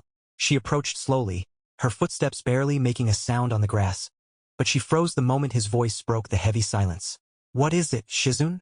His voice was completely hollow, exhausted and entirely broken. It physically hurt her to see him like this. She hated feeling so utterly helpless, hating that she didn't know how to piece back together the person she loved. Tsunade-sama is watching over Narumi-chan, she said softly, hoping the news of his newborn sister would offer some small comfort. I just wanted to let you know. Good, he whispered numbly. Shizun hesitated, her heart aching for him as the silence stretched out again. May I join you? Naruto didn't answer with words. Instead, he simply shifted his weight, leaning slightly to the right to make room. Understanding the silent invitation, Shizun immediately dropped to her knees right beside him. The yondaime shouldn't have died, Naruto mumbled, his voice trembling on the jagged edge of a sob as he stared at his parents' graves. He was the one Jiraiya-sensei spoke of. The one what, Naruto? She asked gently. Nothing, he choked out, his shoulders beginning to shake. Shizen swallowed hard, her own eyes burning. I don't know what to do to make you feel better, she confessed, her voice thick with raw emotion. The only thing I can offer right now is my presence. Naruto's breath hitched, his wide, tear-filled eyes finally closing as the last of his formidable walls completely crumbled. Giving up the fight to stay strong, the 12-year-old slumped sideways, leaning his head helplessly against her chest as an agonizing sob finally tore from his throat. Shizen didn't say another word. She just wrapped her arms tightly around him, pulling him close as she buried her face in his bright red hair, holding the broken boy together as her own tears fell freely. 1 week later, this is Konoha. Of course we will rebuild it in no time. Naruto roared passionately, his youthful voice echoing with absolute authority across the ruined landscape. With a fierce slam of his hands against the torn earth, massive pillars of timber erupted from the ground. In a matter of seconds, the thick wood rapidly wove and shaped itself, seamlessly constructing 20 brand new houses side by side. A deafening wave of cheers and relieved roars erupted from the exhausted shinobi and battered civilians, as they watched Naruto's miracle standing bit far from the crowd. Shizen watched the redhead with a deeply warm, affectionate smile. Seeing his fiery, indomitable spirit reignite so soon after such a devastating personal loss made her chest swell with immense pride. Suddenly, a sharp nudge to her ribs broke her completely out of her daze. Are you just going to stand there drooling at him forever? Anko teased with a wicked, entirely unapologetic smirk as she leaned in close. Anko! Shizen hissed, a furious blush immediately painting her cheeks as she frantically looked around. Be appropriate. You too. Get back to work immediately. A passing jonin barked, pointing a stern, commanding finger at the young kunoichi. You should feel ashamed slacking off while Naruto-sama is working this hard for our village. Both girls stiffened, immediately snapping to attention with sharp, synchronized nods. Hi! 2 months after Kyuubi attack. I heard you aren't taking missions lately, that you've been spending all your days at the hospital, or out in Shikatsu Forest. Shizen called out gently to the lone figure standing high atop the yandame's freshly carved stone face. How do you know about Shikatsu? Naruto asked. He kept his gaze firmly fixed on the sprawling, recovering village below, but his voice was laced with unmistakable amusement. Katsuyu-sama told Tsunade-sama.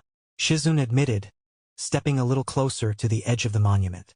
That snitch of a slug, Naruto murmured with a fond, huffing laugh.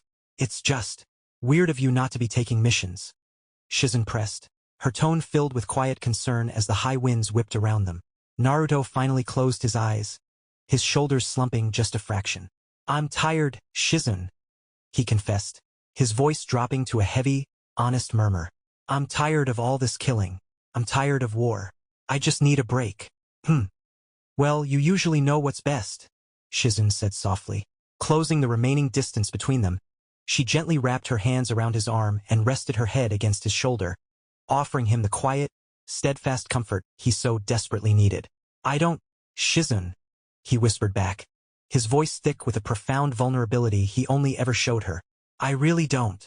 1 month later, I will not leave you, Naruto, Shizen declared as she looked up at him, her voice ringing out with a steady, fierce determination that desperately tried to mask her breaking heart.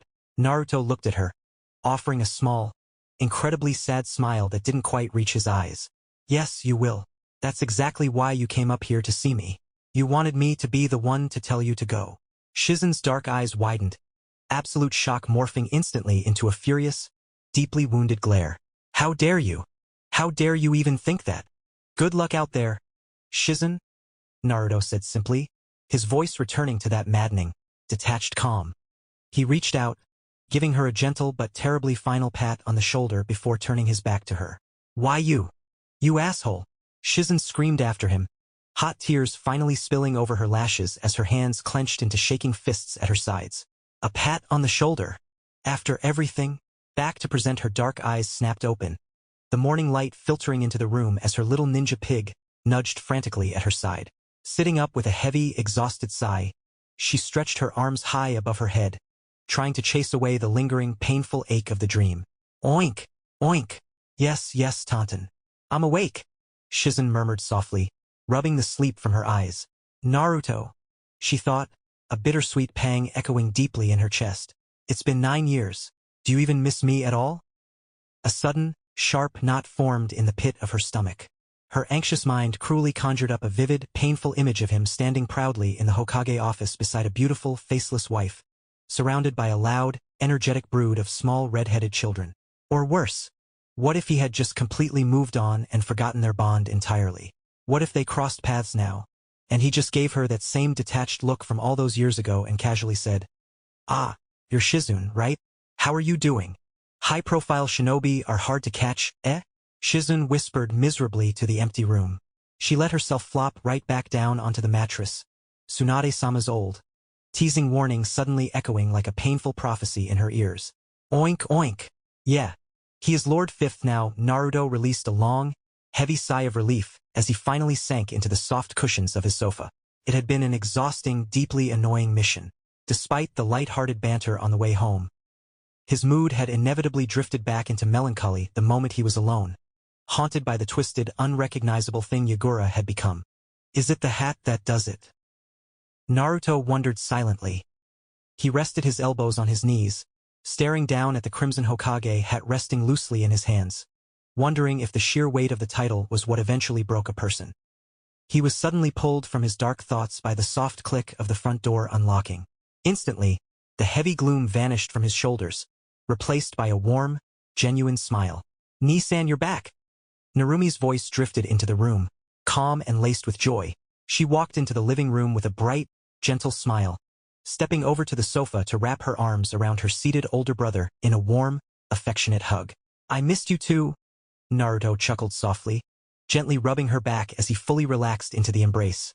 "How was the academy today? Boring?" Narumi admitted with a soft sigh, pulling back just enough to meet his eyes with a serene look. "How was your mission?" "Fine," Naruto replied easily, flashing her a reassuring, lazy grin that completely hid the sheer scale of the Kage-level chaos he had just caused in the blood mist. "It was just nice to actually stretch my legs and move a bit. It's been a while. Sarutobi household. I still remember that official mission report of yours regarding Yagura," Hiruzen remarked, a warm, grandfatherly chuckle escaping him as he gently set his steaming teacup down on the low table. "The shorty blew up my wooden dragon." Naruto let out a soft, amused snort. "If writing mission reports had been left entirely up to me back then, the village archives would be an absolute mess. I'm just glad Dad and Mom used to help me translate my rants into actual shinobi reports." "Indeed, though you always had a very unique way of getting straight to the point," the retired third Hokage mused, his aged eyes crinkling with fond amusement before his expression softened into something more reflective. "Well, growing up in a brutal place like the Bloody Mist can easily turn a human into a monster. What was it you used to call them again?" "Uncultured brutes," Naruto replied flatly, without missing a single beat. "Ah yes, that was it." Hiruzen laughed, shaking his head at the memory.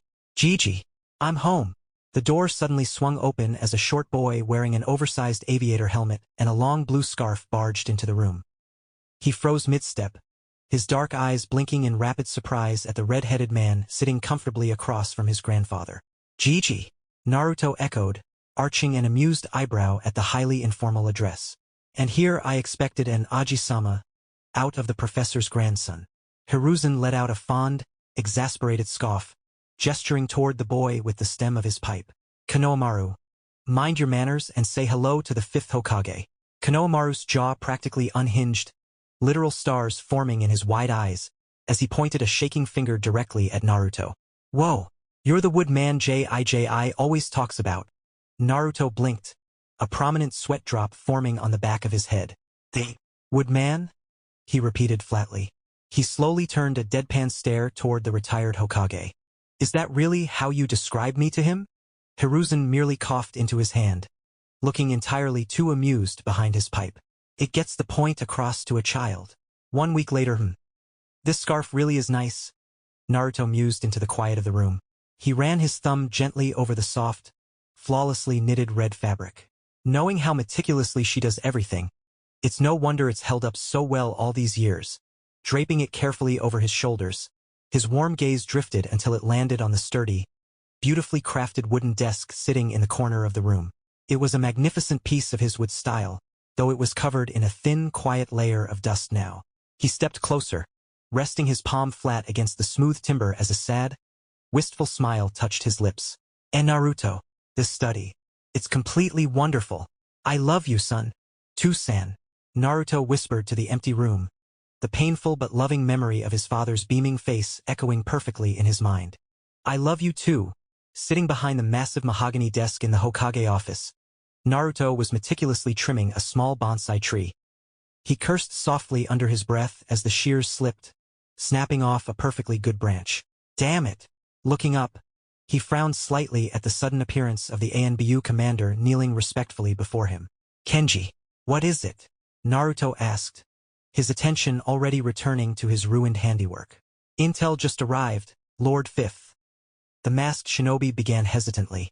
I am sure you are well aware of Tsunade-sama's gambling habits. Naruto blinked, then let out a sudden genuine laugh. Well, you can't really blame her for that. Lord First is the one who passed it down to her. Honestly, Hashirama-sensei was even worse. The commander stiffened, his porcelain mask hiding his shock at the casual mention of God of Shinobi. I see. However, Lady Tsunade has overdone it this time. She gambled with the lightning daimyo. And? Naruto asked, his voice dropping to a dangerous whisper as the shears froze completely in his hand. She escaped before paying her debts. And now, Kenji trailed off, offering a sealed scroll forward. I believe you need to see this. Snatching the scroll, Naruto unfurled it rapidly. As his eyes darted across the ink, his pupils dilated in disbelief, his knuckles turning stark white as he gripped the parchment. That kleptomaniac fool! Naruto roared, violently hurling the scroll across the spacious office where it slammed against the far wall. How could she do something so stupid? The ANBU remained perfectly unfazed. The lightning daimyo has dispatched the Raikage himself after her. He has officially demanded her head. An oppressive, terrifying wave of chakra instantly exploded through the room. Who dares demand the head of the first Hokage's granddaughter? Naruto thundered, his eyes flashing with lethal fury. He slammed his hands down on the desk. Kenji, I do not want a single soul to hear about this. Is that understood? I will deal with this personally. But sir. No buts. You are dismissed. The ANBU bowed sharply, vanishing in a blur of motion without another word. Left alone in the crushing silence of the office, Naruto stood up. He braced his hands against the desk, trying desperately to steady his ragged breathing. A sudden, sharp spike of absolute terror pierced his gut, causing him to double over slightly as he clutched his stomach. Shizen. I frowned heavily as he blurred through the dense forest canopy, closing in on the coordinates where Tsunade and her assistant had been spotted. Damned noble bastards. The fourth Raikage thought, his jaw set in a hard, angry line. He actually expects me to kill Senju Tsunade? Boss, you sure this is fine? Darui asked, his usual lazy drawl tight with a rare, underlying tension as he leaped onto a branch just behind the Raikage. No, Darui, I grunted, his gaze fixed forward. It's not fine. The fifth Hokage. He was taught by her. She suddenly spoke up from the rear of the formation. I froze. His massive boots skidded to a heavy halt atop a thick branch, forcing his two bodyguards to quickly break behind him. He turned his imposing frame slightly to look back at his sensor. She, what are you talking about? Darui demanded. A sudden, phantom coldness gripped his stomach. Intel says that she was the one who personally taught him medical ninjutsu, she explained grimly, meeting his Raikage stare. Now that I think about it, he was Senju Hashirama's student, Tsunade's grandfather. I elaborated, his deep voice heavy with the grim realization. Boss, Darui sighed, rubbing the back of his neck as he looked away. I know the daimyo outranks you, but I'm not angering that man over some stupid gambling debt. He already spared my life once. I am not killing his sensei. Darui is right, she agreed immediately, his tone strained. This is getting completely out of hand. You cowards, I barked, his thunderous glare darting between his two most trusted subordinates. You're just afraid of him. Darui didn't even flinch, meeting his Kage's furious gaze with a completely deadpan stare. Saying no to that would just sound dumb, boss. Summoning jutsu, Naruto roared, slamming his palm violently against the floor of his Hokage office. A small white and blue slug appeared in a thick puff of smoke. Naruto-sama? Katsuyu asked, her soft voice laced with immediate concern as she noticed the unflappable fifth Hokage was actually sweating. What is wrong? Tsunade, can you summon Tsunade? He demanded, his breath coming out slightly ragged. Tsunade-sama? What hap? Just do it, Katsuyu. Naruto barked, sheer panic bleeding through his usually unshakable composure. Why yes, sir, Katsuyu replied. Shizun stared blankly into her small ceramic saucer of sake, sitting quietly beside her master. Something wrong, Shizun? Tsunade asked, downing the rest of her drink in one smooth gulp. Just bad dreams, milady? Shizun replied simply, taking a slow, steady sip of her own drink. I've been thinking about him a lot lately. Lord Fifth? Yeah. I wonder what he looks like now. What do you think? Tsunade asked. I'm sure the Hokage hat looks absolutely magnificent on him, Shizun said, a wistful, melancholic smile touching her lips. Tsunade frowned sadly, her gaze softening. I told you, you can always go back. Shizun gently shook her head, staring back down at her reflection in the sake. I'm not even sure if he loves me anymore, and sometimes, I fear that he never really did. Tsunade opened her mouth to argue, but before a single word could leave her lips, she abruptly vanished in a thick, startling puff of white smoke. Shizun violently recoiled, her saucer clattering against the table. Reverse summoning. Tsunade blinked as she abruptly reappeared in a place that looked incredibly familiar. The Hokage office. Tsunade! She froze, her breath hitching at the sheer, suffocating killing intent directed entirely at her. Turning around, her wide eyes landed on a very tall man with bright red hair. And Naruto? Before she could even finish his name, Naruto crossed the room in a blur, grabbing her by the collar and slamming her forcefully against the wall. And Naruto, what are you doing? You kleptomaniac fool, he roared. Why would you gamble with the lightning daimyo? Tsunade's eyes widened in absolute horror. How did you know? Answer my question. He cheated, she stammered defensively. That is why I didn't pay him. You dumbass woman. The man ordered your death. He ordered the Raikage to kill you and Shizun. Seeing the stark terror finally dawn in her eyes, his grip tightened. Where is Shizun? We were in a bar together. Where? Tanzaka Guy. He released her instantly, letting her drop to the floor in a panicked heap. You stay right here, Tsunade, Naruto ordered sharply, already turning away. I am going to get Shizun. Naruto's clone strode through the halls of the daimyo's palace, receiving respectful bows from the guards as he passed. Hokage-sama, the daimyo will see you now, an attendant announced, sliding the heavy doors open. Nodding, Naruto entered the lavish room and found the middle-aged ruler sitting comfortably, cheerfully waving a brightly painted folding fan. Ah, the boy wonder, the daimyo exclaimed with a wide, welcoming smile. How wonderful of you to visit. Daimyo-sama, Naruto said, offering a short, respectful bow. I have a favor to ask of you, sir. The daimyo paused his fanning, his eyes lighting up with intrigue. Oh, a favor. How good is your relationship with the lightning daimyo? Naruto asked calmly. Naruto tore through the forest as fast as his legs could carry him. He was afraid. For the very first time in his 21 years of life, he was truly afraid. He was terrified that he would arrive only to find her as a corpse. The only thing I can offer you is my presence.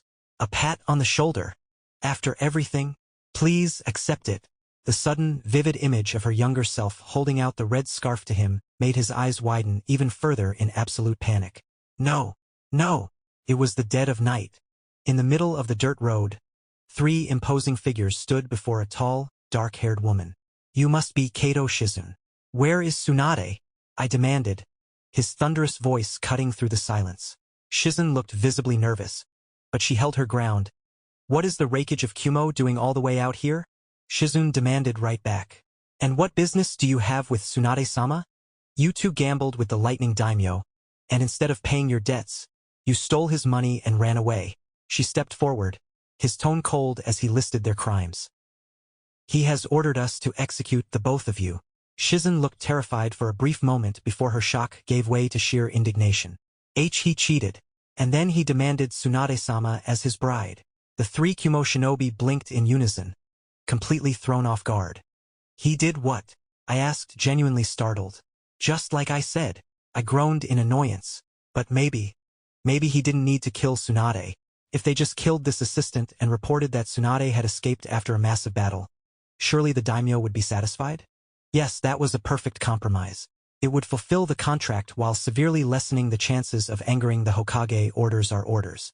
You are to be executed, I declared, his massive body suddenly erupting in a crackling aura of lightning chakra. We will find Tsunade our own way. And no, wait, Shizen stammered, stumbling backward in absolute terror. I will make it ka. I never finished his sentence. Suddenly, a heavy weight dropped from the sky and slammed into the dirt right behind them, violently cracking the earth and sending a sharp shockwave through the street. Oh no, she thought, his blood running entirely cold as a paralyzing heat flushed through his body. He didn't dare look behind him. He didn't need to. It was the exact same suffocating chakra from 12 years ago. I barely had a fraction of a second to react. Before he could even turn his head, a devastating fist slammed directly into his ribs, launching the massive raikage completely off his feet and sending him crashing straight through the wall of a nearby store in an explosive shower of splintered wood and debris. Sorry, Shizen. A deeply familiar voice spoke from the settling dust. I barely made it in time. Both Kumo-jonin leaped backward instinctively. Holy shit, where did he come from? Darui exclaimed, his signature board facade completely shattering into sheer panic. Shizen didn't even need to see his face. She would recognize his presence anywhere, even if decades had passed. He was fully grown now, towering impressively over her, his commanding aura feeling absolutely immense. His fiery red hair was exactly as she remembered it, contrasting fiercely with the white Hokage robes billowing around his shoulders, the bold kanji for Fifth Hokage painted across his back. Naruto, she breathed, her voice trembling. You've grown up, Shizen. And you look beautiful, he said softly, his deep voice carrying a reassuring warmth without him even turning around. We will catch up tonight. Just let me deal with these fools first. Shizen nodded shakily. The paralyzing terror that had just gripped her chest completely melted away, instantly replaced by an overwhelming, profound sense of safety.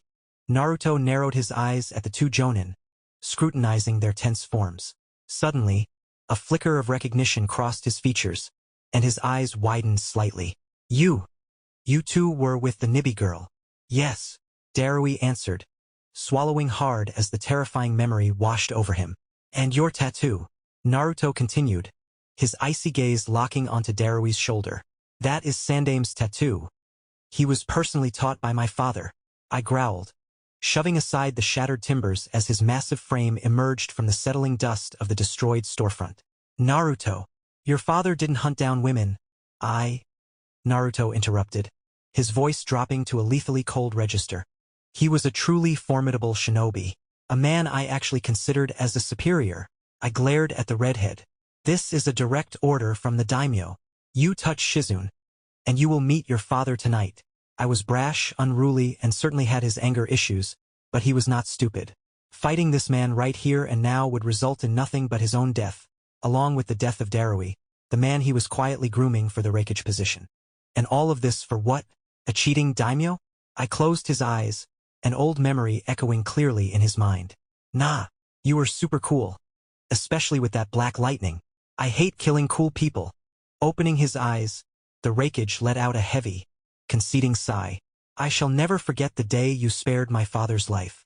I owe you, Hokage. I will speak with the lightning daimyo about this misunderstanding. Please do, Naruto replied calmly. I have spoken with my daimyo as well, and he will intervene.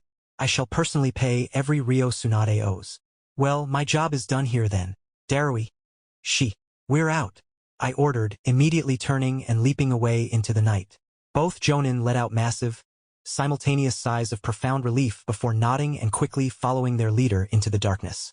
Naruto finally turned around, finding Shizen absolutely gaping at him. A deep, profoundly relieved smile broke across his face. Without a single word, he closed the distance between them and pulled her into a tight, desperate hug, drawing a startled yelp from her lips. And Naruto, she barely muttered. A fierce blush rushed to her cheeks as she suddenly realized just how ridiculously tall he had become, his broad frame completely enveloping hers. God, I missed you so much, Naruto whispered fervently, tightening his arms securely around her. I was young and I was a fool. Please, forgive me, Shizun's eyes widened in surprise for a fleeting moment. Then, the last of her lingering doubts finally melted away. A gentle, loving smile graced her features as she wrapped her own arms tightly around him, resting her cheek comfortably against his chest as she closed her eyes. I missed you too. Chapter 8 Father and Son Flashback. 10-year-old Naruto. It was nearing the bloody end of the Third Shinobi World War. The devastated battlefield was littered with the overwhelmed forces of Kumo and IWA, all utterly decimated by a single, terrifying duo. A blonde man and a red-haired boy. Bring it on, assholes! Naruto roared passionately, slamming his fist into the earth and violently shattering the ground beneath his feet. Naruto! Language! Minato reprimanded sharply, even as he vanished in a yellow flash, seamlessly slicing through the throats of 3 more enemy shinobi. Yeah, sorry, Tusan, Naruto called back. He blinked, his eyes suddenly widening as he caught sight of Killer Bee roaring, a bubbling red chakra cloak violently erupting around his form. Tousan! I'm on it! Minato shouted, a confident smirk touching his lips. In a split second, he teleported directly in front of the Jinchuriki, slamming a massive Rasengan right into his gut. Now, Naruto! Right! Slapping his hands together in a sharp, echoing clap, Naruto channeled his chakra. Instantly, massive wooden pillars erupted from the shattered earth, violently coiling and locking into place to completely restrain B. Shit! The boy wonder is restraining us. B! The Eight Tails cursed in his host's mind. B grunted under his breath. He still wasn't fully adapted to controlling this level of power, and now he was completely pinned down by the legendary wood style. B! Naruto blinked at the furious roar. Turning his head, he saw I rocketing toward him, cloaked in blinding lightning. Unfazed, Naruto calmly formed a one-handed ram seal. In a heartbeat, thick, extending which shot out from his arm, swiftly wrapping around the brash Kumo shinobi and violently halting his charge mid-air. Sleep! Naruto commanded, stepping up and firmly placing his palm on B's head. A powerful suppression jutsu washed over the Jinchuriki, instantly forcing the volatile red chakra to recede. Within moments, B slumped over, completely unconscious, while I remained fiercely struggling against his unbreakable wooden bindings. I am so sick of you two. AB combo my ass. You guys are just annoying? Naruto muttered in pure exasperation, glaring down at the restrained siblings. Beside him, B was already starting to stir and groan against the heavy timber. Arg! Yellow flesh! Boy wonder! I bellowed, thrashing furiously against the wood. Kill me, but let my brother go. Naruto let out a loud, relieved sigh, raising a hand. Well, if you insist. I don't mind. Stop, Naruto! Minato ordered immediately, landing gracefully beside his son. We are not killing anyone. Naruto blinked, looking up at his father in genuine bewilderment. Why? They are incredibly annoying. Now, the third Raikage, he is actually cool. I really wish we were fighting him right now instead of this brash brute and his wannabe rapper brother. Minato could only let out a long, profound sigh of defeat at his son's casual antics, completely ignoring the absolutely murderous glare I was currently shooting them both. 11 years old Naruto, maybe. You are the child of prophecy, Jiraiya said, his gaze fixed seriously on Minato as they sat together at the table. Child of prophecy? What is that? Naruto asked, looking between the 2 older men in genuine curiosity. Legend says that when the shinobi world plunges into unprecedented darkness, the child of prophecy will be the one to save it.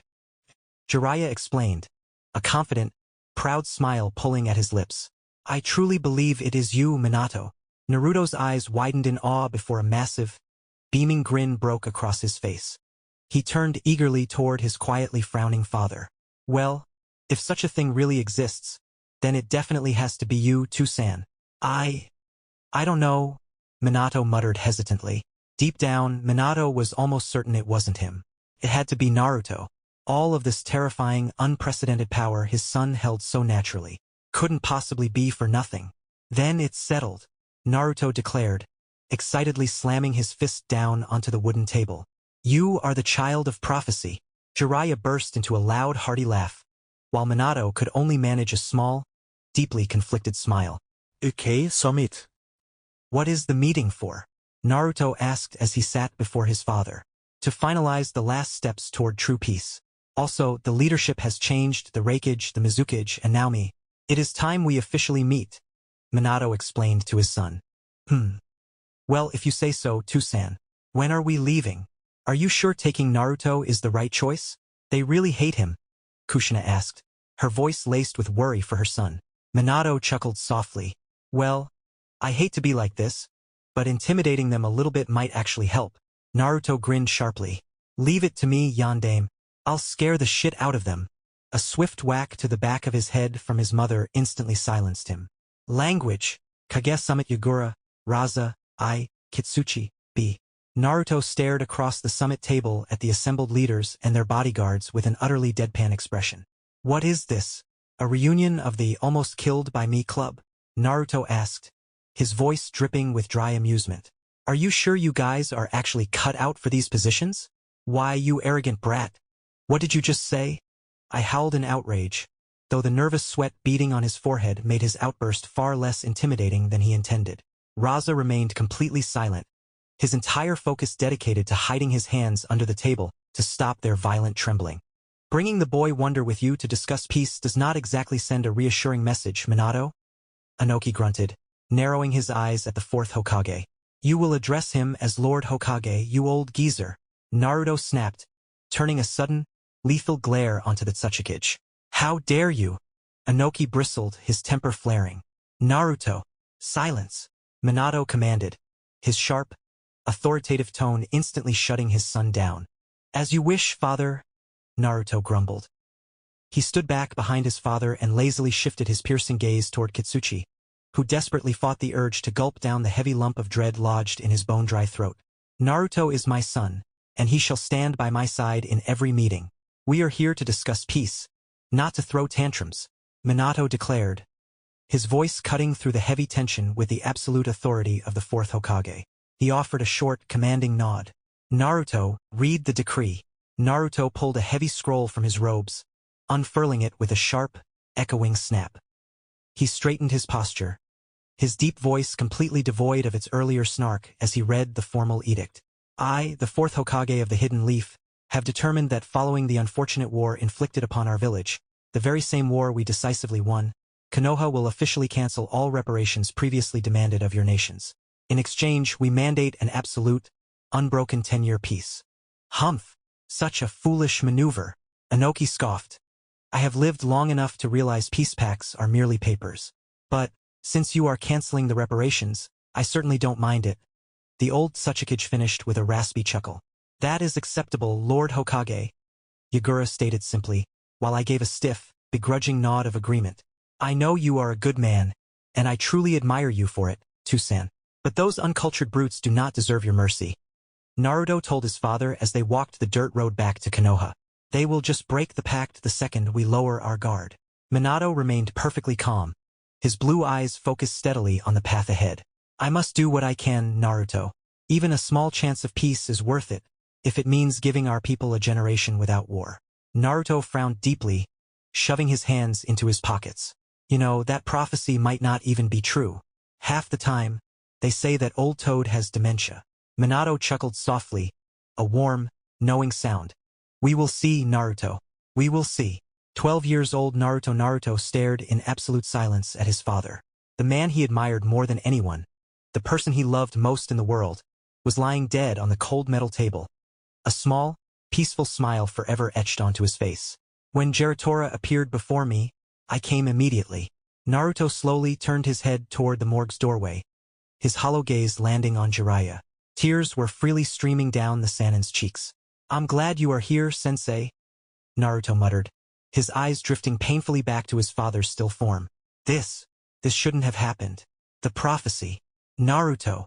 The prophecy. Father was the one. You kept talking about a fake prophecy this whole time, Jiraiya-sensei. Naruto suddenly snapped, his voice cracking under the crushing weight of his grief. Jiraiya squeezed his eyes shut, his own voice trembling. It is not fake. But it was not Minato. Naruto said absolutely nothing, moving with a numbed slowness. He leaned over and pressed a lingering kiss to his father's cold forehead, and then stepped over to do the exact same to his mother. Without another look, he turned and walked right past Jiraiya, pausing only for a fraction of a second at the doorway. The child of prophecy is dead, Naruto stated, his voice entirely devoid of warmth. Tell that senile toad to stop spitting bullshit. Flashback end. Sometimes, I see him sitting alone before the fire, just holding father's tri-pronged kunai. He just sits there, crying silently. Narumi muttered, staring blankly at the rippling water before her sensei.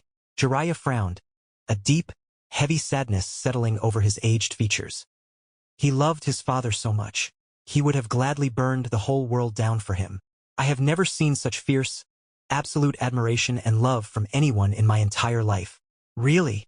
Narumi asked softly, leaning in slightly, desperate to know more. Jiraiya nodded, a wistful, melancholic smile touching his lips. When Minato first became Hokage, Naruto essentially took control of the shadows. Every single thing passed through him before it ever reached Minato's desk. He completely disbanded the entire ANBU Black Ops force and meticulously reformulated it from the ground up, just to ensure absolute, unquestionable loyalty to your father. Wow.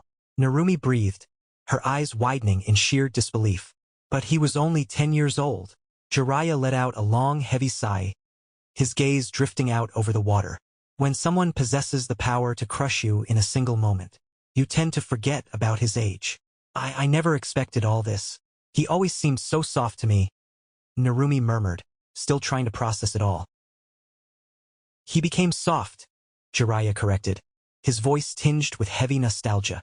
Back then, he was still a nice guy, but he was utterly terrifying. He paused, glancing down at her.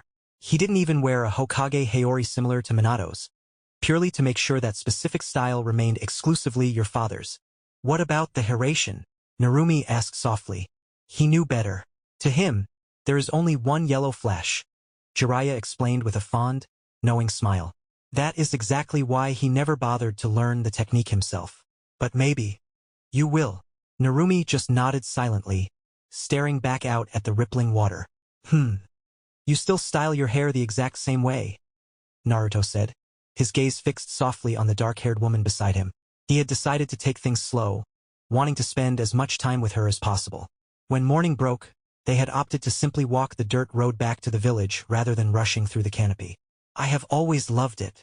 Shizun blushed slightly, returning his smile. As do you. Naruto smiled, casually running a hand through his bangs. It is father's hairstyle. I don't think I will ever change it. Oh, Shizun murmured, eager to lift the sudden melancholic atmosphere.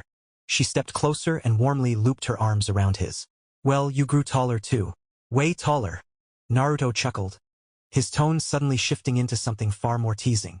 I think we both expected that a long time ago, though I never knew you would develop such interesting thighs.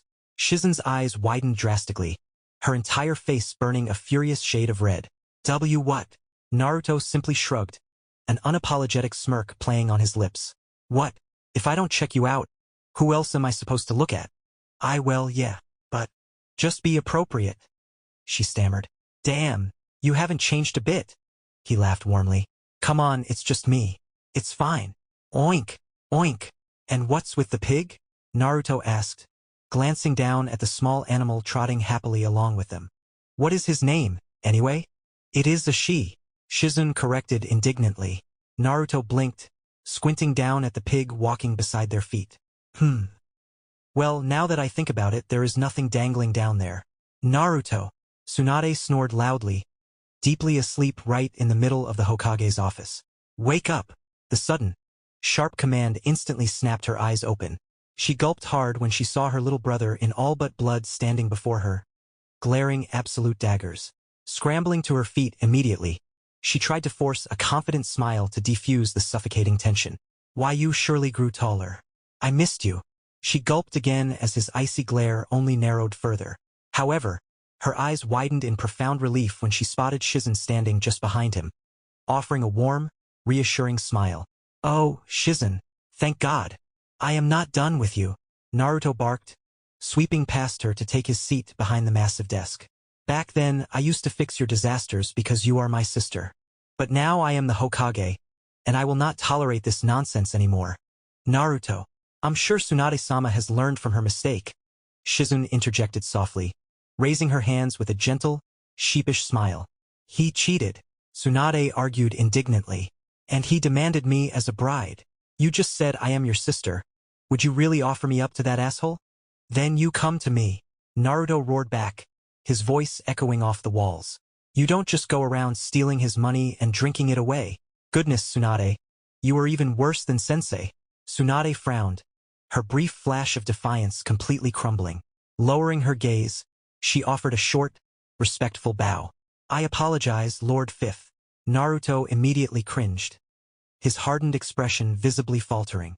Just call me Naruto. I hate hearing that coming from you. Tsunade let out a quiet, shaky sigh of relief, immensely glad that he didn't actually hate her. And don't sigh in front of me, he snapped. All right. But Silence. You have had more than enough of a break, Naruto declared, his tone leaving absolutely no room for argument.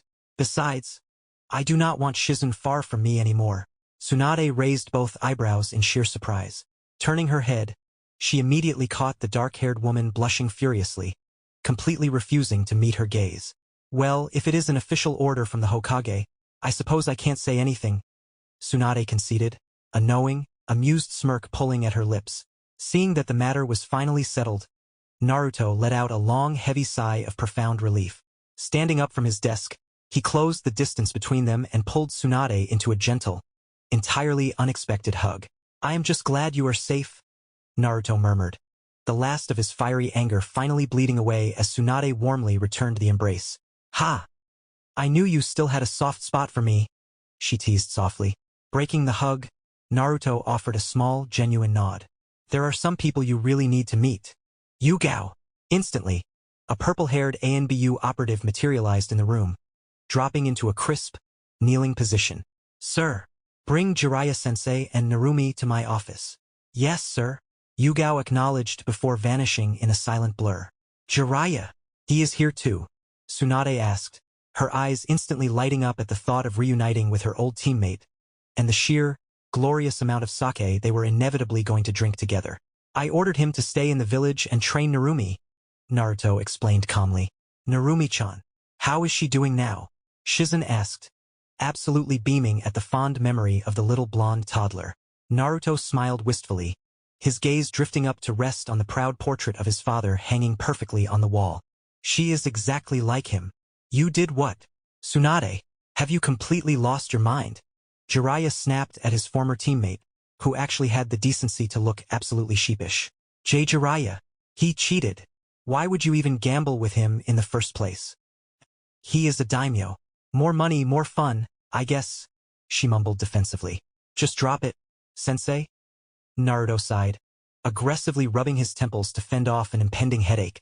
She is a walking disaster, exactly like her fighting style. Look who's talking about disasters, Tsunade yelled, jabbing an accusing finger at the Hokage, who simply rolled his eyes in response. Narumi just stood by the door, watching the chaotic scene unfold with a perfectly dumbfounded expression, genuinely wondering if this was actually real. Excuse me, what exactly is happening here? Tsunade blinked, shifting her gaze to the young blonde girl for the very first time. Her eyes immediately widened in sheer, unadulterated shock. Holy shit, did Minato seal the QB into her? Or did he seal himself? Naruto barked out a loud laugh. Told you, I am Senju Tsunade, kid, one of the legendary Sannin. Tsunade boasted, instantly regaining her proud, confident swagger. Narumi's eyes lit up with sudden awe. Lady Tsunade, it is a profound honor. I have heard so much about you, HM. You are incredibly well-mannered too. Just like the fourth, and completely unlike the fifth, Tsunade declared, shooting a distinctly smug look over at Naruto.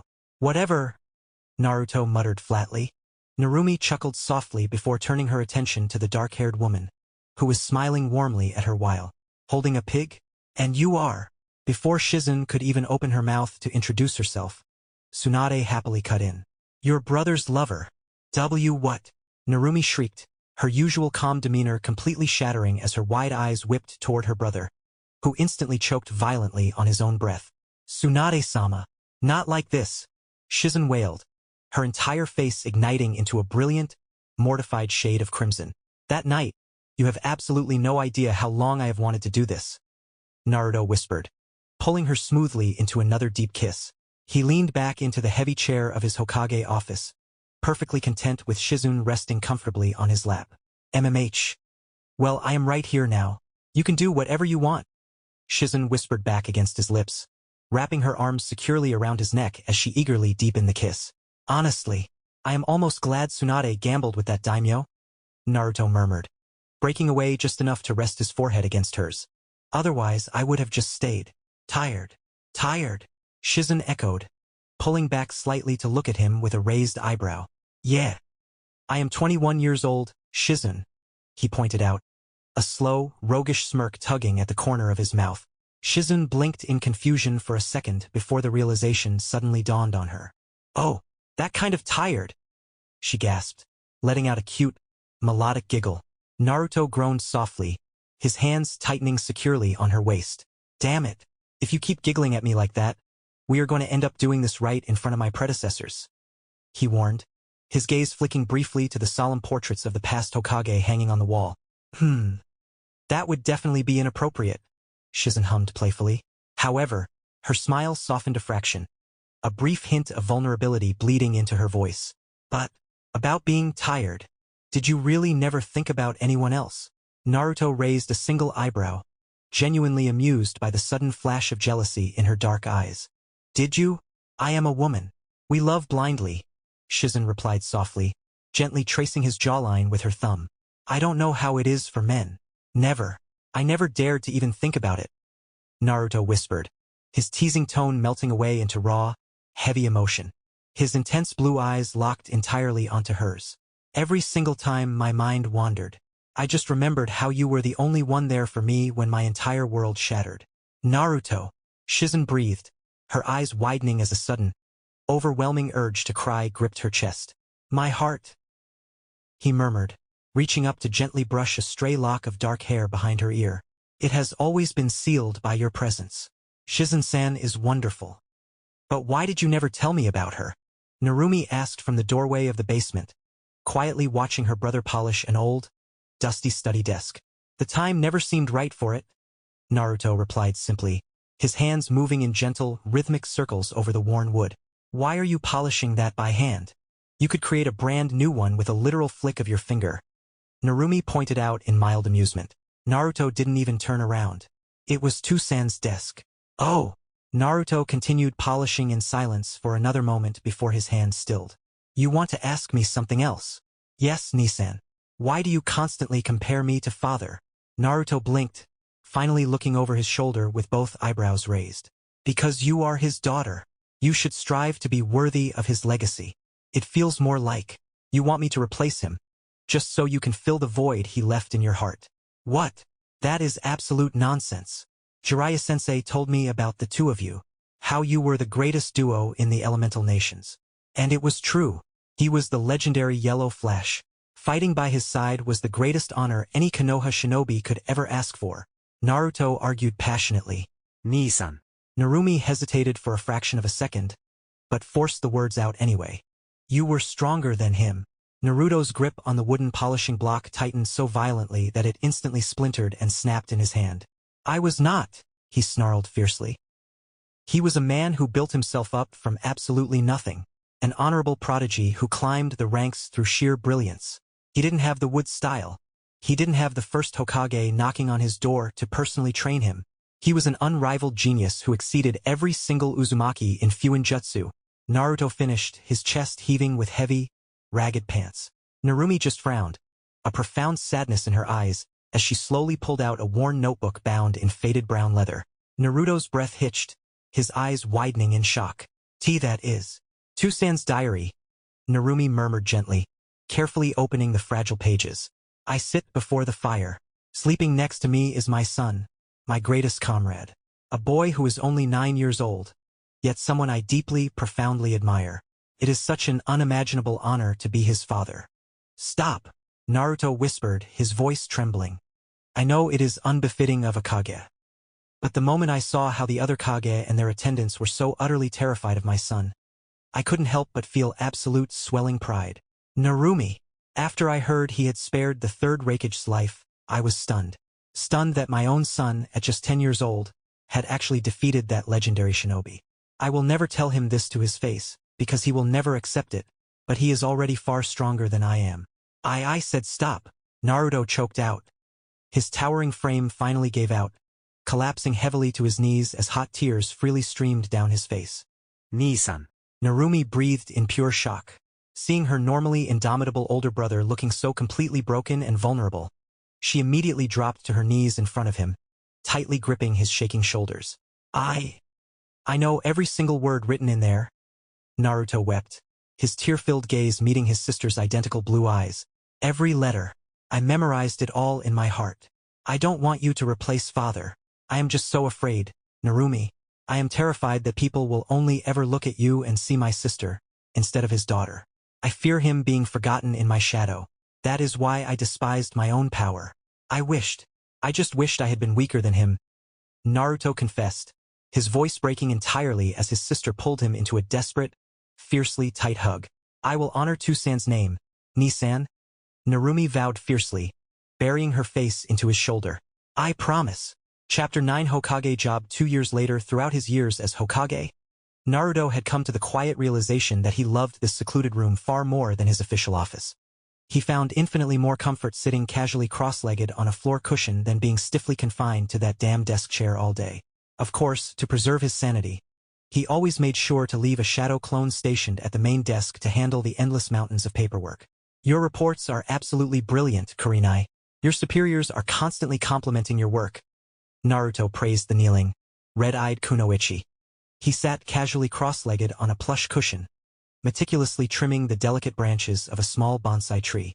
Keeping her expression perfectly stone-faced, Kurenai closed her eyes and offered a crisp, formal bow. I am doing my best, sir. I know you are, Naruto said softly. He set down his shears and pulled a sealed scroll from his robes, holding it out to her. I wrote this decree myself. Go and deliver it to Shikaku. Kurenai carefully accepted the scroll, her striking crimson eyes widening a fraction in surprise. Nara Shikaku? The Jonin commander? Yes, he will be the one giving you your flak jacket, Naruto added casually, his attention already shifting back to the precise care of his plant. Kurenai's strict professional facade finally broke, melting into a wide, genuinely thrilled smile. Thank you, Godame-sama. Knowing your nature, I imagine you will absolutely love being a Jonin instructor, Naruto noted smoothly. Nurturing the next generation is always a profound honor, she answered, her voice ringing with deep conviction. Naruto smiled warmly, thoroughly pleased by her immediate response. Wonderful. Spend this year gaining some hands-on experience as a Jonin, and next year, I will assign you your very own Genin team. Hi! This is the third time Kakashi? Naruto stated flatly, his eyes locked onto the silver-haired Jonin kneeling lazily before him. Care to explain? They almost killed each other, Godame. They are absolutely not ready, Kakashi replied, his visible eye deadpan and his tone laced with absolute finality. I mean, look, even Guy is getting his own Genin team, Naruto exclaimed, throwing his hands up in sheer exasperation. Maybe you should learn a thing or two from him.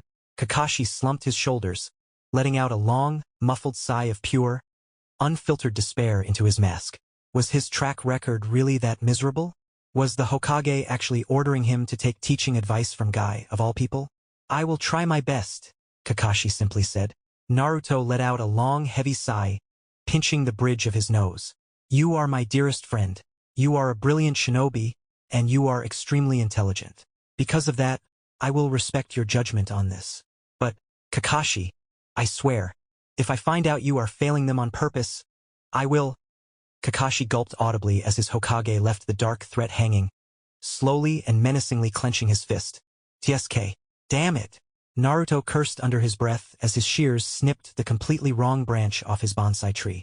Letting out a heavy sigh, he casually channeled a fraction of his chakra, seamlessly regrowing the severed wood in an instant. I used to be way better at this back in the day. Turning around, he suddenly realized Guy's Genin team was standing quietly before him. All three of the young shinobi were giving him utterly incredulous looks, while Guy simply stood there beaming as proudly as usual. This is the legendary boy wonder? Niji thought, a heavy wave of sheer, unfiltered disbelief washing over him as he stared at the casually seated redhead playing with a plant. Whoa, Guy's team, how are you doing, Genin?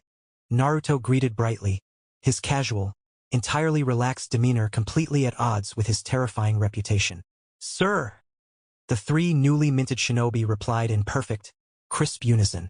Naruto smiled gently at the young squad, while Guy grinned as vibrantly as ever beside them. What truly captured the Hokage's attention was Hisashi's boy, Niji, the Rookie of the Year, and widely rumored to be the greatest prodigy the Hyuga clan had produced in generations. Life is certainly full of surprises. To think Guy actually has a team of his own now. Naruto chuckled warmly. Leaning forward, his expression shifted into one of genuine, earnest respect as he addressed the three genin directly. You guys got an absolutely brilliant shinobi as your sensei. You should be extremely proud of that. The sudden, heartfelt praise from the Hokage instantly forced thick, comical waterfalls of tears to cascade down Guy's face. Go Dame! I shall never let you down. I swear it! Guy bellowed passionately, punching a triumphant fist high into the air. Naruto chuckled softly before his sharp blue eyes locked onto the Hyuga. You are Niji, the son of Hisashi, right? Niji's pale eyes widened slightly at the sudden, unexpected mention of his late father. He instantly stiffened, straightening his posture to absolute military perfection. Why yes, Hokage-sama. Naruto gave a firm, deeply approving nod. Your father was a truly magnificent shinobi. We fought side by side on the battlefields during the war. Work hard, Niji, and make him proud.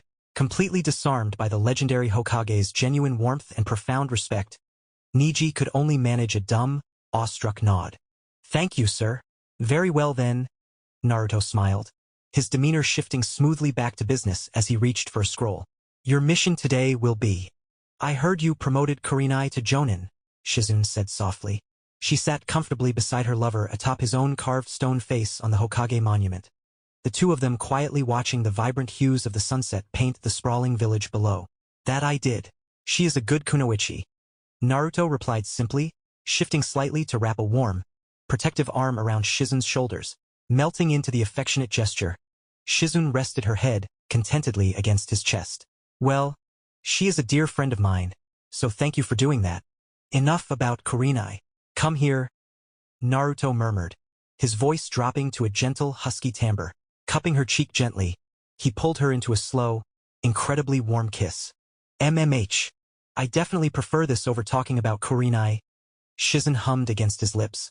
A soft smile graced her features as she wrapped her arms securely around his neck, eagerly deepening the kiss as the last rays of the sun finally dipped below the horizon. Almost 20 of Konoha's elite jonin had crammed into the lively local tavern, their voices rising in unison to celebrate Kurenai's recent promotion. To Kurenai! They cheered loudly, the crisp clinking of their sake cups ringing through the air. Guys, this really wasn't necessary, Kurenai protested softly. A sheepish smile tugged at her lips, a rare, faint blush dusting her pale cheeks. Nonsense, Anko declared boisterously, slinging a heavy, affectionate arm around the newly minted Jonin's shoulders. You absolutely deserve this. I just hope the Godame doesn't catch wind of this. He despises alcohol, and here we are in the middle of the afternoon, Ibiki muttered. An entirely unusual wave of nervousness flickered across the scarred interrogator's face as he quickly gulped down his sake. TSK, Ibiki, since when did you become such a coward? Anko laughed, waving her cup dismissively. The Godame being a total bore isn't going to stop us from celebrating. She threw her head back in a loud laugh, but blinked in sudden confusion when absolutely no one joined her. Instead, the lively atmosphere vanished in an instant. Every single jonin at the table had frozen stiff, staring at the space right behind her with expressions of sheer, unadulterated terror. Huh? What's wrong with you guys? She asked, her grin faltering. So, I am boring? Anko gulped audibly as a heavy, suffocating shadow suddenly loomed over her. Sweating profusely, she turned her head with agonizing slowness, only to find the very man she had just insulted staring down at her. His piercing blue eyes narrowed dangerously. Ha he he he. Gee Godame, what a coincidence. We were just talking about you. Anko stammered, offering a strained, terrified grin. I heard, Naruto replied flatly, his intense glare entirely unmoving. The oppressive, suffocating silence stretched for another agonizing second before his hardened expression suddenly melted into a bright, easy smile. Pour me a cup. I want to celebrate too. Whoa, now that is my Hokage.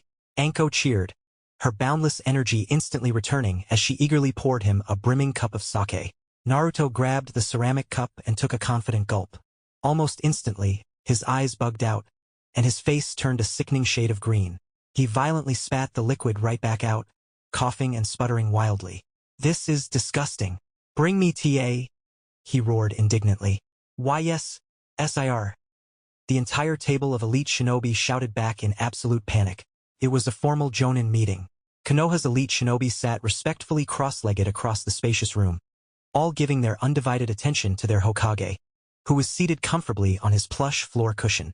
"The Wind Daimyo has been redirecting the vast majority of his country's missions to us," Naruto stated, his expression twisting into a sharp scowl of pure disgust at the mere thought of Sunagakure. "I can't exactly blame him. That shithole of a village could never produce consistently good shinobi anyway.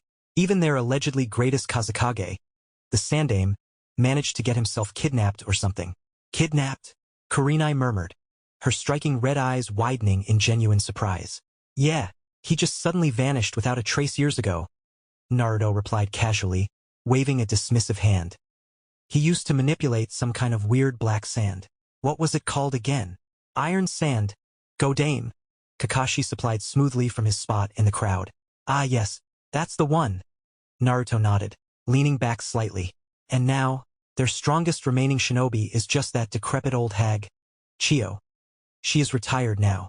I imagine we didn't gather here just so you could hate on Sunagakure, Hokage-sama," Aoba pointed out dryly, a massive, comical sweat drop practically visible on his forehead.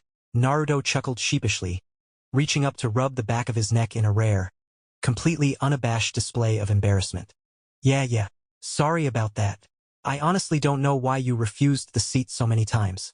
This job is actually really nice," Naruto remarked, taking a calm sip of his hot tea while sitting across from his former sensei, who was already deep into a bottle of sake. Naruto eyed the small ceramic cup in the older man's hand with mild disgust. "I tried that stuff last week. How do you even stomach it? It is completely disgusting." "You get used to it," Jiraiya laughed cheerfully, happily pouring himself another brimming cup. His smile slowly faded, however, his tone growing a bit more reflective. "But about the job, I don't know. When I compare myself to the men who have held the title of Hokage, I always felt like I never truly earned the right." "What utter nonsense!" Naruto scoffed immediately, setting his teacup down with a sharp clink. "You are Jiraiya. You are one of the greatest shinobi this village has ever produced. You are literally a living legend." Jiraiya smiled warmly at the fierce, unhesitating compliment, though a hint of self-deprecation lingered in his dark eyes. "Even legends have tears, Naruto. Uchiha Madara, Senju Hashirama. In my travels, I have actually met people who still firmly believe you are nothing more than a terrifying myth. Can you even imagine that?" "I can't exactly blame them," Naruto murmured, his gaze dropping back to the surface of his tea. "Back then, I was nothing but a walking hurricane of destruction. God's punishment. That is exactly what the third Mizukage used to call you," Jiraiya recalled quietly, shaking his head. "Yeah, I know," Naruto replied, a faint, almost humorless smile touching his lips. "You have become so soft now, though," Jiraiya noted, his eyes warming with genuine paternal affection. "I am just incredibly glad you were able to hold onto your sanity and humanity, especially given that you possessed the raw power to single-handedly conquer a continent by the time you were 10 years old." Naruto fell silent for a moment, his gaze drifting thoughtfully to the steam rising from his cup. "About Madara," he murmured softly, redirecting the conversation. "Sensei used to love him a lot, despite everything that happened between them. And I can't lie, before he became whatever he ultimately became, he was an exceptional shinobi. People from his era described him as deeply honorable. Can you even imagine that?" "I certainly don't know as much about the man as you do," Jiraiya muttered, leaning in slightly, his natural curiosity thoroughly piqued.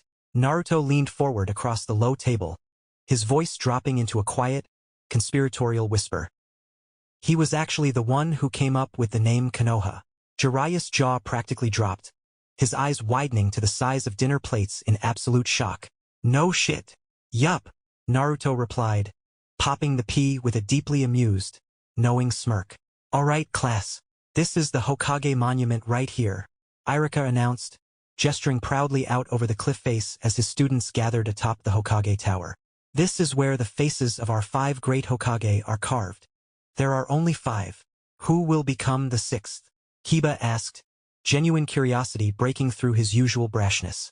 Irika smirked playfully, rubbing the bridge of his nose. Who knows? Maybe I will. A deep, warm laugh suddenly rumbled from directly behind Irika, instantly capturing the entire class's attention. What an ambitious thing to teach your students, Irika. Irika stiffened, turning around with a nervous, deeply embarrassed chuckle. Gee go dame, how nice of you to join us. Nii-san. Naruto blinked in surprise at the familiar voice.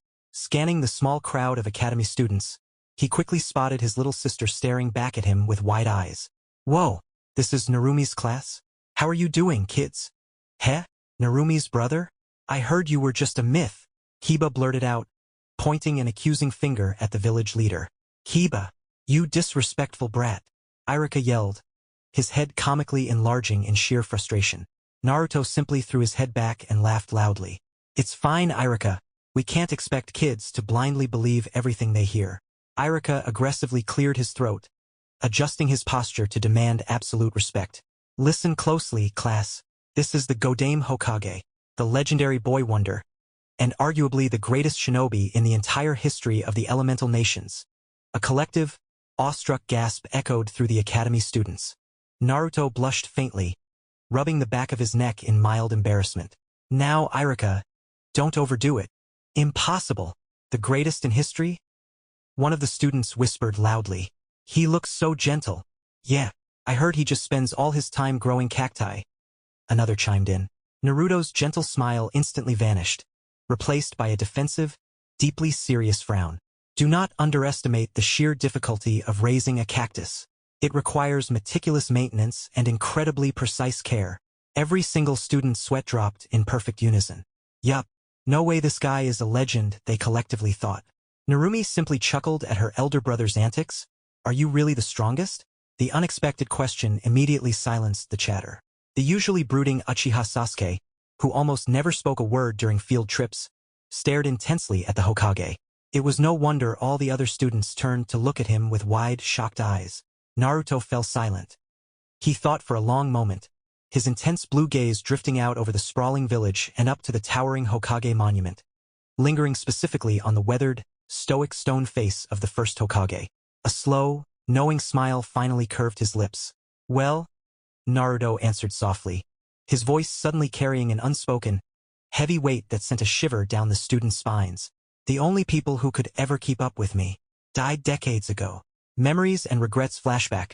12-years-old Naruto, the Ichibi, that pathetic village actually lost its bijou, Naruto exclaimed, his voice dripping with an equal mix of bewilderment and sheer amusement. How can you even lose something like that? It is literally the size of a mountain. Minato sighed heavily, leaning back in his chair. He couldn't lie. Tsunagakure had been getting on his nerves lately, too. Their Jinchuriki tried to tap into its power, but he lost control. And well, it escaped. So, you are telling me to go all the way out there, into that disgusting, blazing desert just to search for the Ichibi? Naruto deadpanned, crossing his arms defensively. And restrain it if you can, Minato added, offering his son a sheepish, apologetic smile. I absolutely will not help that village. I should have turned that entire sandbox into a jungle 2 years ago. Naruto argued fiercely.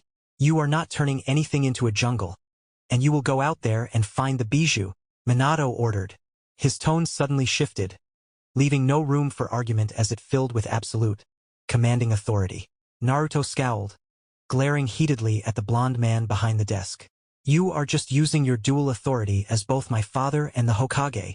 Well, that is exactly what being a father and the Hokage is for, Minato countered with a light, victorious chuckle. How could anyone be foolish enough to build an entire village in this cursed wasteland? Naruto muttered bitterly to himself.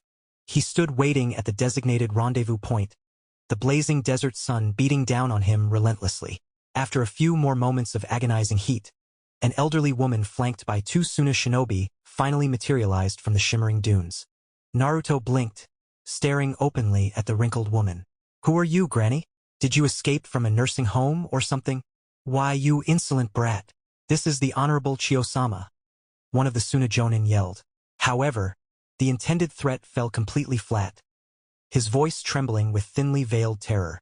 Chiyo narrowed her sharp, calculating eyes. You must be the boy wonder. I have heard quite a lot about you. Of course you have.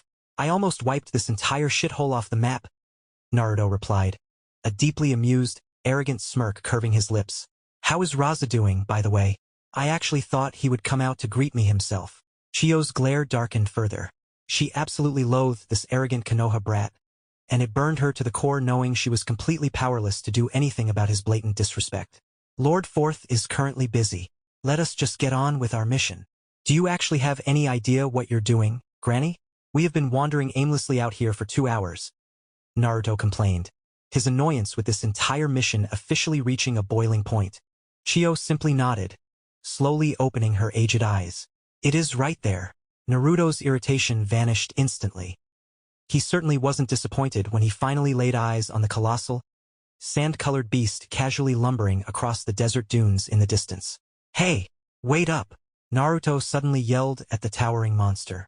Without a second thought, he launched himself off the cliff directly toward it, completely ignoring the horrified, collective gasp of the accompanying Suna shinobi. Why, you reckless brat! What do you think you are doing?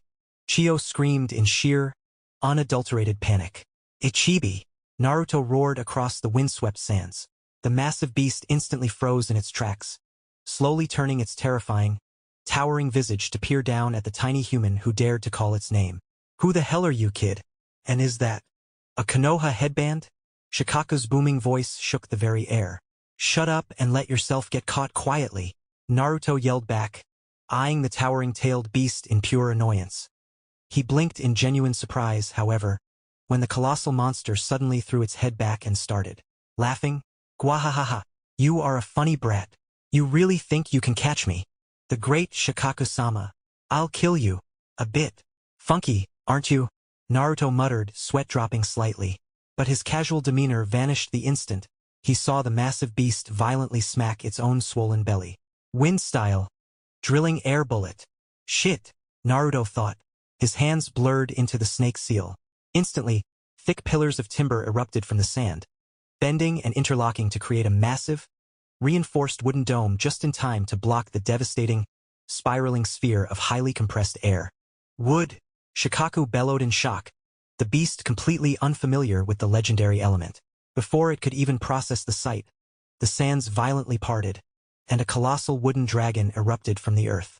The serpentine construct lunged, viciously coiling its massive, biting body entirely around the tailed beast.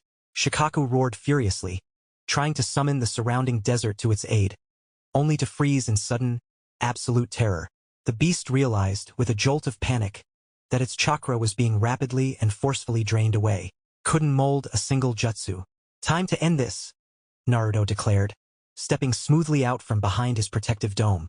His hands flashed through a complex sequence of seals in a blur. Instantly, massive wooden pillars spiked out of the desert floor, snapping securely around Shikaku's limbs and neck, restraining the beast completely. Why, you brat? What are you doing? Shikaku shrieked in uncharacteristic, genuine horror. Couldn't be caught. Not again. Naruto vanished in a flicker of speed, instantly reappearing directly in front of the beast's massive stomach. Raising his palm, a glowing kanji materialized on his skin, and he slammed his hand firmly against the beast's sandy flesh. 10th Edict of Enlightenment. Shikaku thrashed wildly, desperately trying to resist the overwhelming suppression jutsu, but it was completely futile. The beast's crazed yellow eyes rolled back into its head, and with an earth-shattering boom, the massive one-tail collapsed heavily onto the desert dunes, falling fast asleep. Well, that was surprisingly easy, Naruto muttered to himself, brushing some sand off his clothes. But then again, this is just the Ichibi. The Kyuubi must be on an entirely different level. Turning around, he found Chio and her subordinates standing frozen on the distant cliff edge, their jaws practically hitting the sand as they gaped at him in pure, unfiltered shock. Naruto casually waved a dismissive hand at them. Yeah, I'm done here. You guys can take it from here. He captured Shikaku, and he didn't even break a sweat, Chio breathed, her voice trembling slightly. A cold, sickening knot tightened in her stomach at the mere thought of that terrifying child. Yondaime, perhaps we should reconsider. We cannot afford to ever anger Konoha again.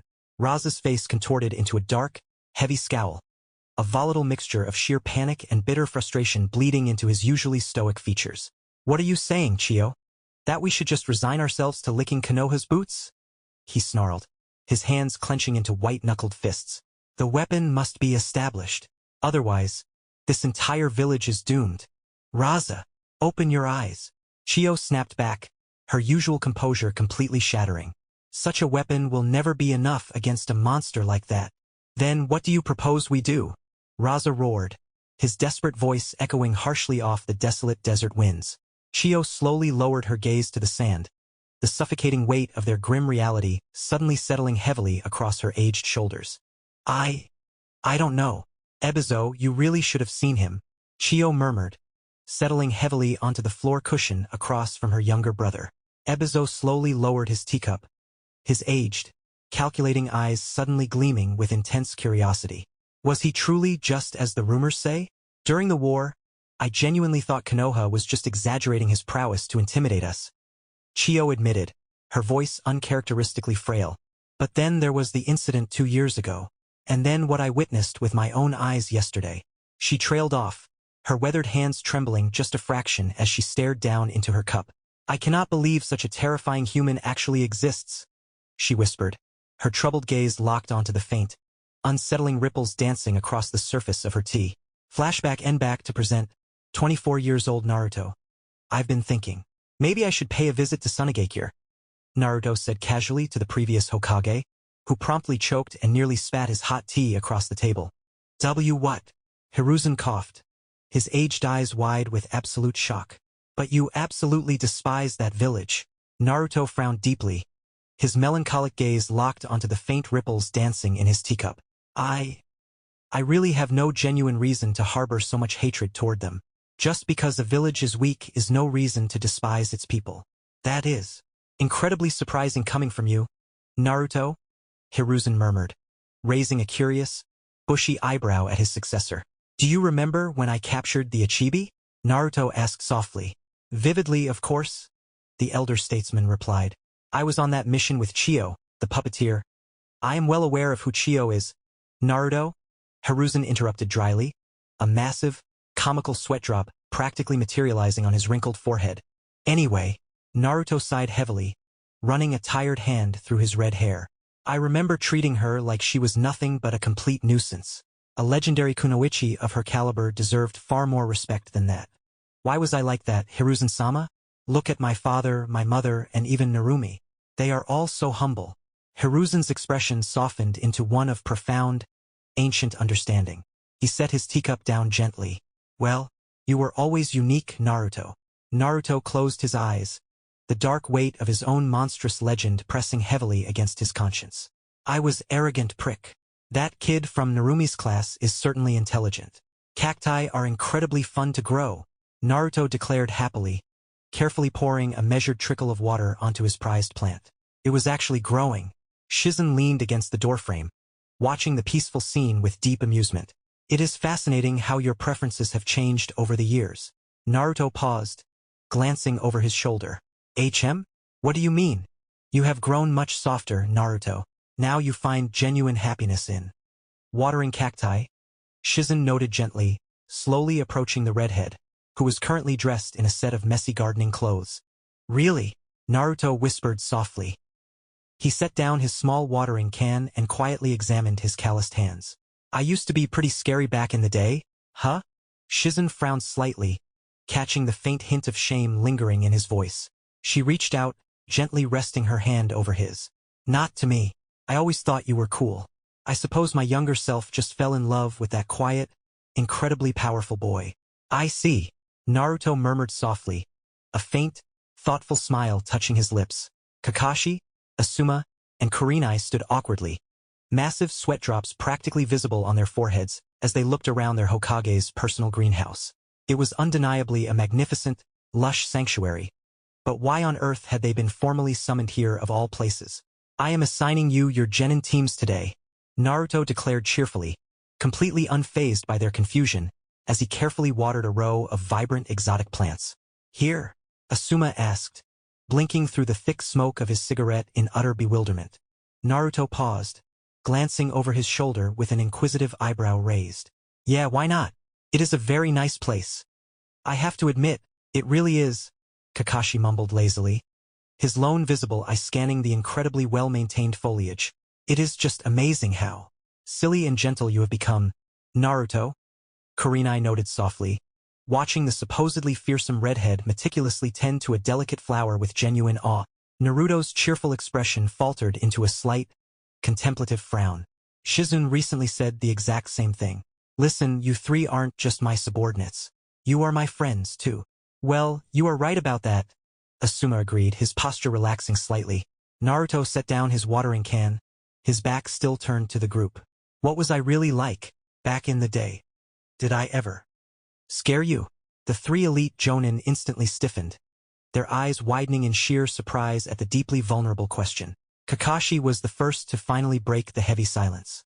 Of course not, Kakashi stated firmly, his tone completely devoid of its usual lazy drawl.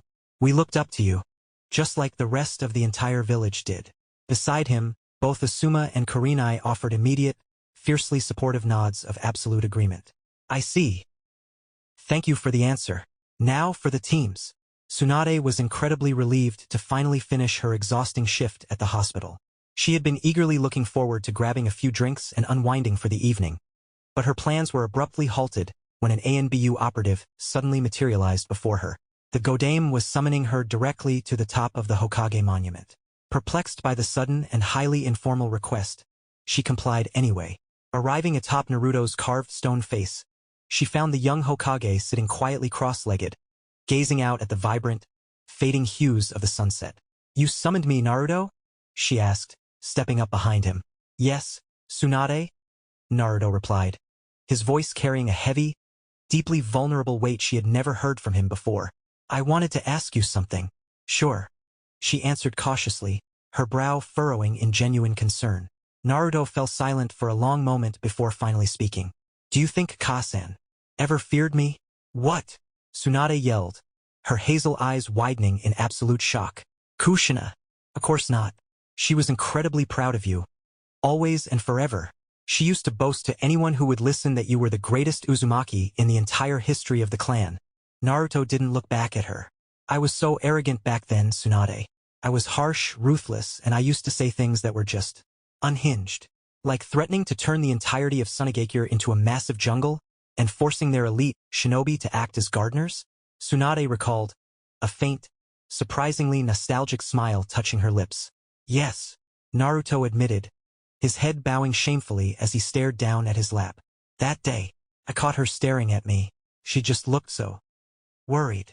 You are definitely overthinking it, Naruto, Tsunade said softly, her heart aching slightly for the usually unshakable leader.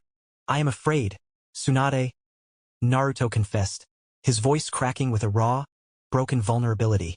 I am terrified that my mother died fearing what I was becoming, or that she had even a single ounce of fear toward me in her heart. Her last words to me were that she was proud of me. But was that just to comfort me? Is that enough? He finally looked up, his bright blue eyes reflecting the last, fading light of the sun. I stopped finding any joy in battle a long time ago. That is the real reason I stopped taking on missions. But I could never bring myself to admit that out loud. I never knew that, Tsunade admitted, shocked by what she just heard. I just want to become a better person. Naruto continued, his voice dropping to a fragile, aching whisper. I want to be gentler. I am so terrified of looking at someone, only to find them staring back at me with nothing but fear in their eyes. He let out a trembling breath, the weight of a legendary, bloody reputation suddenly looking far too heavy for his shoulders. I don't want to be Boy Wonder anymore. The great son and father, Shuriken Shadow Clone Jutsu. Hiruzen roared, his single thrown shuriken instantly multiplying into a deadly, raining swarm of hundreds. Summoning Jutsu, Edo Tensei. Hiruzen's eyes widened in horror as two massive wooden coffins suddenly erupted from the tiled roof, easily blocking the onslaught of blades. But his shock intensified into pure, paralyzing dread the moment he recognized the overwhelming chakra signatures radiating from within them. Oh no! Out of all the people he could have summoned, these two. So what are you going to do now, Sarutobi-sensei? Or should I say, Sandaime Hokage-sama? Orochimaru mocked, his voice dripping with venomous malice. The heavy wooden lids slammed open and fell away, revealing two figures stepping out into the sunlight. A blonde-haired man wearing a sweeping white haori, and a striking redhead clad in standard Jonin attire. It can't be. Those are... One of the observing NBU operatives exclaimed from outside the barrier, his voice trembling violently behind his porcelain mask. Yandame-sama. And Naruto-sama. Another ANBU gasped, completely paralyzed by the impossible sight. The two men who single-handedly ended the Third Great Ninja War, the Fourth Hokage and the Boy Wonder. Sandaime-sama. Is that you? Minato asked softly, his ethereal, cracking face blinking against the light. Whoa, is that really you? You became a wrinkly old geezer, Sandaime, Naruto remarked, a phantom smirk playing on his lips despite the grim situation. To think I would have to face the legendary father and son duo in such a twisted, sickening manner. How truly unfortunate, Hiruzen muttered, a cold bead of sweat rolling down his aged cheek as he gripped his bow staff tightly. Prepare yourselves. Minato, Naruto, Edo Tensei? What a vile. It perfectly suits a disgusting snake like him. Naruto spat, shifting his piercing gaze to glare daggers at Orochimaru. Looks like we don't have a choice but to fight you, Sandaime-sama. Minato said as he eyed the old Hokage with sadness. Now, that is quite enough catching up. Let's begin. Orochimaru hissed in twisted delight, slamming his hands together. No matter what era it is, it seems there is always conflict, Minato murmured. His voice carried a heavy, sorrowful weight, the chilling, hollow resonance of the dead. As Orochimaru tightened his dark grip on the jutsu, the light of consciousness faded from Minato's eyes, leaving behind the cold, vacant stare of a mindless puppet. Naruto, however, began to violently tremble, his cracking, paper-like Edo Tensei form shaking with pure, unadulterated fury. You imbecile scumbag! You actually think you can control me? Naruto roared, with a terrifying, monstrous exertion of sheer willpower. The psychic hold of the Edo Tensei completely shattered around him. Moving in a blur of blinding speed, he viciously kicked Orochimaru across the roof. But before he could pursue the Sannin, his eyes widened in shock. His own father suddenly materialized directly in front of him, a violently swirling Rasengan thrust mercilessly toward his chest.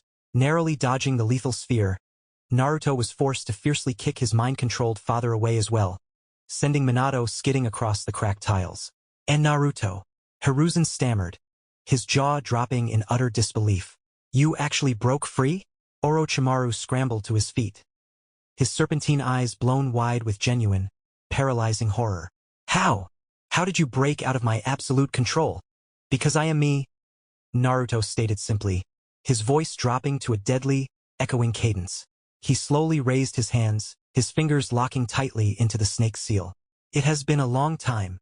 His expression suddenly twisted into a wild, borderline psychotic grin, his legendary, terrifying persona as the boy wonder roaring back to life. You have no idea how much I have dreamed of this day. Orochimaru. Shit. Orochimaru cursed mentally, his cold blood turning entirely to ice. With style. Deep forest emergence. Sorry, Tusan. But you're out of here? Naruto muttered, placing his hand gently on his father's forehead. Minato was currently bound tight by thick, unyielding wooden branches. Sadly, it seems Orochimaru managed to escape. Don't forget to check on Narumi before you come back to us, Minato said with a warm, gentle smile, just before his glowing soul was finally released from its earthly vessel, crumbling into dust and ash. Sandaime-sama, thank goodness you are safe. One of the ANBU operatives gasped in relief, leaping down to the shattered roof. He instantly froze, however, when a pair of piercing blue eyes locked onto him. And Naruto-sama, you cannot imagine the absolute honor. At ease, kid, Naruto replied casually, waving off the reverence. Turning to the Sandaime, who was leaning heavily on his staff in sheer exhaustion, he raised an eyebrow. Seriously, old man, what are you doing still wearing that hat at your age? Why didn't you pass it on? To whom? Hiruzen asked, his expression entirely deadpan. Right? It was supposed to be me, Naruto muttered, a brief, bitter flash of sadness crossing his cracked, paper-like features. He quickly shook his head, his eyes narrowing sharply. Who is attacking the village? Sunagakure and Otogakure, Hiruzen answered grimly. Oto what? The fuck is that? Wait. Naruto paused, his eyes widening dangerously as the second name registered. Did you just say Suna? Hiruzen gulped audibly. He knew exactly what kind of terrifying storm was brewing behind that question. Yes, they have infiltrated the village. What? Those treacherous scumbags. I absolutely knew it. I should have turned their entire wasteland into a jungle and forced them to be my gardeners years ago. With a deafening boom, Naruto leaped away, leaving behind nothing but a cratered roof and a massive cloud of dust. Finally, I can actually kill those bastards. Alliance, my ass, he thought gleefully as he soared through the air. He is a bit unhinged, isn't he? The ANBU operative mumbled in shock, staring blankly at the empty space where the legendary hero had just stood. Hiruzen let out a tired, breathless chuckle. He has always been exactly like that. God only knows what kind of Hokage he would have become if he'd had the chance to grow up. Down in the streets below, absolute chaos reigned. This is our chance. Kill them all, Asuna commander roared. Nearly 200 Sunagakure shinobi had infiltrated the sector, completely ready to burn Konoha to the ground. They all froze in unison. However, when a figure suddenly crashed into the earth directly in front of them, shattering the stone pavement like fragile glass. What the is that? Red hair. Oh no, it can't be. Sunagakure, Naruto declared, slowly rising from the crater with a terrifying, unnervingly wide grin plastered across his cracked face. You guys have absolutely no idea how much I used to dream about this very moment. Finally, I can kill sand ninjas without getting lectured. It's the boy wonder. One of the invaders shrieked in absolute terror, dropping his weapon. What is he doing here? He died years ago. Another screamed, scrambling backward frantically. It was far too late for retreat. The earth beneath their feet was already beginning to rumble violently, massive roots tearing through the pavement. I am going to make sure I bury every single one of you, Naruto roared, his hands blurring perfectly into the snake seal. You fucking uncultured scumbags. Naruto smiled widely, letting out a heavy, incredibly satisfied sigh of relief. Just 1 minute ago, he had been standing before 200 elite sand shinobi. Now, 200 mangled corpses littered the shattered streets. If I only had more time, I would have traveled straight to Suna to finish the job. Damn, he muttered in genuine annoyance. He blinked, however, pausing as a sudden, violently familiar wave of malicious chakra washed over him from a distance. The Ichibi, that funky tanuki is here, too. Oh, this was just getting better and better. Nearby in the forest, Narumi gulped hard as the deranged, sand-covered bastard barreled straight toward her. She was just about to grab Sakura and Sasuke and jump away. But suddenly, a blinding blur of red intercepted the attack, viciously kicking the Sunanin across the clearing. Her bright blue eyes widened as the dust settled, finally getting a good look at her savior. He looked exactly like the legends, exactly how Jiraiya-sensei had described him. Why you? You are Naruto. She breathed out. Naruto spun around, his cracked, paper-like face instantly lighting up with a beaming, overjoyed smile. My goodness, Narumi, is that really you? Why yes. She yelped as he vanished and reappeared directly in front of her, pulling her into a fiercely tight hug. Just look at you. You're so grown up. I heard it's been 12 years since I died. We're exactly the same age now. Yes, Nii-san. Narumi sobbed, burying her face in his shoulder. Why you are. The boy wonder. Sakura mumbled in absolute shock, pointing a violently shaking finger at the legendary redhead. Naruto released his sister and puffed out his chest proudly. Of course I am. Though, please, call me the Slayer of Sunagakure. I literally just earned the title a few minutes ago. You're actually real, Sasuke murmured, his Sharingan spinning in sheer disbelief. Naruto's eye twitched in profound annoyance. You Uchihas have always been jealous of me. Of course you'd run around telling people I was fake. Finally, someone else to kill, Gaara roared, violently interrupting the reunion. Naruto blinked, turning his attention to the half-transformed redhead covered in shifting sand. His eyes narrowed sharply as he took in the boy's features. Asuna ninja threatening a Konoha ninja? You useless motherfucker. Who are you? Gaara shrieked, clutching his head erratically. Why did Mother suddenly go completely silent the second you appeared? You're the Jinchuriki, and you look exactly like Raza, which means you must be his kid, Naruto deduced. A terrifyingly dark, eager grin slowly spread across his cracked face. Oh, this is just getting better and better. First, I get to slaughter Suna's invasion force, and now I get to beat Raza's son to a pulp. Where is Raza hiding, anyway? Moments later, Naruto casually stood before his sister, dusting off his hands. Behind him, all three of the formidable Suna siblings were completely unconscious, heavily bound and suspended in the air by massive, unyielding wooden branches.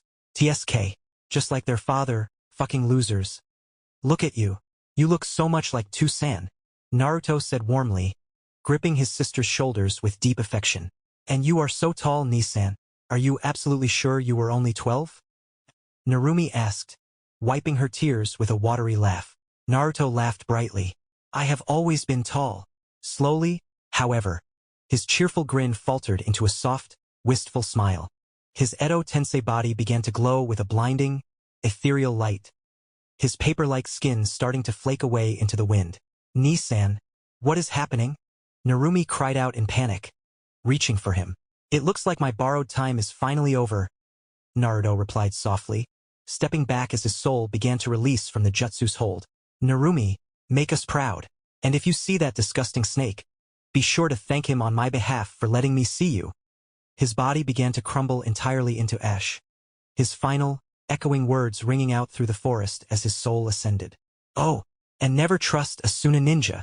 Chapter 11. The new era. Naruto never minded the elderly advisors. They were old, stern, and undeniably annoying, but their intentions were pure. Unlike Danzo's. Now, the three of them sat together in the Hokage's office, meticulously discussing the newly formed genin teams. These teams are well constructed. Having Kakashi keep an eye on both Sasuke and Narumi is a wise decision, Koharu noted, her aged eyes scanning the official assignment documents. Hamura nodded in solemn agreement. The Sharingan is the only thing capable of suppressing the Kyuubi's chakra if Minato's seal ever begins to fail. Naruto frowned slightly, leaning forward and resting his chin on his hands. There is a reason why my father used the 8-trigram seal and deliberately left us the key. He envisioned something further down the road. Both Koharu and Hamura blinked in genuine surprise. Are you suggesting Minato actually intended for Narumi to control the Kyuubi? Koharu asked. Yes, Naruto mumbled, heavily closing his eyes as a dark memory of a disastrous past experiment forced its way to the surface. But is that even possible? Ka-san. It was the dead of night. As moonlight swept across Konoha's streets and rooftops, a lone shadow moved too fast for the untrained eye to catch. Slipping into the Hokage building through an open window, she silently navigated the dark halls until she reached a secure room, her path blocked by a complex, glowing seal. Silly barrier, the shadow noted dismissively. Her hand blurred through a rapid series of one-handed signs. The seal beamed brightly for a fraction of a second before silently burning away into nothingness. Pushing the heavy door open, she found exactly what she had come to steal, the Scroll of Seals. The first Hokage's legendary scroll, passed directly down to the 5th one-handed seals? Now that is impressive. It has been years since I've seen anyone pull that off. The shadow whipped around, her eyes widening in shock to find the 5th Hokage leaning casually against the doorframe, watching her with deep interest. It's not that hard. Still impressive. What exactly are you doing with my scroll, Narumi? Narumi rubbed the back of her head sheepishly, dropping her stealthy facade. Yeah. It's Mizuki. He told me to bring it to him as a secret graduation exam. He is an obvious traitor, so I figured I would just go deal with him. Mizuki? That academy instructor? Naruto asked, highly amused. Seeing her nod, he let out a soft sigh. Just make sure you bring it back safely. It is very precious to me. I know. Hashirama-sama's sacred scroll. Just be safe, Naruto said gently, turning to walk back down the dimly lit hallway. I will be waiting in my office. Narumi was not the type to judge others. She would never dismiss or hate someone simply for being unintelligent. It wasn't as if they chose to be that way. But this guy, he genuinely irritated her. You are the demon fox that almost destroyed the village, Mizuki screamed at the top of his lungs. Narumi just rubbed her temples in profound annoyance. What do you want with the scroll? Mizuki was visibly taken aback by her complete lack of shock or a mental breakdown. Recovering quickly, an arrogant grin spread across his face. You are a smart one, I'll admit. You are going to die anyway, so why not tell you? You are right. Tell me. I am going to deliver this scroll to Orochimaru-sama, who will grant me unimaginable power. Narumi blinked slowly. Orochimaru? You mean one of the legendary Sannin? I highly doubt he even knows a loser chunin like you exists. What did you just say, you little brat? Mizuki roared in blind fury, violently drawing a giant, windmill shuriken from his back. But before he could even launch his attack, a shadow clone of Narumi silently materialized directly behind him. With a swift, precise chop to the back of his neck, she knocked the traitor out cold. Damn, I expected this to be a lot more interesting, Narumi whispered, her eye twitching slightly in profound disappointment as she stared down at the unconscious Chunin. We will take it from here, Narumi. She blinked in surprise as 3 masked ANBU operatives silently materialized in the moonlit clearing before her. Umbu, why didn't you guys interfere from the beginning? Narumi asked, carefully handing the massive scroll of seals over to the nearest operative. Heaving Mizuki effortlessly over his shoulder, the ANBU replied, a distinct note of amusement bleeding through his porcelain mask. Godame's orders. He is watching. Narumi's head snapped up, and she frantically looked around the dark, empty woods, trying to sense a familiar chakra signature. What do you mean? Where is he? I can't sense him. Well, the Hokage has his secrets. Efficient girl. Kakashi mused as he stood behind his Hokage, watching the entire scene unfold within the glowing crystal orb.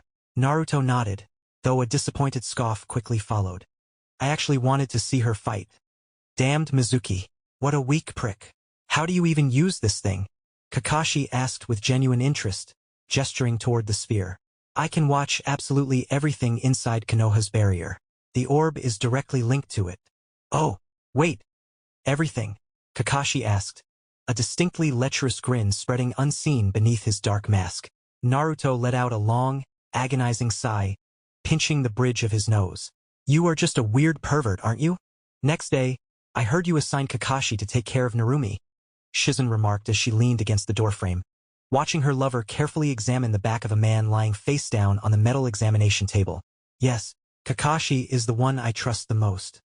Well, after Jiraiya, of course, Naruto replied, his focus remaining on his patient. I doubt he will even have anything left to teach her. Jiraiya-sama took her training way too seriously. Not to mention, she is a genuine prodigy, Shizen pointed out. First in every single subject. She is the first one since Itachi to achieve such perfect marks. Naruto mumbled, his tone dropping with a heavy, lingering sadness at the sudden mention of the fallen Uchiha. Noticing the somber shift in the atmosphere, Shizen walked forward and pressed a soft, comforting kiss to his forehead. I need to go start my shift. Just try not to overwork yourself with the hospital. You are already the Hokage, you know? Naruto smiled warmly as he watched her leave the room. Staring blankly at the sterile wall for a long moment, a nostalgic thought drifted into his mind. I wonder if Kakashi is going to pull the bell test on them. Excuse me, Hokage-sama? The patient mumbled sheepishly, lying there in complete, awkward silence. Naruto blinked, snapping rapidly back to reality. Oh right. Sorry about that. You look wonderful, my dear, Hiruzen said warmly, his aged eyes shifting between the registration photo in his hands and the young girl standing proudly before his desk. Narumi blushed slightly, rubbing the back of her neck in a sheepish gesture. Thank you, Sandame-sama. But where is the Godame? Naruto, Hiruzen sighed fondly, carefully placing her shinobi profile down on the heavy wooden desk. He is currently working a shift at the hospital, so he asked me to take over his administrative duties for the afternoon. Was he always like that? I mean, voluntarily spending all his time at the hospital? Hiruzen noticeably sweat dropped. Of course not. He used to demand new missions every single day, firmly believing he needed to teach those uncultured brutes a lesson. He used to be quite the terrifying kid. Narumi's brow furrowed in genuine curiosity. What was it like, watching a boy do all of those incredible things? Hiruzen hummed thoughtfully, leaning back in the Hokage's chair. As the acting Hokage at the time, it was quite rare for me to leave the village. But when we did fight side by side, it was deeply nostalgic. It actually reminded me of my youth, fighting alongside Hashirama-sama. Wow! Narumi breathed, her eyes widening in sheer awe. Wow, indeed. Hiruzen agreed, a warm, rumbling chuckle escaping him. It was almost like love at first sight for the shinobi who served with him. He was such a charming kid, and always an absolute joy to have around. But why does he always look so ashamed whenever he speaks of his past? Hiruzen waved a dismissive hand. He is simply overreacting. He was completely fine, and the sheer amount of people he chose to spare is enormous. Let's just say his conscience is working a bit in overdrive these days. Naruto took a deep breath as he meditated atop an impossibly massive tree, one that dwarfed anything found in Konoha. He was deep within the Shikatsu forest. He never quite understood why he always felt such profound peace whenever he was here. Perhaps it was the sheer abundance of nature energy. "How nice of you to visit me, Naruto-sama," Katsuyu greeted happily, one of her smaller clones resting peacefully on the branch before him. Naruto smiled softly. "I imagine it gets lonely out here for you, Katsuyu." Katsuyu gave a small, bobbing nod. "I still find joy in simply wandering around, but I still remember when you and Hashirama-sama used to come visit together. You were so incredibly young back then." "Yeah, I remember feeling so annoyed that I was going to be a slug summoner instead of a toad one," Naruto admitted with a bright laugh. He paused, highly amused as he noticed Katsuyu's distinct expression of offense, which was quite a feat, considering she barely had a face to speak of. "Humph, I never forced you to become one, Naruto-sama." Katsuyu scoffed indignantly. Naruto heavily sweat-dropped. "Right? I always forget you are a woman. Speaking of women, how is Narumi-chan doing? I heard she officially became a toad summoner," Katsuyu asked. Naruto smiled warmly. "She is doing splendidly, Katsuyu. She has been asking a lot of questions about the Hokage title, too." "How wonderful!" Katsuyu cheered. "Well, she is Minato-sama's daughter and your little sister. I wouldn't expect anything less from her." Naruto hummed thoughtfully, his gaze drifting over the vast forest. "We will see." Next day, "Sasuke-kun is going to be on my team, you billboard brow. What did you just call me, Ino Pig?" Narumi sat wedged between her two supposed friends, violently resisting the urge to smack the living daylights out of both of them. Her frantically twitching eye was a clear sign that she was rapidly reaching her absolute limit. "Stupid fangirls. I am going to kill them." But before she could actually commit murder, her savior finally arrived. The classroom door slid open, instantly shutting everyone up as a scarred chunin with a ponytail walked in, holding a clipboard. "Students, as of today, you are no longer just academy students but fellow shinobi. Congratulations," Irika announced proudly, beaming at the class before focusing his attention down on his clipboard. "You will be placed into standard genin squads consisting of 3 newly graduated genin and 1 jonin instructor." "I wonder who will be on my team," Narumi thought, giving her full attention to her former sensei. "Team 7, Namikaze Narumi, Uchiha Sasuke, and Haruno Sakura." "Ha! I knew it. True love always wins," Sakura declared cheerfully, throwing her fists victoriously in the air. Naruto laughed out loud as he watched the new graduates through his glowing crystal orb, surrounded by his assembled jonin. "The girls are certainly excited, that's for sure," he chuckled. Kurenai eyed the orb with furrowed brows. "I just hope she will be all right. I heard the Yamanaka girl is even worse," Asuma noted, heavily sweat-dropping at the chaotic scene unfolding before them. "They will grow up. Missions teach manners, that is what my father always used to say," Naruto replied, continuing to watch the projection with deep amusement. Kakashi simply stared blankly at the orb, letting out a long, agonizing sigh. "Go dame. You really pulled me out of ANBU for this." "So, this is where Sasuke lives," Kakashi said as he stared around the apartment. Naruto nodded as he looked around the clean space. Fugaku was a good father. He raised his sons well. Itachi was the same way, Kakashi agreed with a soft snort. Naruto nodded solemnly. "You were his ANBU captain. Please take care of his little brother as well." "I can't exactly say I took care of him. He was superior to me," Kakashi admitted freely. "His Sharingan too? Well, Sasuke is talented, but he is not an anomaly like Itachi. You will have fun teaching him. Who knows, maybe you will find yourself a prize student. You know, just like you and Tusen back in the day," Naruto said as he turned and walked out of the apartment. Kakashi smiled beneath his mask as he stared down at his empty palm, vividly visualizing a swirling Rasengan and the beaming, proud face of Minato. "As expected of you, Kakashi. Maybe you will be the one to finally complete it." "Minato-sensei," Kakashi whispered softly into the empty room. Narumi would normally be annoyed that she had been waiting for her sensei for 3 hours, and that all the other newly assigned genin had already left with theirs. However, she found peace in the book she was currently reading, The Diary of Konoha Shinobi. It was a collaborative journal written by the shinobi who had participated in the Third Great Ninja War, documenting the events and their brutal experiences for future generations. It was a genuinely amazing read. Funnily enough, her own brother was frequently mentioned within its pages. What a remarkable young lad, not just in sheer power, but in heart as well. When he decimated the entire Kiri battalion, he encountered one of the 7 ninja swordsmen of the Mist, one of the few who had narrowly escaped Mato Dai a year prior. The swordsman fought bravely, solely to buy enough time for his young student to escape. Naruto deeply respected such bravery and offered to spare his life. But the man's pride would not allow it. He ultimately committed seppuku. Saddened by the tragic outcome, Naruto buried the man with his own hands and used the sword as a marker for the grave. It was truly heartwarming to realize that the future of Konoha rests in the safe, capable hands of such an amazing human being. Hyuga Hizashi, wow. Narumi thought, gaping at the page. Was Hiruzen-sama right? Was her brother simply overreacting about his past? Or did he genuinely have moments where he lost his mind? Her thoughts were abruptly interrupted when she noticed an exceedingly familiar, delicate handwriting on the next page. This is Nissan's, she realized excitedly, eagerly leaning in to read. I will never deny how much I loathe the ways of these uncultured brutes, but I cannot help but be amazed by their Jinchuriki. I can hardly comprehend how they are able to control such inhuman power. Which makes me wonder, could the Kyuubi be controlled like this as well? What? Narumi thought, shocked by the profound implications of his words. But she completely froze when a deep, resonant voice suddenly echoed inside her mind.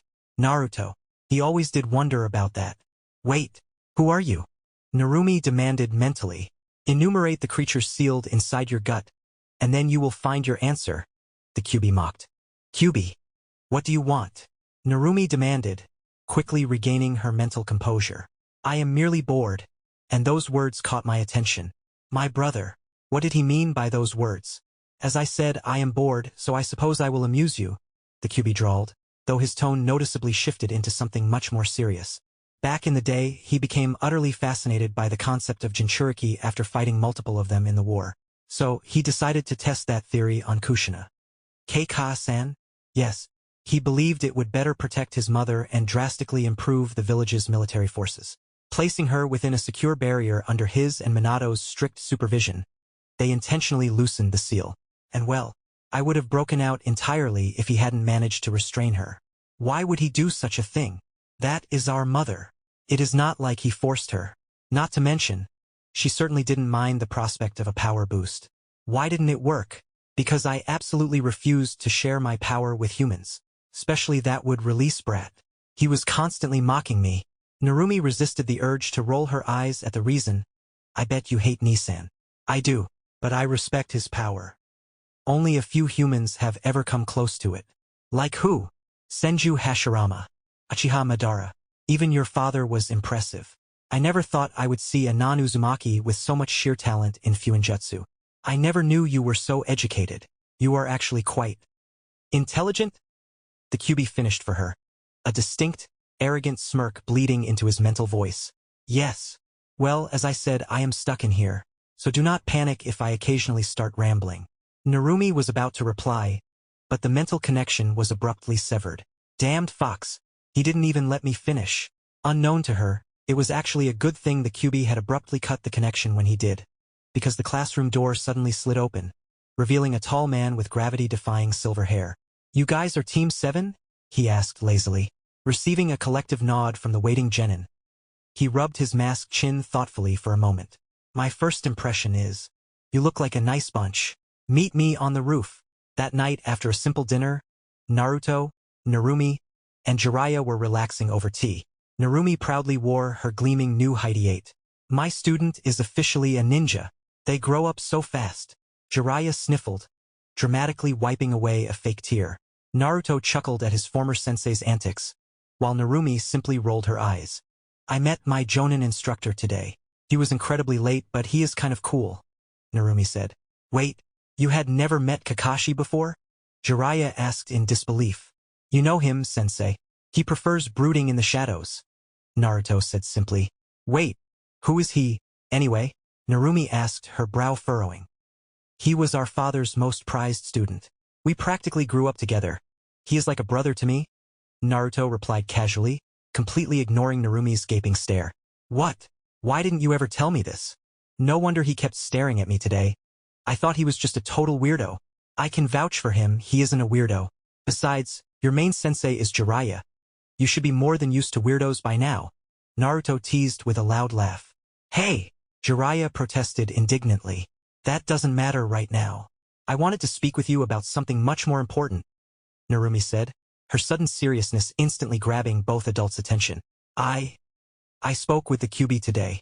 Jiraiya's eyes widened in shock, while Naruto's expression darkened into a deep frown. That annoying fox? What did it say? Narumi didn't know exactly why, but her brother's phrasing deeply annoyed her.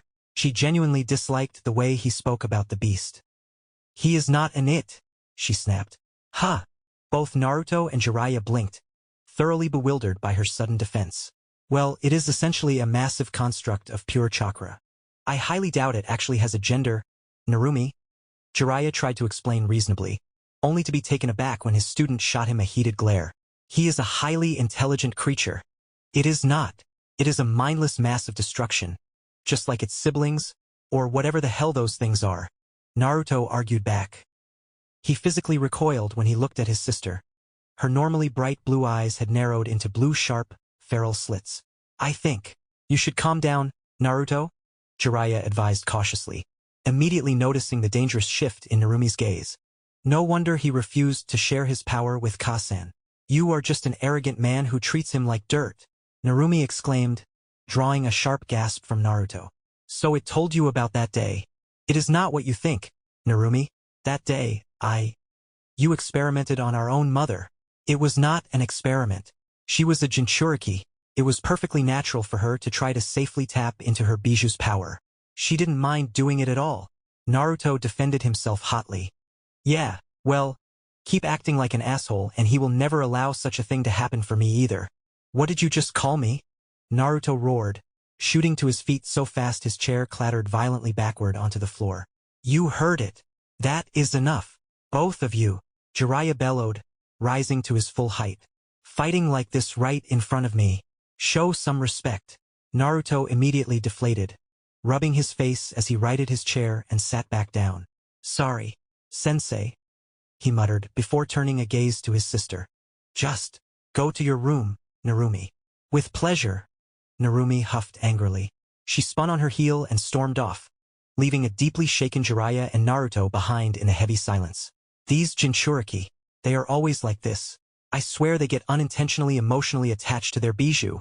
Naruto mumbled in profound annoyance, harshly rubbing his temples to stave off a brewing headache. Jiraiya stared blankly at Narumi's empty seat before thoughtfully rubbing his chin. Well, what is sealed inside her is specifically the yang half of the Kyuubi. Maybe that is why he is easier to reason with. I can't believe you just called it a he too, Naruto groaned. I admit, she convinced me. It is disrespectful to treat such intelligent creature like this. Whatever. Annoying Jinchuriki, Naruto grumbled stubbornly. Narumi lay on her bed, but her consciousness was no longer in her room. Instead, she stood deep within her own mindscape, right in front of the massive looming cage. I don't mind the drama, but there was no need to defend me like that, the Kyuubi rumbled. As he stared down at the small girl standing before his cage, he couldn't lie to himself. He was deeply touched by her fierce defense. It was the very first time he had ever experienced such a thing from a human. Narumi frowned deeply. I just hate how he judges things so superficially. He has never even talked to you. Why does he think like that? You know, you are a nice girl. A bit naive perhaps, but smart too. Yeah. Thanks, I guess. Narumi muttered, sheepishly scratching her cheek. The Kyuubi was about to say something else, but his giant, slitted eyes suddenly narrowed. He is here. Ha! Narumi blinked in confusion as she was violently jolted out of her mindscape. She let out a sharp yelp when she opened her eyes to find her brother looming over her bed, staring down at her with wide, shocked eyes. I can't believe it. You actually talk with the Kyuubi, Naruto mumbled in sheer disbelief. He deliberately avoided using the word it. He really wasn't here to start another fight with his sister. How did you know? You were lying there completely motionless, staring blankly at the ceiling with your eyes wide open, Naruto explained softly. Oh, yes, we were chatting. Chatting? Yes.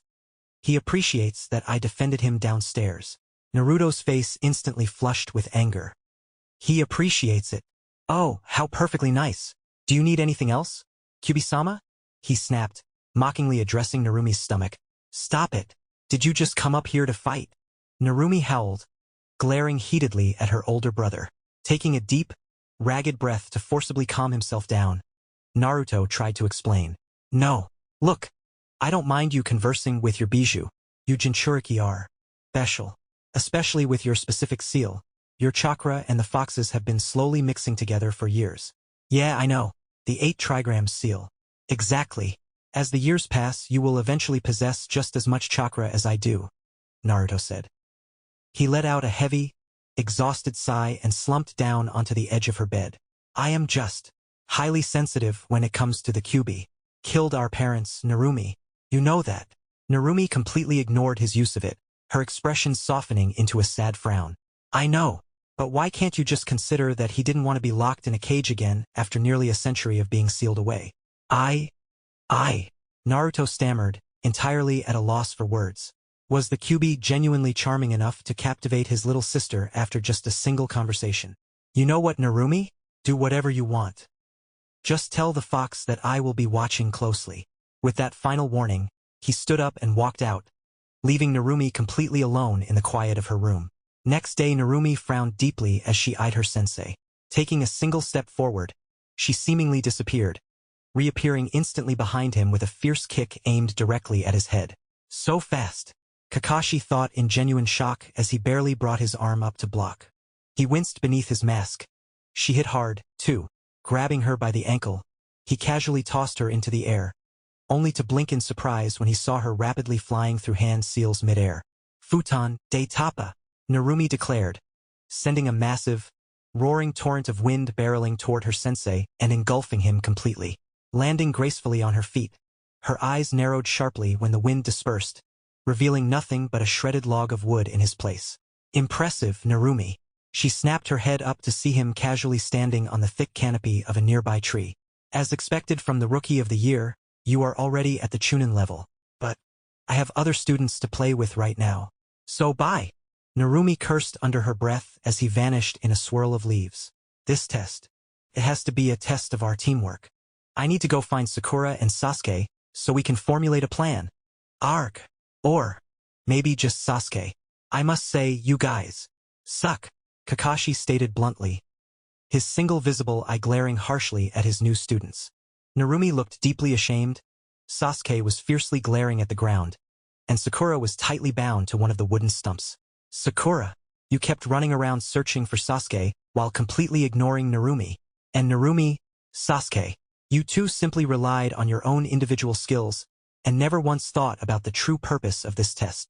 It was teamwork, Narumi said simply, earning a highly raised eyebrow from her sensei. A little too late for that, don't you think? Kakashi countered flatly. I know. Sorry, she muttered, dropping her gaze. Sighing heavily, Kakashi slowly shook his head. You are all special kids, and it genuinely hurts me to have to send you back to the academy. We will try this one more time after lunch. But hear me now. Do not, under any circumstances, feed Sakura. Vanishing in a swirl of leaves, he left the 3 students to their own devices. Here, Sakura. Sakura blinked in surprise when she saw Narumi holding out her bento box, offering her food. But, Narumi, Sensei said, I can't sense him anywhere around here, and we are going to need you at full strength if we want to take those bells, Sasuke stated plainly, holding out his own lunch toward her. Sasuke-kun, Sakura muttered, blushing furiously at the mere thought of Sasuke feeding her. Narumi simply sweat-dropped at the ridiculous scene, letting out a heavy, exhausted sigh. However, the somewhat touching moment was violently disrupted when, in a massive puff of white smoke, Kakashi suddenly reappeared, glaring down at them with terrifying intensity. You brats! Sensei! Narumi yelped, shrinking back slightly, while Sasuke merely deepened his defensive glare. I specifically told you not to feed her, Kakashi roared, the sky practically darkening behind him. But we are a team, Narumi shouted back, quickly finding her courage. And a team's job is to always look after each other. Kakashi's deadly glare abruptly vanished, the heavy atmosphere instantly lifting as his single visible eye curved into a bright, cheerful smile. You pass. But why? Narumi asked, completely dumbfounded by the sudden shift in his demeanor. Because you guys were the only ones who didn't blindly follow my orders, Kakashi explained, his tone shifting into something much more profound. Remember this, in the ninja world, those who break the rules are scum. But those who abandon their comrades are worse than scum. Watching the heartwarming scene unfold through his glowing crystal orb, Naruto chuckled in fond amusement. That Kakashi. To think he would ever become such a softie. Right, Obito? Naruto murmured gently, his nostalgic gaze drifting to the framed photograph resting on his desk. A picture of himself standing alongside his father's genin team. It is a new era. Chapter 12 Always Conflicts Flashback. 15 years old Naruto ANBU. No root members. Danzo-sama's ANBU. 11-year-old Shursui said. His voice a guarded murmur. He eyed the three masked figures, tense beneath his dark clothing. He is already poisoned. He won't get far. Do not interfere, you brats. The female operative sneered. The featureless porcelain of her mask reflected the dappled light piercing the forest canopy. I cannot allow you to kill a fellow comrade from Konoha. Shursui planted his feet and threw a protective arm out to his side, his chakra flaring. Itachi, stay back. 8-year-old Itachi frowned. Ignoring the command, he stepped forward, dry leaves crunching beneath his sandals as he stood shoulder to shoulder with his friend. I am Uchiha Itachi, and I will fight with Shursui. Itachi. Shursui exhaled, his eyes widening. Despite the sharp killing intent radiating from their enemies, a proud smile crossed his face. TCH. If you kids are in a hurry to die, so be it. The female operative hissed, her hand dropping to the hilt of her ninjato. Before she could close the distance, a new voice cut through the clearing. What is going on here? Shursui and Itachi froze, recognizing the tone. They pivoted to see a tall, red-haired shinobi stepping from the foliage. His initial frown and the heavy aura surrounding him vanished, replaced by a bright smile the moment he noticed the boys. Oh? Shursui and Itachi? You guys know each other? Naruto asked, his tone light. He ignored the three root operatives who had gone entirely rigid. Naruto-sama. Itachi murmured in surprise. Shursui bowed his head slightly. We do, Naruto-sama. I help take care of Itachi from time to time. I see. That's nice. Naruto-sama. What are you doing all the way out here? The female ANBU asked, her previous arrogance faltering. Naruto shifted his gaze from the two young Uchiha to the masked assassins. I was just out here collecting some herbs. Imagine my surprise when I find three root operatives threatening two of Konoha's promising shinobi. It is not what it looks like. One of the male operatives started, taking a half-step backward. Leave. Naruto's voice dropped, carrying a heavy, sudden authority that chilled the clearing. But Danzo-sama. I said leave. The three ANBU flinched. Stripped of any other choice, they flickered away, vanishing into the forest shadows. That Danzo. He's always ruining my mood. Naruto muttered with a sigh. The tension in the air dissipated as he turned his attention back to the boys, his warm demeanor returning. So, what were you guys doing out here anyway? We were running a combat simulation for a mission, Shursui explained, unclenching his fists as the adrenaline faded. Naruto tilted his head in amusement. A simulation? Yes. Have you never done one before? Naruto chuckled, rubbing the back of his neck. Ah. I always preferred the real thing. Later, the two young Uchiha and the red-haired Namikaze sat around a crackling campfire. The flames cast long, flickering shadows against the tree trunks, pushing back the evening chill. It has been a while since I sat around a fire like this, Naruto murmured. The dry wood popped quietly in the background as he stared into the embers, his gaze distant. Itachi swallowed a bite of roasted fish and spoke up, his voice barely above a whisper. It is a waste, though. I genuinely wish to see you fight, Naruto-sama. Itachi, Shursui hissed, caught off guard by the lack of manners. Itachi blinked, a dusting of red on his cheeks, but his dark eyes remained steady. Naruto laughed, the sound echoing into the canopy. It's fine, Shursui. Itachi has every right to be curious. I imagine, like most of the new generation, you guys probably believe I am just overrated village propaganda. Nonsense. Just like every shinobi in the village, we truly believe in you, Shursui declared, leaning forward. Itachi offered a serious nod of agreement. Naruto smiled softly. He lifted his gaze from the fire to the starry night sky. I'm glad. Peace is really nice, isn't it? To simply get out of bed and walk freely around your own village. It's a beautiful feeling. What was the war like? Itachi asked quietly. His hands tightened their grip on the wooden skewer piercing his fish. Naruto was silent for a long moment.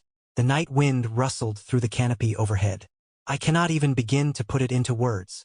But I can say that I truly hope this peace remains. He frowned as his gaze dropped back to the flames.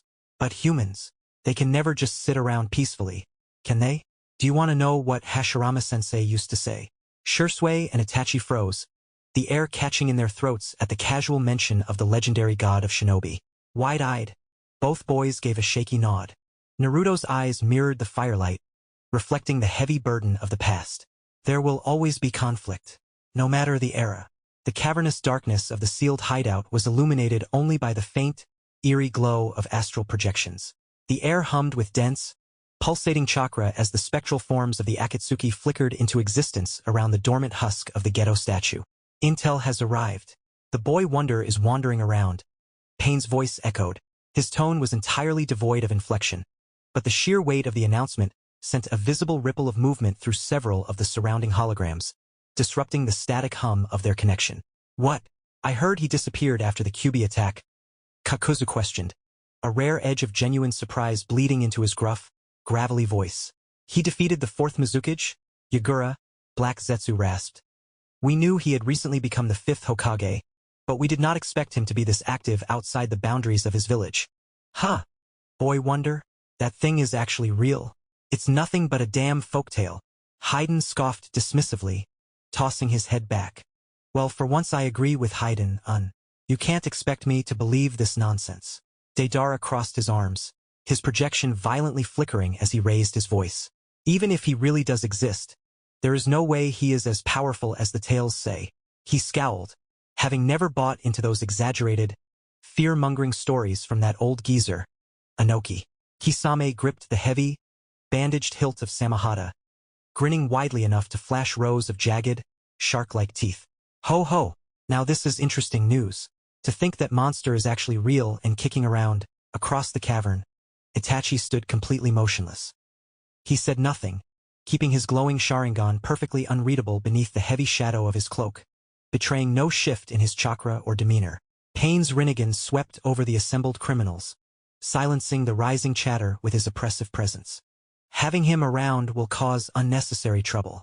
We will postpone our immediate plans for a while, he declared with absolute, crushing finality. Without another word, Pain's hologram abruptly blinked out of existence, severing the connection with a sharp hiss of displaced chakra. One by one, the rest of the Akatsuki followed suit, plunging the cavern back into absolute, undisturbed darkness. Flashback ended the rhythmic patter of light rain drummed against the bamboo awning of the quiet roadside tea house. Steam curled lazily from the small porcelain cups resting on the worn wooden table, carrying the bitter scent of green tea into the damp air. To think we will visit Konoha soon. I heard it is a nice village, Kisame said. His tone carried its usual deceptive politeness as he took a slow, deliberate sip of his hot drink, the heavy, bandaged bulk of Samahata resting silently against the bench beside him. It is, Itachi replied plainly, his unreadable gaze fixed on the faint ripples within his own cup. You miss it. Beneath the high collar of his Akatsuki cloak, Itachi's jaw tightened. The sudden, invasive probe into his past irritated him, though his outward composure remained perfectly undisturbed. No, as expected, cold as ever. Kisame chuckled softly, a low, rumbling sound in his chest. He set his cup down with a dull clink. By the way, according to intel, the Jinchuriki is related to him. Itachi narrowed his dark eyes by a fraction at the vague mention of the man, though he carefully kept his vocal cadence monotone. His little sister. Kisame grinned broadly, parting his lips to flash rows of jagged, shark-like teeth. Ho! So he is real. Itachi offered a quiet, dismissive scoff. What do you think? I don't know. He always seemed like a terrifying boogeyman to me. Kisame mused, leaning his heavy forearms onto the table. A kid who could create jungles in an instant. They say he could shake the earth itself. Lord Third Mizukage called him God's punishment. Itachi raised a single eyebrow. The violent, apocalyptic moniker felt starkly disjointed from reality. His only memories of the man were of a remarkably gentle redhead moving quietly through the Konoha hospital, carefully healing wounded patients with a soft, reassuring smile. I never knew that. You must have met him at least once. Itachi gripped his teacup tightly, the ceramic warm against his pale skin. He had no idea why he was continuing to humor his partner's morbid curiosity, but maintaining this idle conversation was far better than discussing the grim reality of the targets they were sent to hunt and kill. Yes, but I never witnessed him fighting. By the time I graduated, he became less active. What a pity, Kisame sighed, though the predatory gleam never left his small, rounded eyes. But, since he is the Jinchuriki's elder brother, then we will surely meet him. Yes, Itachi murmured, his gaze drifting out toward the misty, tree-lined road leading directly into the land of fire. Still, I wonder how strong he really is, his sealed younger self from 10 years ago thought. Naruto stood atop the crown of his own carved visage on the Hokage monument. The late afternoon sun bathed Konoha in a warm, amber glow, casting long shadows over the sprawling village below. The persistent, high-altitude wind whipped his red hair around his face.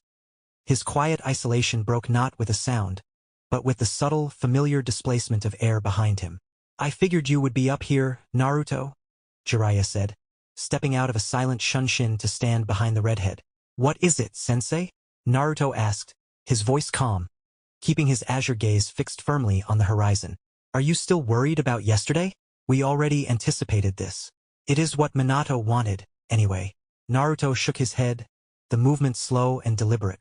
No, quite the contrary. I am actually interested. What did you want to discuss? Have you heard of the Akatsuki? No. They are a group comprised entirely of S-rank missing nin, Jiraiya explained, his tone dropping into a grave, hardened register. Even Orochimaru was with them.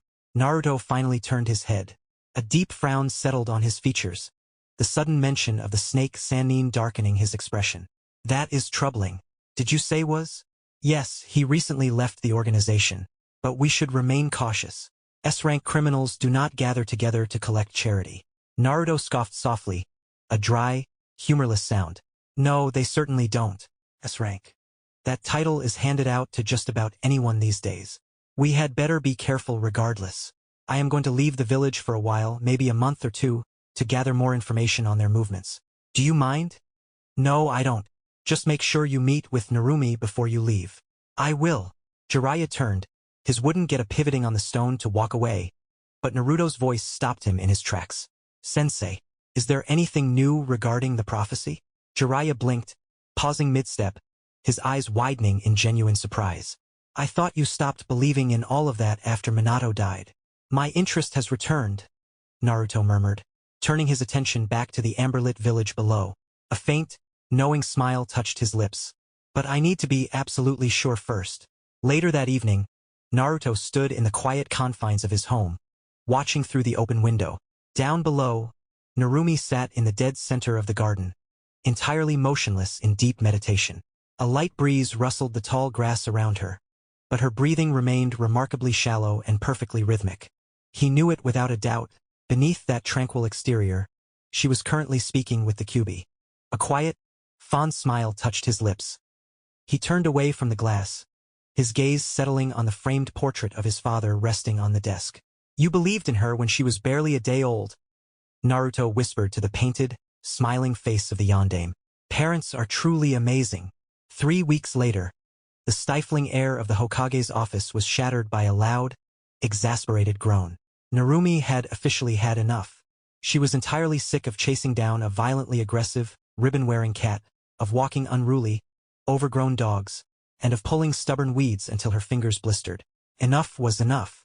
Hokage-sama, please, all I am asking for is some real ninja action, Narumi pleaded, slamming her hands flat against the polished oak of her older brother's desk.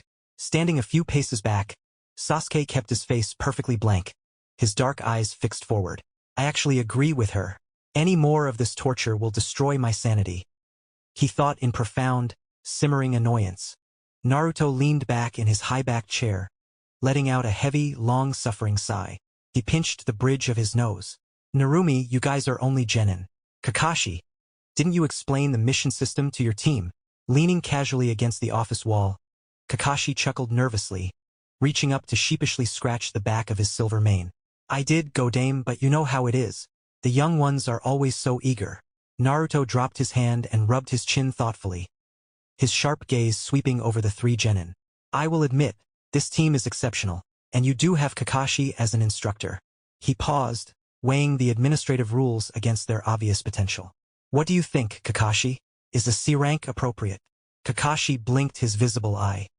He slowly straightened up, critically eyeing his 3 tenth students for a long moment before letting out a resigned sigh.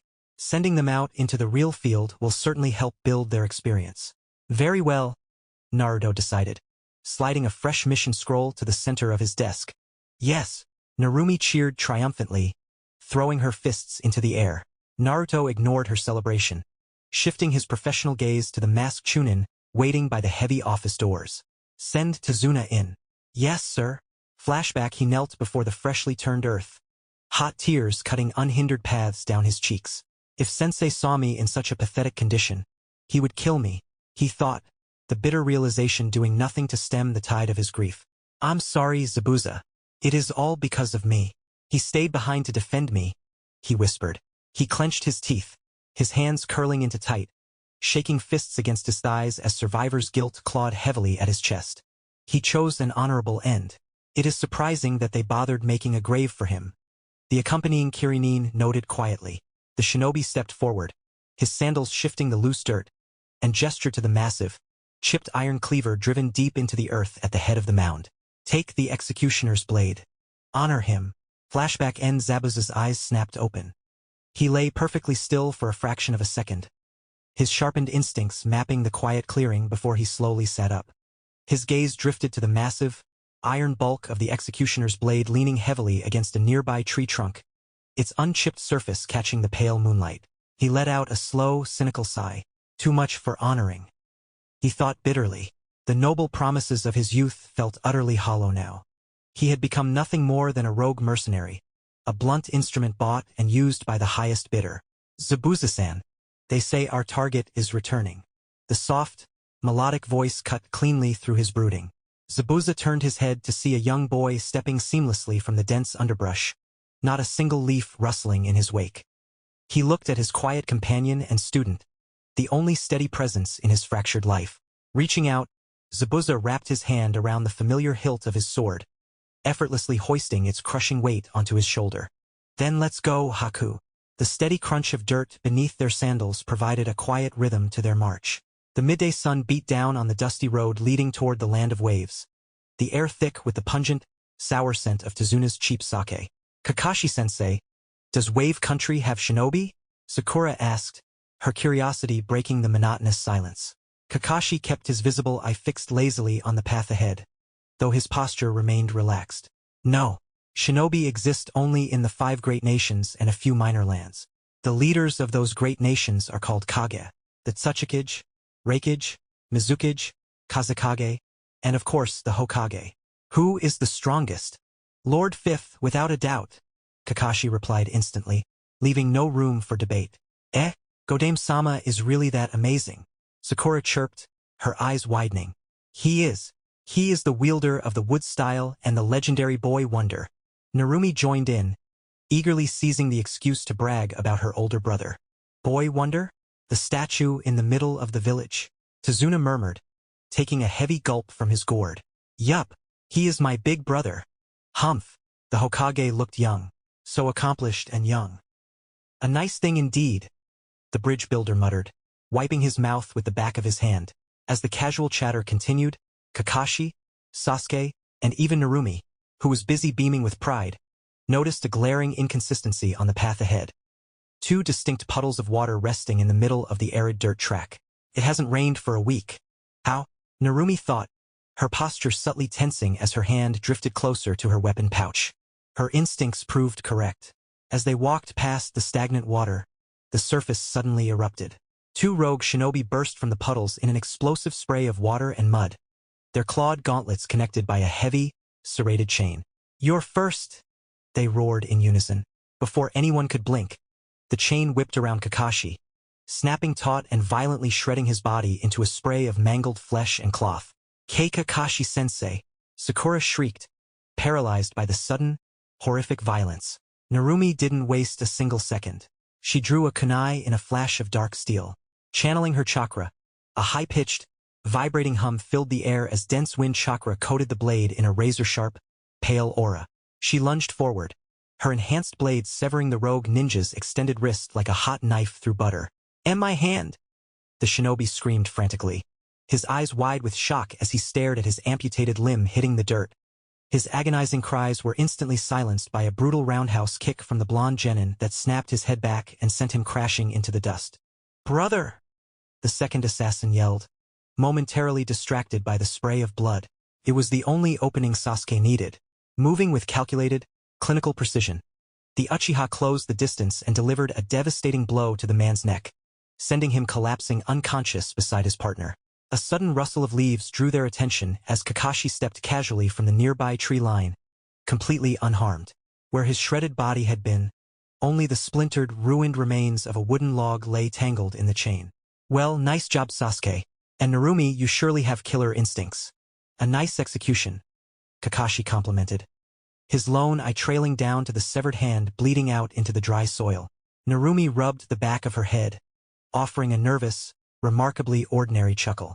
"Just got excited." Kakashi suppressed a shudder, this carefree attitude after cutting off an arm. She really is Sensei's daughter, he thought, a drop of sweat forming beneath his hitayate. Sakura, though immensely relieved to see her teacher alive, was too busy gaping at the blonde girl in profound shock. "Amazing.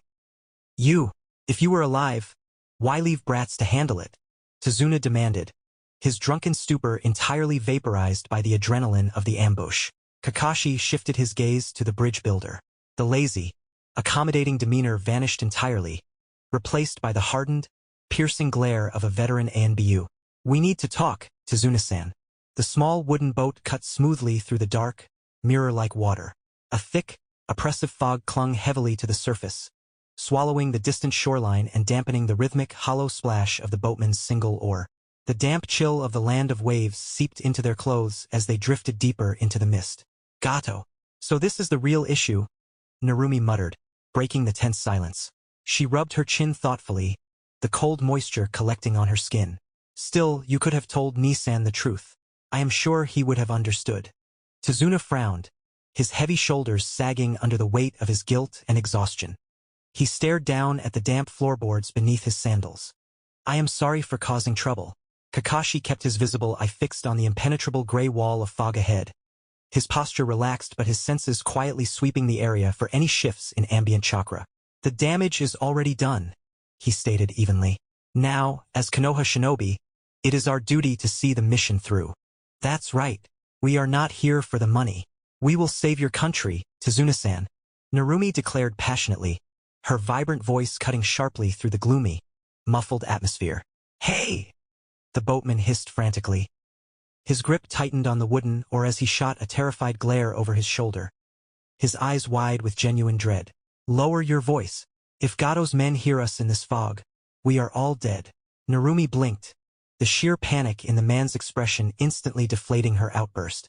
She chuckled nervously, reaching up to scratch her cheek in a sheepish gesture. Yeah. Sorry." Tsunade panted heavily, the harsh rasp of her breath filling the decimated training ground. The earth between them was violently churned, marred by massive, smoking craters from their brutal spar. She eyed the redhead before her. He was visibly fatigued, but far from her level of exhaustion. Wincing sharply, she gripped her bruised shoulder. "Damn, Naruto, you hit hard."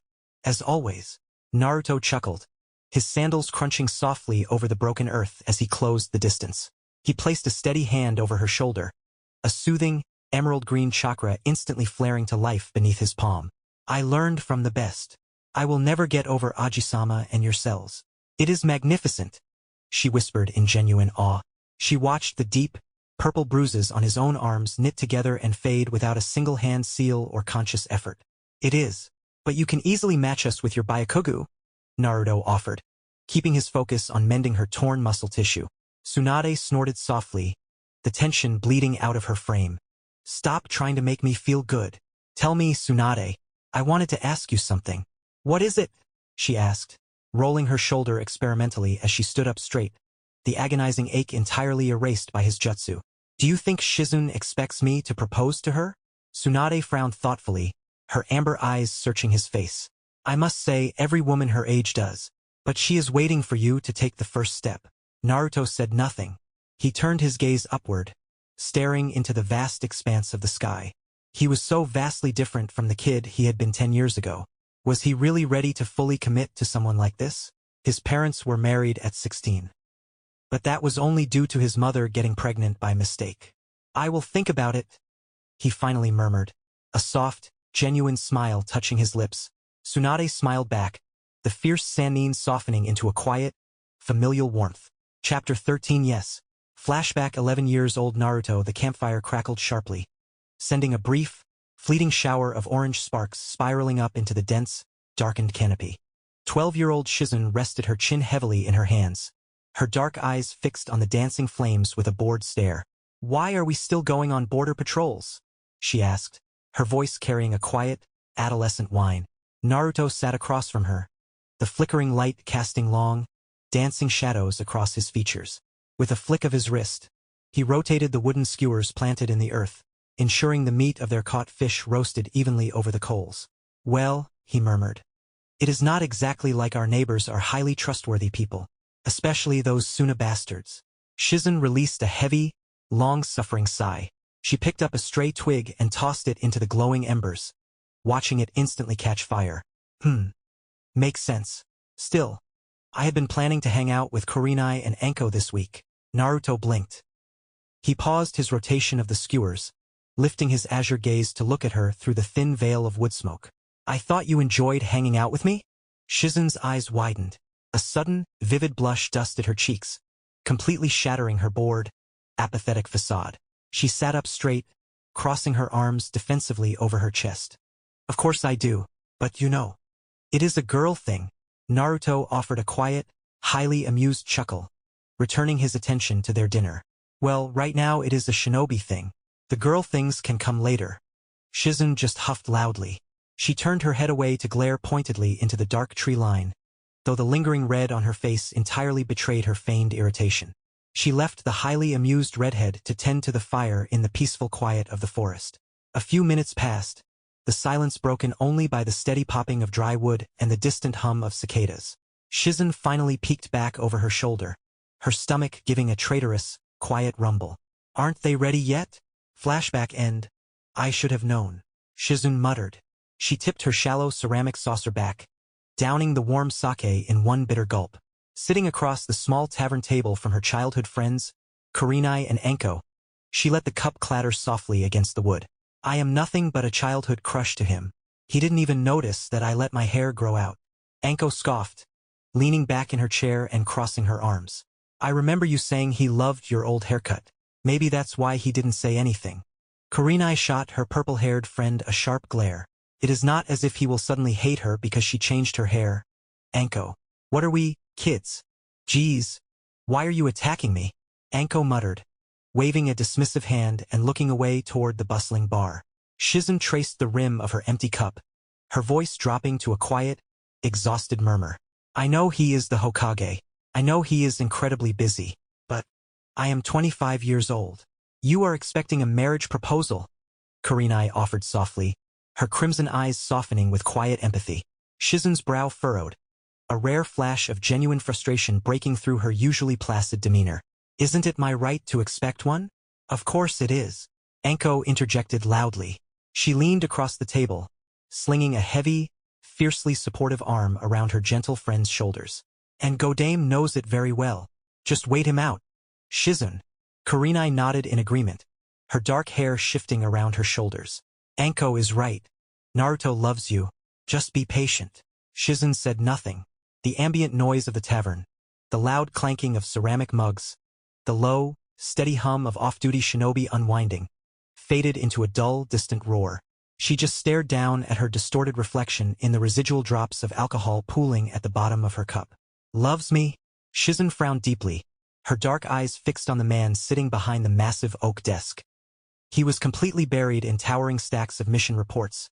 The steady scratch of his calligraphy brushed the only sound in the quiet room. Last year, he had officially appointed her as his first assistant and director of the Hokage Tower.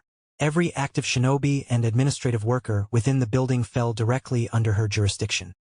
He had told her, with absolute sincerity, that he trusted no human alive more than her. Is that it? Just a trusted assistant? She thought bitterly. She ruthlessly suppressed the sting of frustration, slipping a cool, professional mask over her features. Her heels made barely a whisper against the polished floorboards as she crossed the office. Reaching his desk, she cleared her throat to snap his attention away from the ink. Naruto blinked, his brush pausing a hair's breadth above the parchment. He looked up, his azure eyes focusing on Shizune and the massive stack of new paperwork balanced in her arms. Shizune? Is something wrong, dear? Go dame. Perhaps you should take a break. I am fine, Naruto replied, offering a tired but warm smile. Also, please don't call me that. It feels incredibly weird coming from you. We are currently in the Hokage's office, she stated flatly, dropping the heavy barrage of files onto the only clear space left on his desk with a solid, resonant thud. Oh, Naruto murmured, momentarily taken aback by her unusually sharp tone. He leaned back in his chair, his gaze lingering on her for a moment before his eyes suddenly widened. He pushed himself up from his seat in genuine amazement. Wait, is your hair longer? It was the absolute last straw. The carefully constructed professional mask violently shattered. You just noticed? She hissed, a dangerous, simmering anger flaring in her dark eyes. What? Naruto stammered, entirely unprepared for the sudden hostility radiating from her. It has been 2 months. Naruto shook his head defensively, holding his hands up in a placating gesture. No way. I definitely would have noticed. Just tell me the truth, Naruto. Stop making me live inside my own foolish dreams, Shizune demanded. Hot, angry tears blurred her vision as she stepped sharply around the desk, jabbing her index finger hard against his chest. Naruto stood completely perplexed, his instincts utterly useless against the volatile emotional spike in the room. Ha! Do you even love me? We are not children anymore. Be brave enough to admit it. Of course I love you. You are the love of my life, Naruto insisted frantically, his panic rising as he scrambled to salvage the situation. I really like the hair, by the way. You are absolutely intolerable, Shizune yelled. Without waiting for another word, she spun on her heel and dashed out of the office. The heavy oak doors slammed shut behind her, the violent impact rattling the frame and echoing loudly down the corridor. Naruto simply stood there in the sudden, deafening silence of the office, utterly astonished and out of his depth. He reached up, slowly scratching his cheek as he stared blankly at the closed doors. Is it her time of the month? He mumbled to the empty room. It was a mistake to come back, Shizune yelled, her voice cracking as it echoed off the wood-paneled walls of the Sanin's office. She paced frantically before her master and surrogate mother, who sat frozen behind her cluttered desk, utterly astonished by the sudden volatile outburst. Tsunade pushed her chair back, the heavy wood scraping loudly against the floorboards, and stood up to approach the distraught Jounin. Just tell me what happened. He just noticed my hair. What? Tsunade snapped, her amber eyes widening in genuine disbelief. You are kidding. I am not. Shizune wept, aggressively wiping the hot tears from her cheeks with the sleeve of her dark kimono. I don't want to see him anymore. I don't even love him. Tsunade released a heavy, exhausted sigh, stepping forward to place a hand on her trembling student's shoulder. Just calm down, Shizune. I should tell her about his proposal, Tsunade thought, the memory of Naruto agonizing over the decision flashing through her mind. But it is not my place. What if that idiot actually decides not to go through with it? I would just be selling the poor girl empty dreams.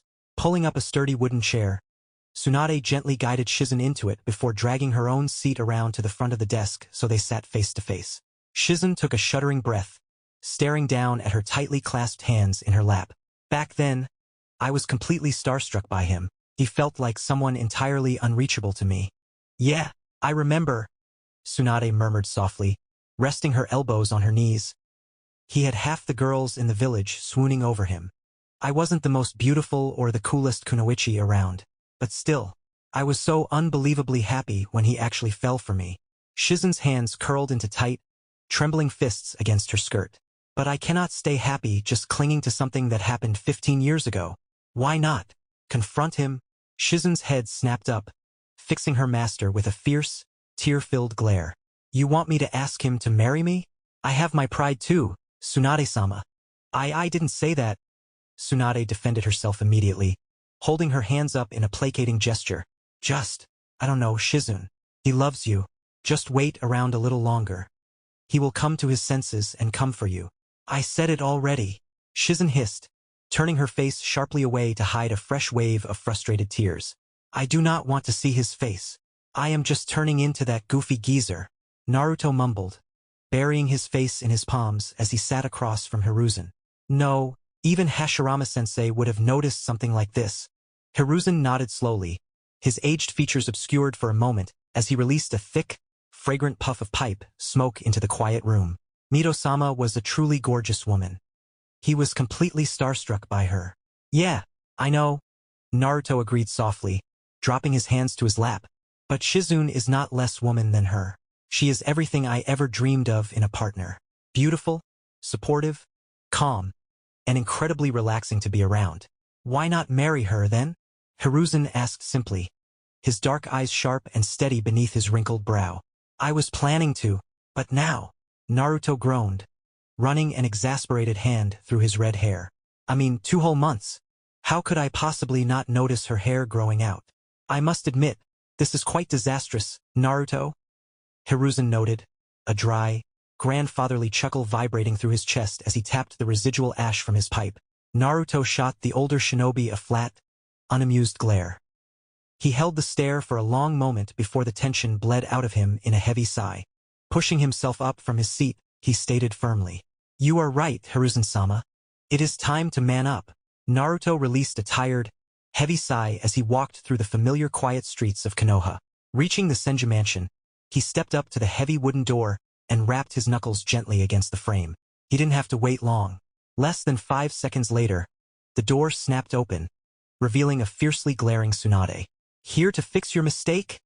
She demanded, her amber eyes burning with protective fury.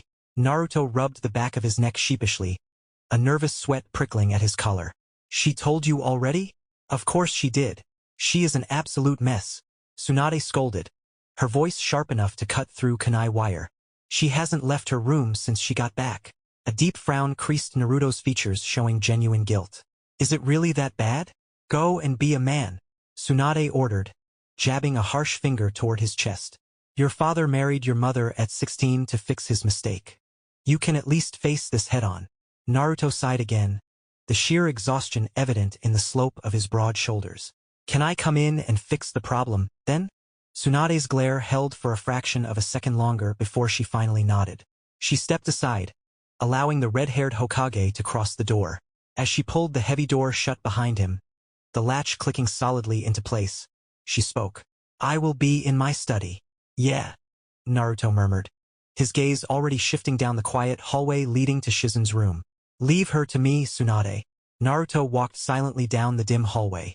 Reaching her door, he knocked softly once before gently pushing it open. The room was dark, and Shizune lay curled on her side, facing the far wall.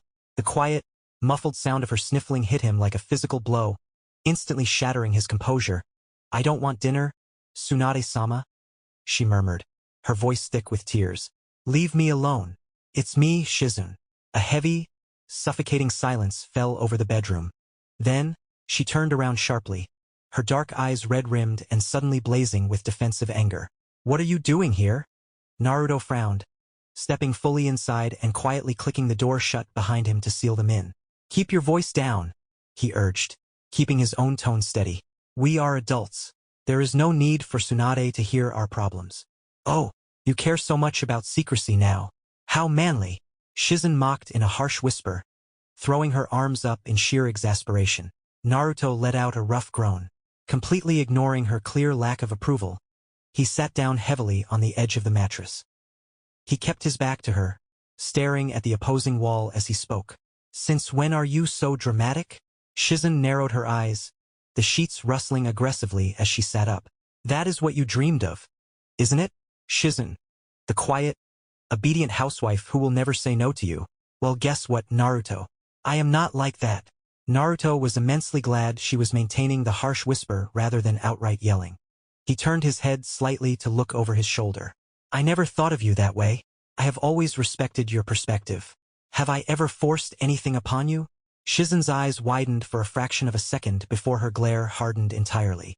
No, but your actions say otherwise. Like what? Like sleeping with me? She hissed. Her voice trembled, a volatile mix of deep embarrassment and raw anger coloring her tone. I was always against doing such a thing before marriage, but I trusted you.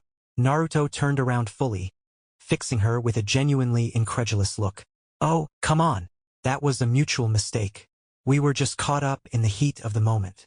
Just leave my room, she demanded, looking away. Let's go have dinner, he offered instead. A small, tentative smile touched his lips as he reached out, his fingers wrapping firmly around her hand. Are you mocking me? She whispered fiercely. She pulled back, trying to break his hold, but his grip remained an immovable, steady anchor. Just shut up and let's have dinner, Naruto demanded, his voice dropping to a low, completely earnest register. Allow me to fix my mistakes. Shizen ceased her futile struggle against his unyielding grip. She stared down at his fingers wrapped securely around her own, her dark eyes still shining with unshed tears. Releasing a shaky, defeated breath, she finally relented. All right. She looked back up at him, her gaze hardening with a lingering, protective spark of pride. Just so you won't blame me for whatever happens in the future. Brown rice, your favorite, Naruto said cheerfully, taking a seat beside her at the low dining table of his home. The rich, earthy steam of the freshly cooked dish filled the quiet kitchen. Shizen looked genuinely impressed, her dark eyes darting from the steaming bowl to him. You cooked this? Sure did. Naruto grinned, resting his elbows on the table. If I don't cook for my girl, who else am I going to cook for? A faint blush dusted Shizen's cheeks, though she fought to maintain her stern, defensive expression. She picked up her chopsticks and took a small, hesitant bite. Instantly, her eyes widened. This is delicious. I learned the recipe years ago, Naruto admitted, a softer, fond smile replacing his grin. I knew a moment like this would happen eventually. She paused, her chopsticks hovering over the bowl. Are you not going to eat?